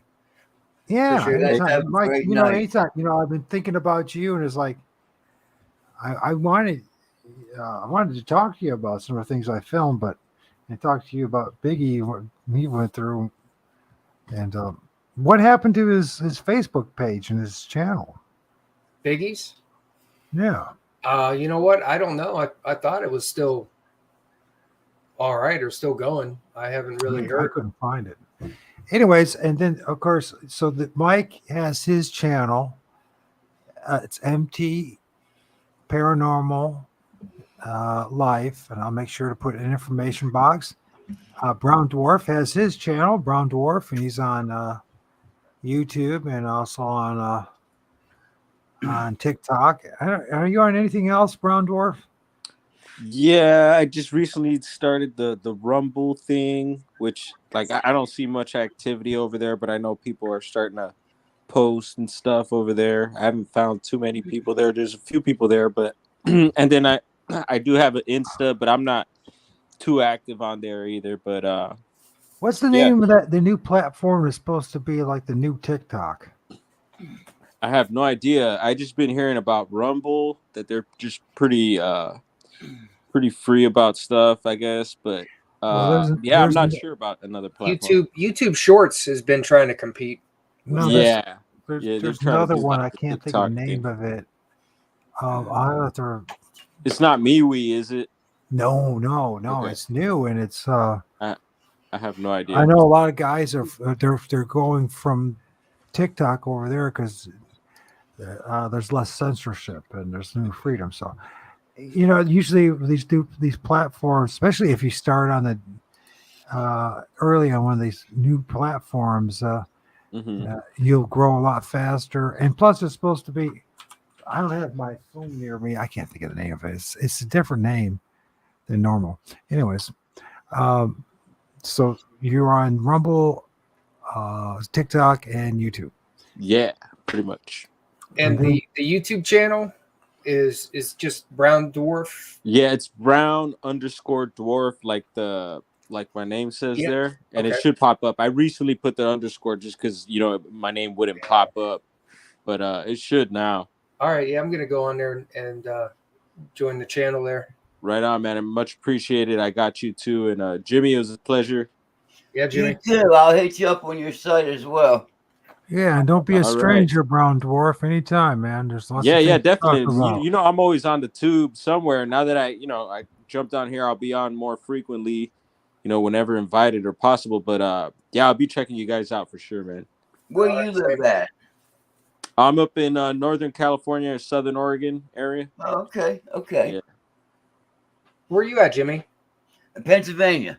Okay. Yeah. Where? What part? Over by Harrisburg and York. Okay. Right in between there.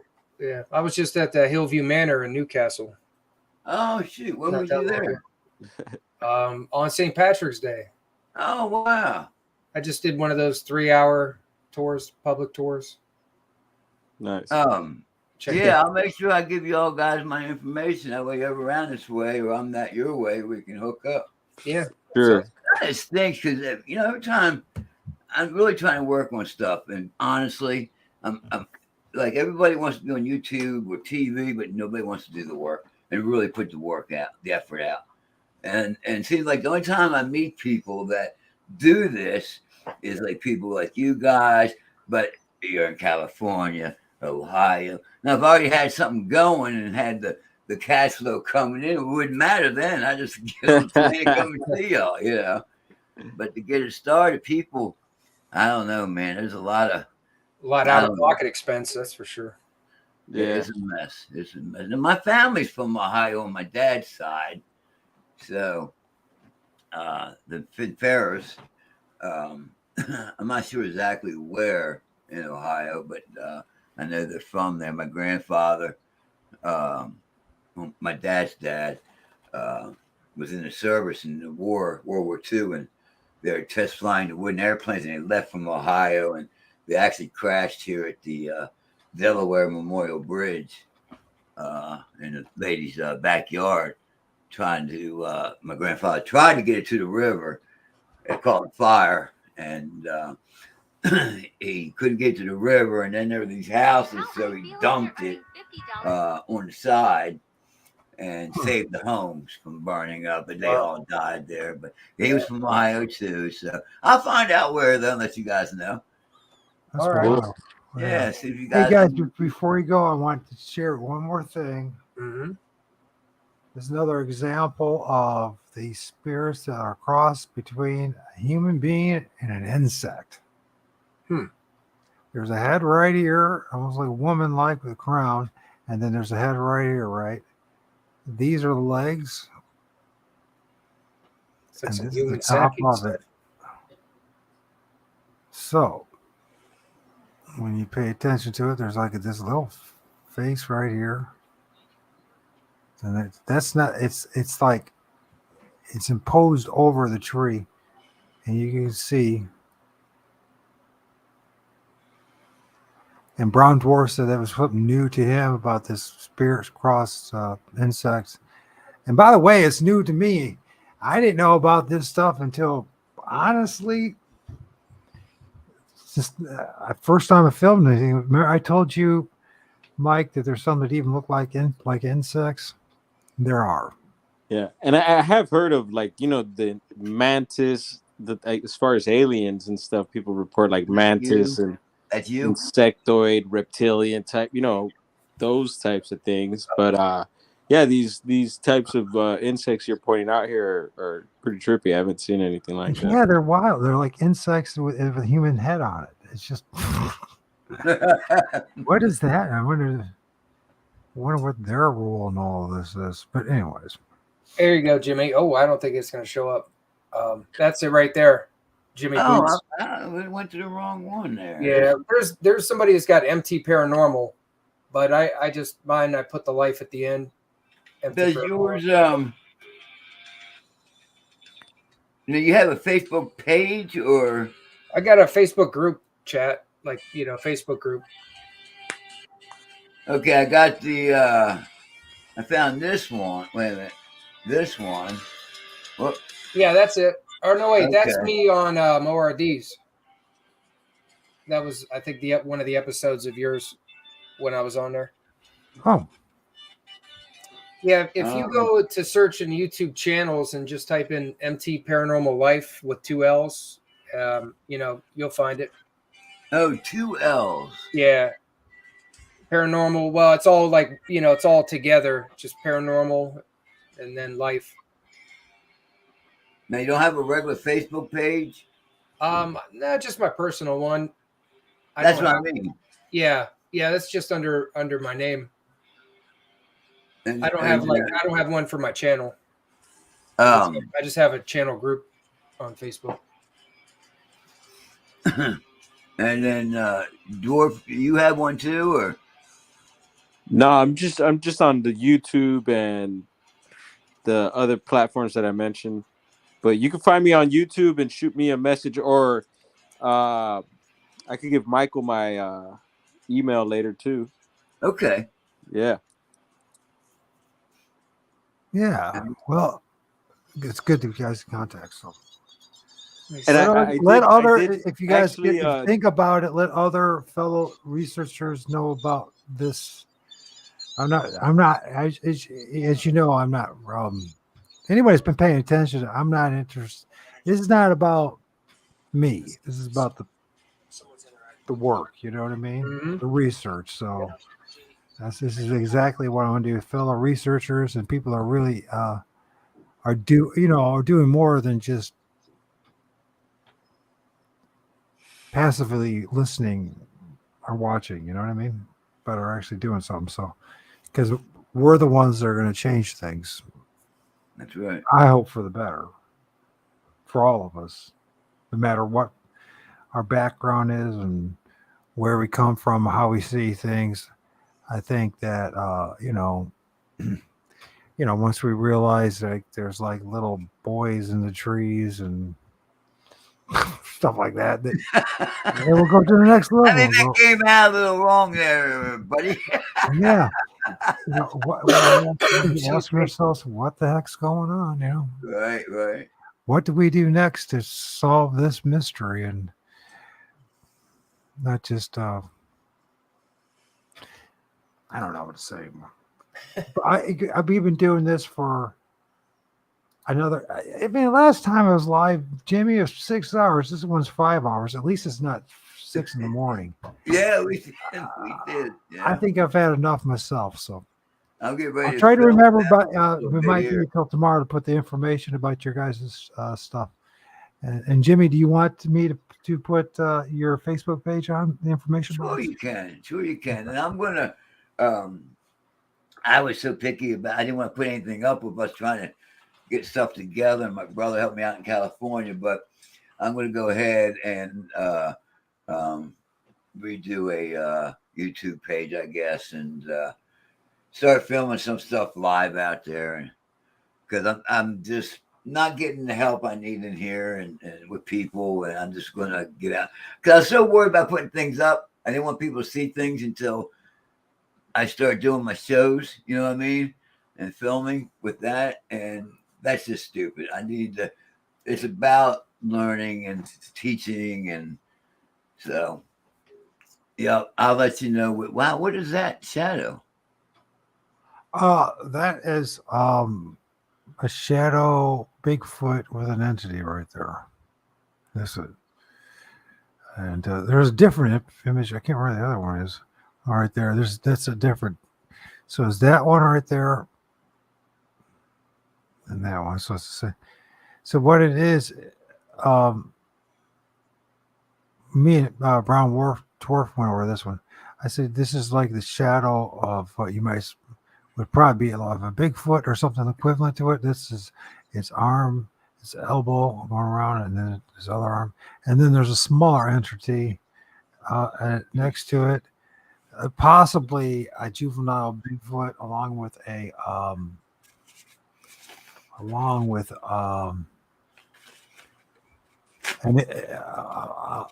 adult Bigfoot. But it's another example of how they they start out. Well, I don't know how to say it to start out. Anyway, that's the adult Bigfoot's head, but he's noticed is very energetic and like a shadow.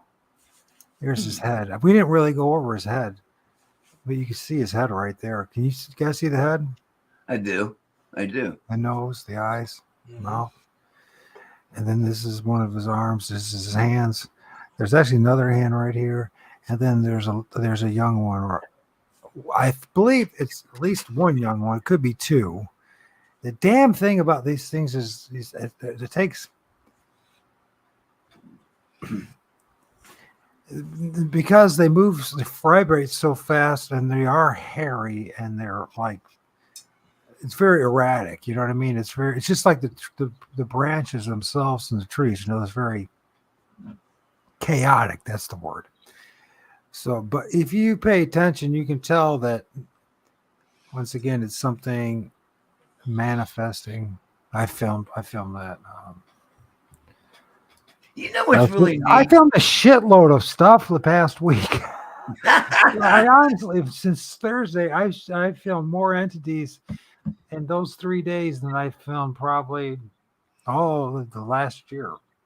I have. You know what's really neat though is when you have somebody come to your place or wherever you're at with the activity, like this guy I had here, the other place. He was a Christian, very, very strong Christian. And in the beginning, years ago, he would tell me, I would tell him about the ghosts and spirits, and he would go, no, that's not there. God wouldn't allow that, yada, yada, yada. Then as time went on and him being around me, he would say, I would say, do you see that? And he would say, well, I seen something, or I hear something.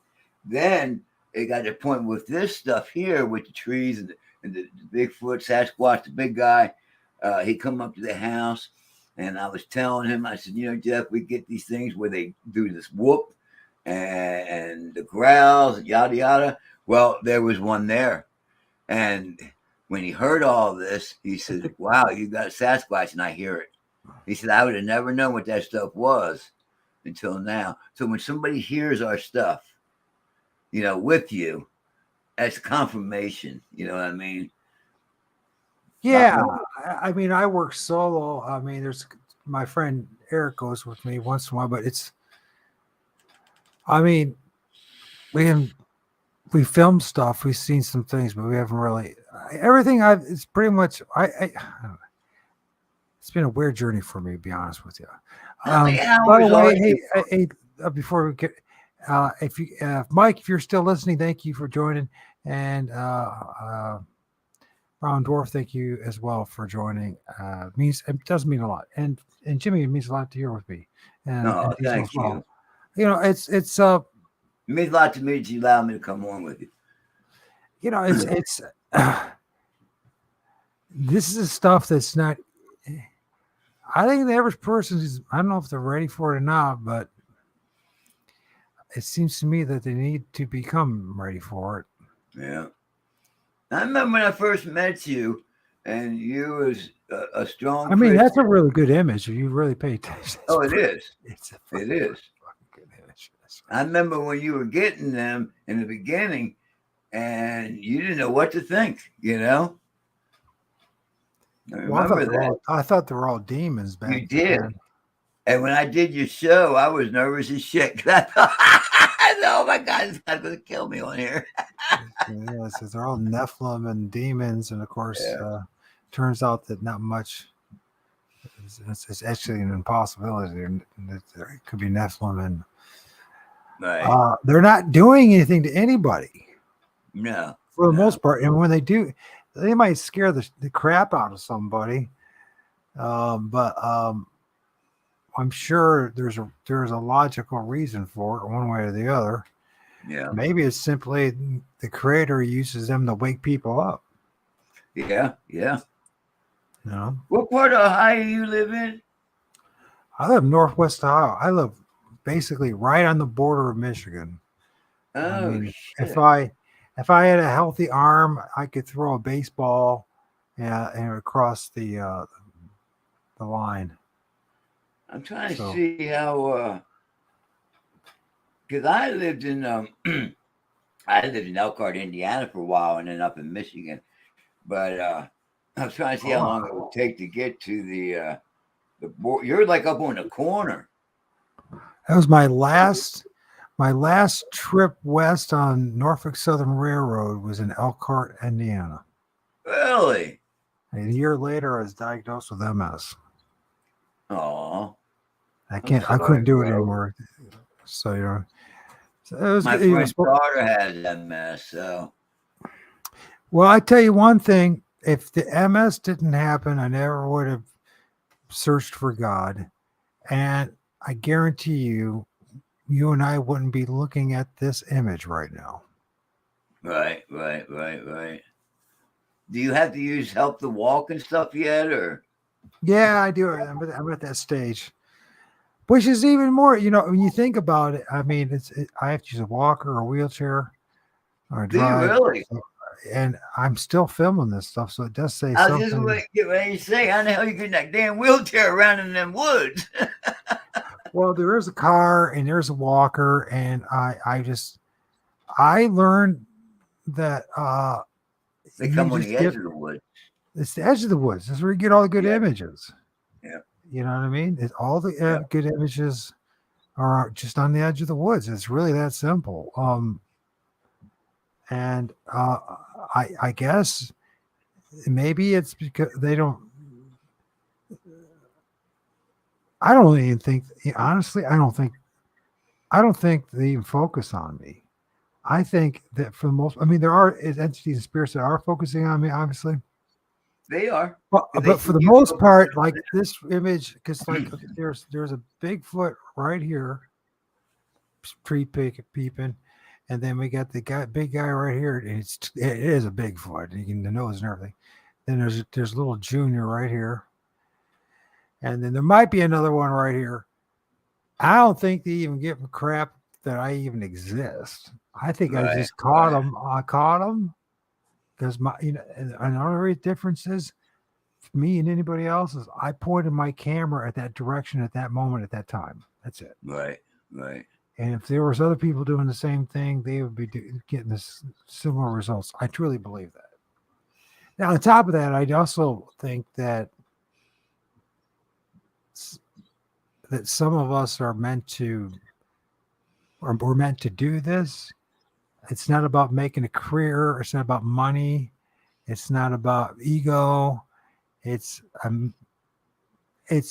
part of the life script and a plan that was prepared long before we popped out of our mama's. You know what I mean? Hey, did you see this thing you got in your picture here? You got this guy. Let's see, come straight over with your cursor. Keep coming. More. One more. Right there. Go back. Between the two, right there. You see him? He's peeking out at you. You see his white head right there? Yes. Yeah. You got good eyes. That's a very interesting one. You got good eyes. He's on the ground. I'm like you. I've been looking at these for years.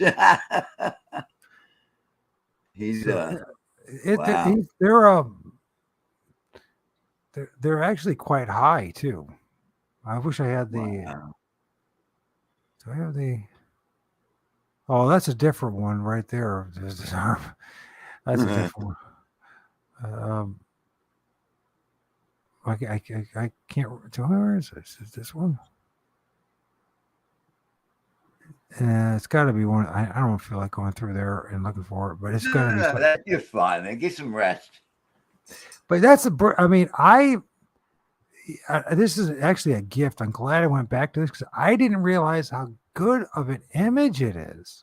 Right. There's one right here, and damn, there's that stamp, time stamps right there. There's something right there, but that one's, you can see that is a classic Bigfoot face.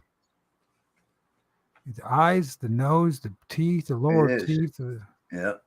That's a classic Bigfoot face. And this is a little junior. And it looks like there's another guy. There's quite a bit in that one, isn't there? But what's fascinating about it too, once again, it is in a tree. It's materializing. It's not fully developed, so you can't see all of it. Look at that face. Look at that one right there. I thought it was his hand. Is that his hand or is that a face? I can't make him. I said his fingernails. I think that might be his finger. That's his fingernails. There's 1 nail, 2 nails, 3 nails, 4 nails. Oh, okay. And so, yeah, I mean, it's the difference is I'm pointing my camera up, and I think that it was meant to do it. I think the creator and the beings that be had, if I had my way, Jimmy, I have a hot looking woman. We both would have our Harleys.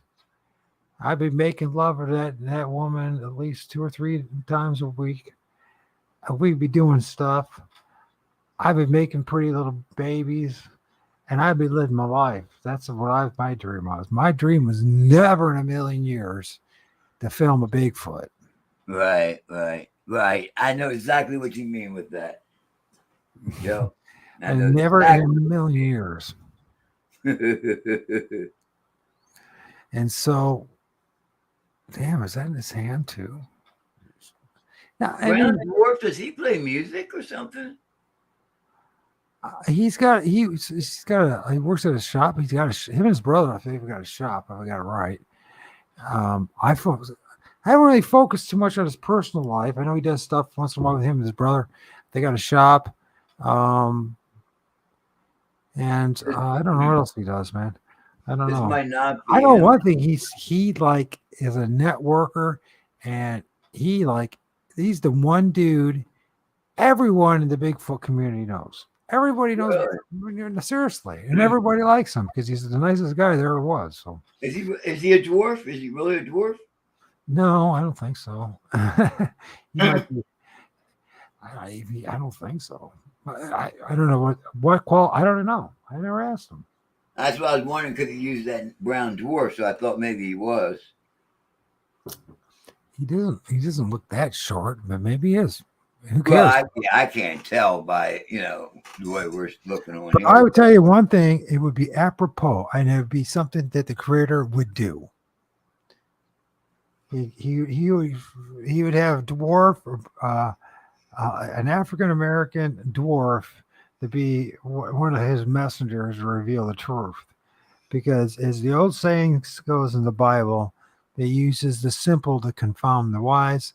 And although I'm not saying that brown dwarf is a simple human being, but knowing how human beings perceive other human beings, let's be honest, literally and figuratively, the world looks down on them. So it'd be perfect example. It's probably like he chose me to crushed me with MS and destroyed and took everything away from me, except for my son. And it's all good, by the way. It's all good, and put me in a position that that I could go out and film for a couple of hours this place or that place, come back home, spend the next day or two, and offer that up to people and offer up the truth to people about what's going on, because obviously it needs to be told. Sure. And whether anybody listens, that's if it's the usual, 1 out of 1,000 is going to listen to the truth and handle it. The rest of the people are going to just be, their heads are going to be racing too much. Damn, that's another. So this guy right here, I've been trying to figure out what is that. I think that pole, that tree right there. Yeah. He's holding that stripped down tree, like there's his hands. Huh. You see him as fed? Yeah, I do. Because they're never alone. And by the way, No. it is a pretty damn clear image for them. But what's up with the tree peeping? Why can't they just? I don't know. But I wouldn't be surprised. I see one again soon. That's usually what happens. So when you start focusing, then they're going to show up when I least expect it. Right. And it's scared the living crap out of me. And I just hope this time they don't scare the living crap out of me. You know what I mean? Oh, yeah. I know one thing. I shouldn't be surprised when I see them. I mean, I don't know how you feel about it when you. How many encounters and sightings have you had? Oh my God! All on our property. It went on for 2 years. I think it was 2 years. Like constantly, almost every day, I was getting stuff. They would come up and hit the house, bang on the roof.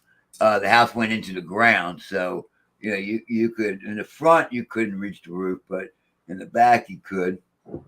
And he came up and hit the roof twice so hard the whole house shook at 8:00 in the morning. And me and Liz were up, but we were sitting in bed. And oh my God, we got so much stuff. Even Liz was getting stuff when she would be outside. They were there would be like littler ones mocking our dog and barking over in the across the pond. Sometimes they took the deer trail, and put trees all in front of it and detoured them to where they wanted them to go. I've heard them kill the deer. I mean, they have showed me so much shit, and even Liz has seen a lot of different things. But they have shown me so much that I'm going to get it written up, because how else will people want to learn? So you learn from one guy that goes in the woods all the time, to one person that sees them all the time, to that lady, she used to deal with them. So I don't believe they came and got a stick of butter, but. So what did you do? You said it lasted for 2 years. What stopped? What caused it to stop? It didn't really stop per se, but I think what it was, when I first started seeing them, they had young ones. And they even had some that I seen that were even smaller. And I mean, I've heard them hit their chest at 6:00 in the morning, right damn near next to me behind a tree, by my motorcycles. And I mean, it was like a whole family was there. It was really unique. And then I think what it was is, as the younger ones grew more, I think then they ventured up to Pinchot, and they go up to Round Top. They weren't gone, because they still would come back through, but they were living in them woods though for them 2 years though. They were living in them woods, and we had X's. There's one X up there that's so freaking big that only a humongous 10-foot Sasquatch could do it. You know what I mean? And then, it was just a lot. And matter of fact, when Searching for Bigfoot came there, okay, them jackasses, they're like he's like the grandfather of Bigfoot, Biscardi, whatever his name is. And so they come out there and they're filming. And they go visit people that have had experiences and stuff, and they claim that they go out and do this and do that, but they don't. And the only thing they're doing is taking down people's experiences, making a video and selling it, you know. And they came out there, and I went out and I had this iPad right here, and we put on a heat sink thing on thermal imaging. And the guy's son, the owner's son of the business, was out there demonstrating how fake the Bigfoot situation was from the 60s. You know, that famous Bigfoot sighting in the 60s? Right. Okay, he was acting like this is fake. They made a video that was fake. As he's doing this, some of his people that work for them were with me with this.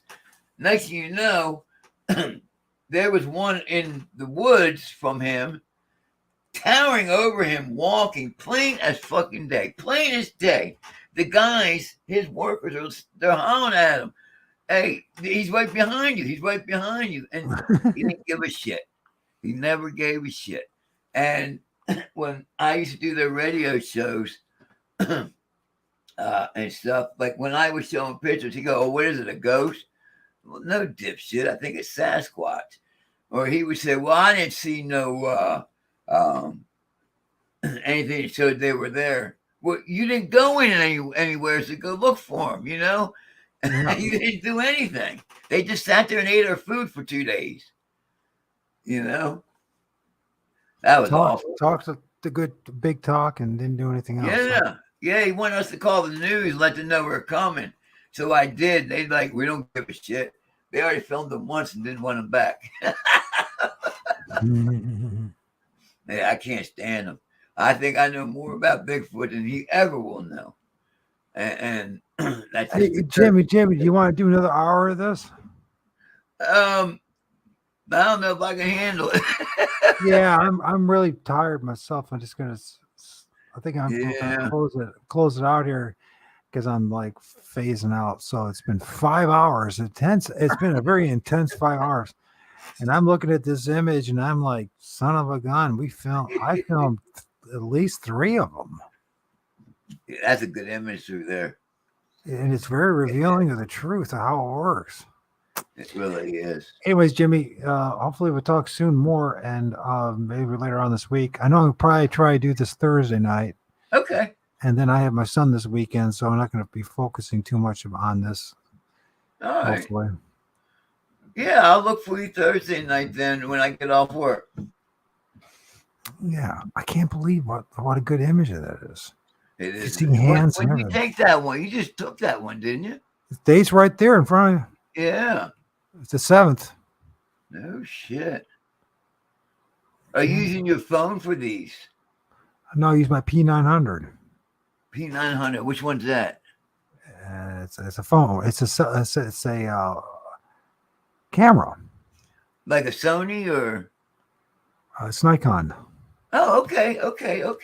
Nikon P900 and the P1000. So. Okay. And they got great magnification and the film the stars and the planets. That's how good it is. Yeah. I can film the moons of Saturn with that camera, and the P1000 his magnification is even greater. I think is it really? It's like drastically greater, they say. So I wish I had a P1000 Max, to be honest with you. But you can get these things refurbished or used basically for a few $100 now. It used to be over $1,000. So. Well, they redid the software on my phone, and I'm going to show you. I did a picture of the moon. As soon as I find the stupid thing, and here it is. This is from my phone. Whoops! Isn't that nuts? Yeah, it's nice. That's crazy. That's really good. That's really good. The technology is amazing, and I do when I do pictures, I do different things, and I use the where I freeze the image for a little bit, so when something walks in front of it, it actually captures it. Or I'll take a light. I'll use night mode on the camera. I'll take a light kind of off center a little bit and film this way, and I can capture them pretty good in there with that. What? Really? Yeah, yeah. I have to show you. And Yeah, you try it. you ought to teach the boys that are doing all this night and like MT Paranormal Mike, the guy who's with us. They're always out in the night doing their night research, right? Right, right. I used You should I have got been around here that. Canon, but you have to put it on a tripod. And so I put this on a tripod, and I do an open lens. So I push it, and the lens opens and stays open for a few seconds. That's funny, Diesel. So, That's very funny. Hey, let's end the show. And it was great talking to you, Jimmy. Thank you so much for joining. And anybody else that hears this or still around, thanks. Yeah, Bigfoot with one eye. Anyways, we'll see. Let's end it with some music. have a good night, bro. Yeah, same to you, man. All right, bye-bye. Let's see.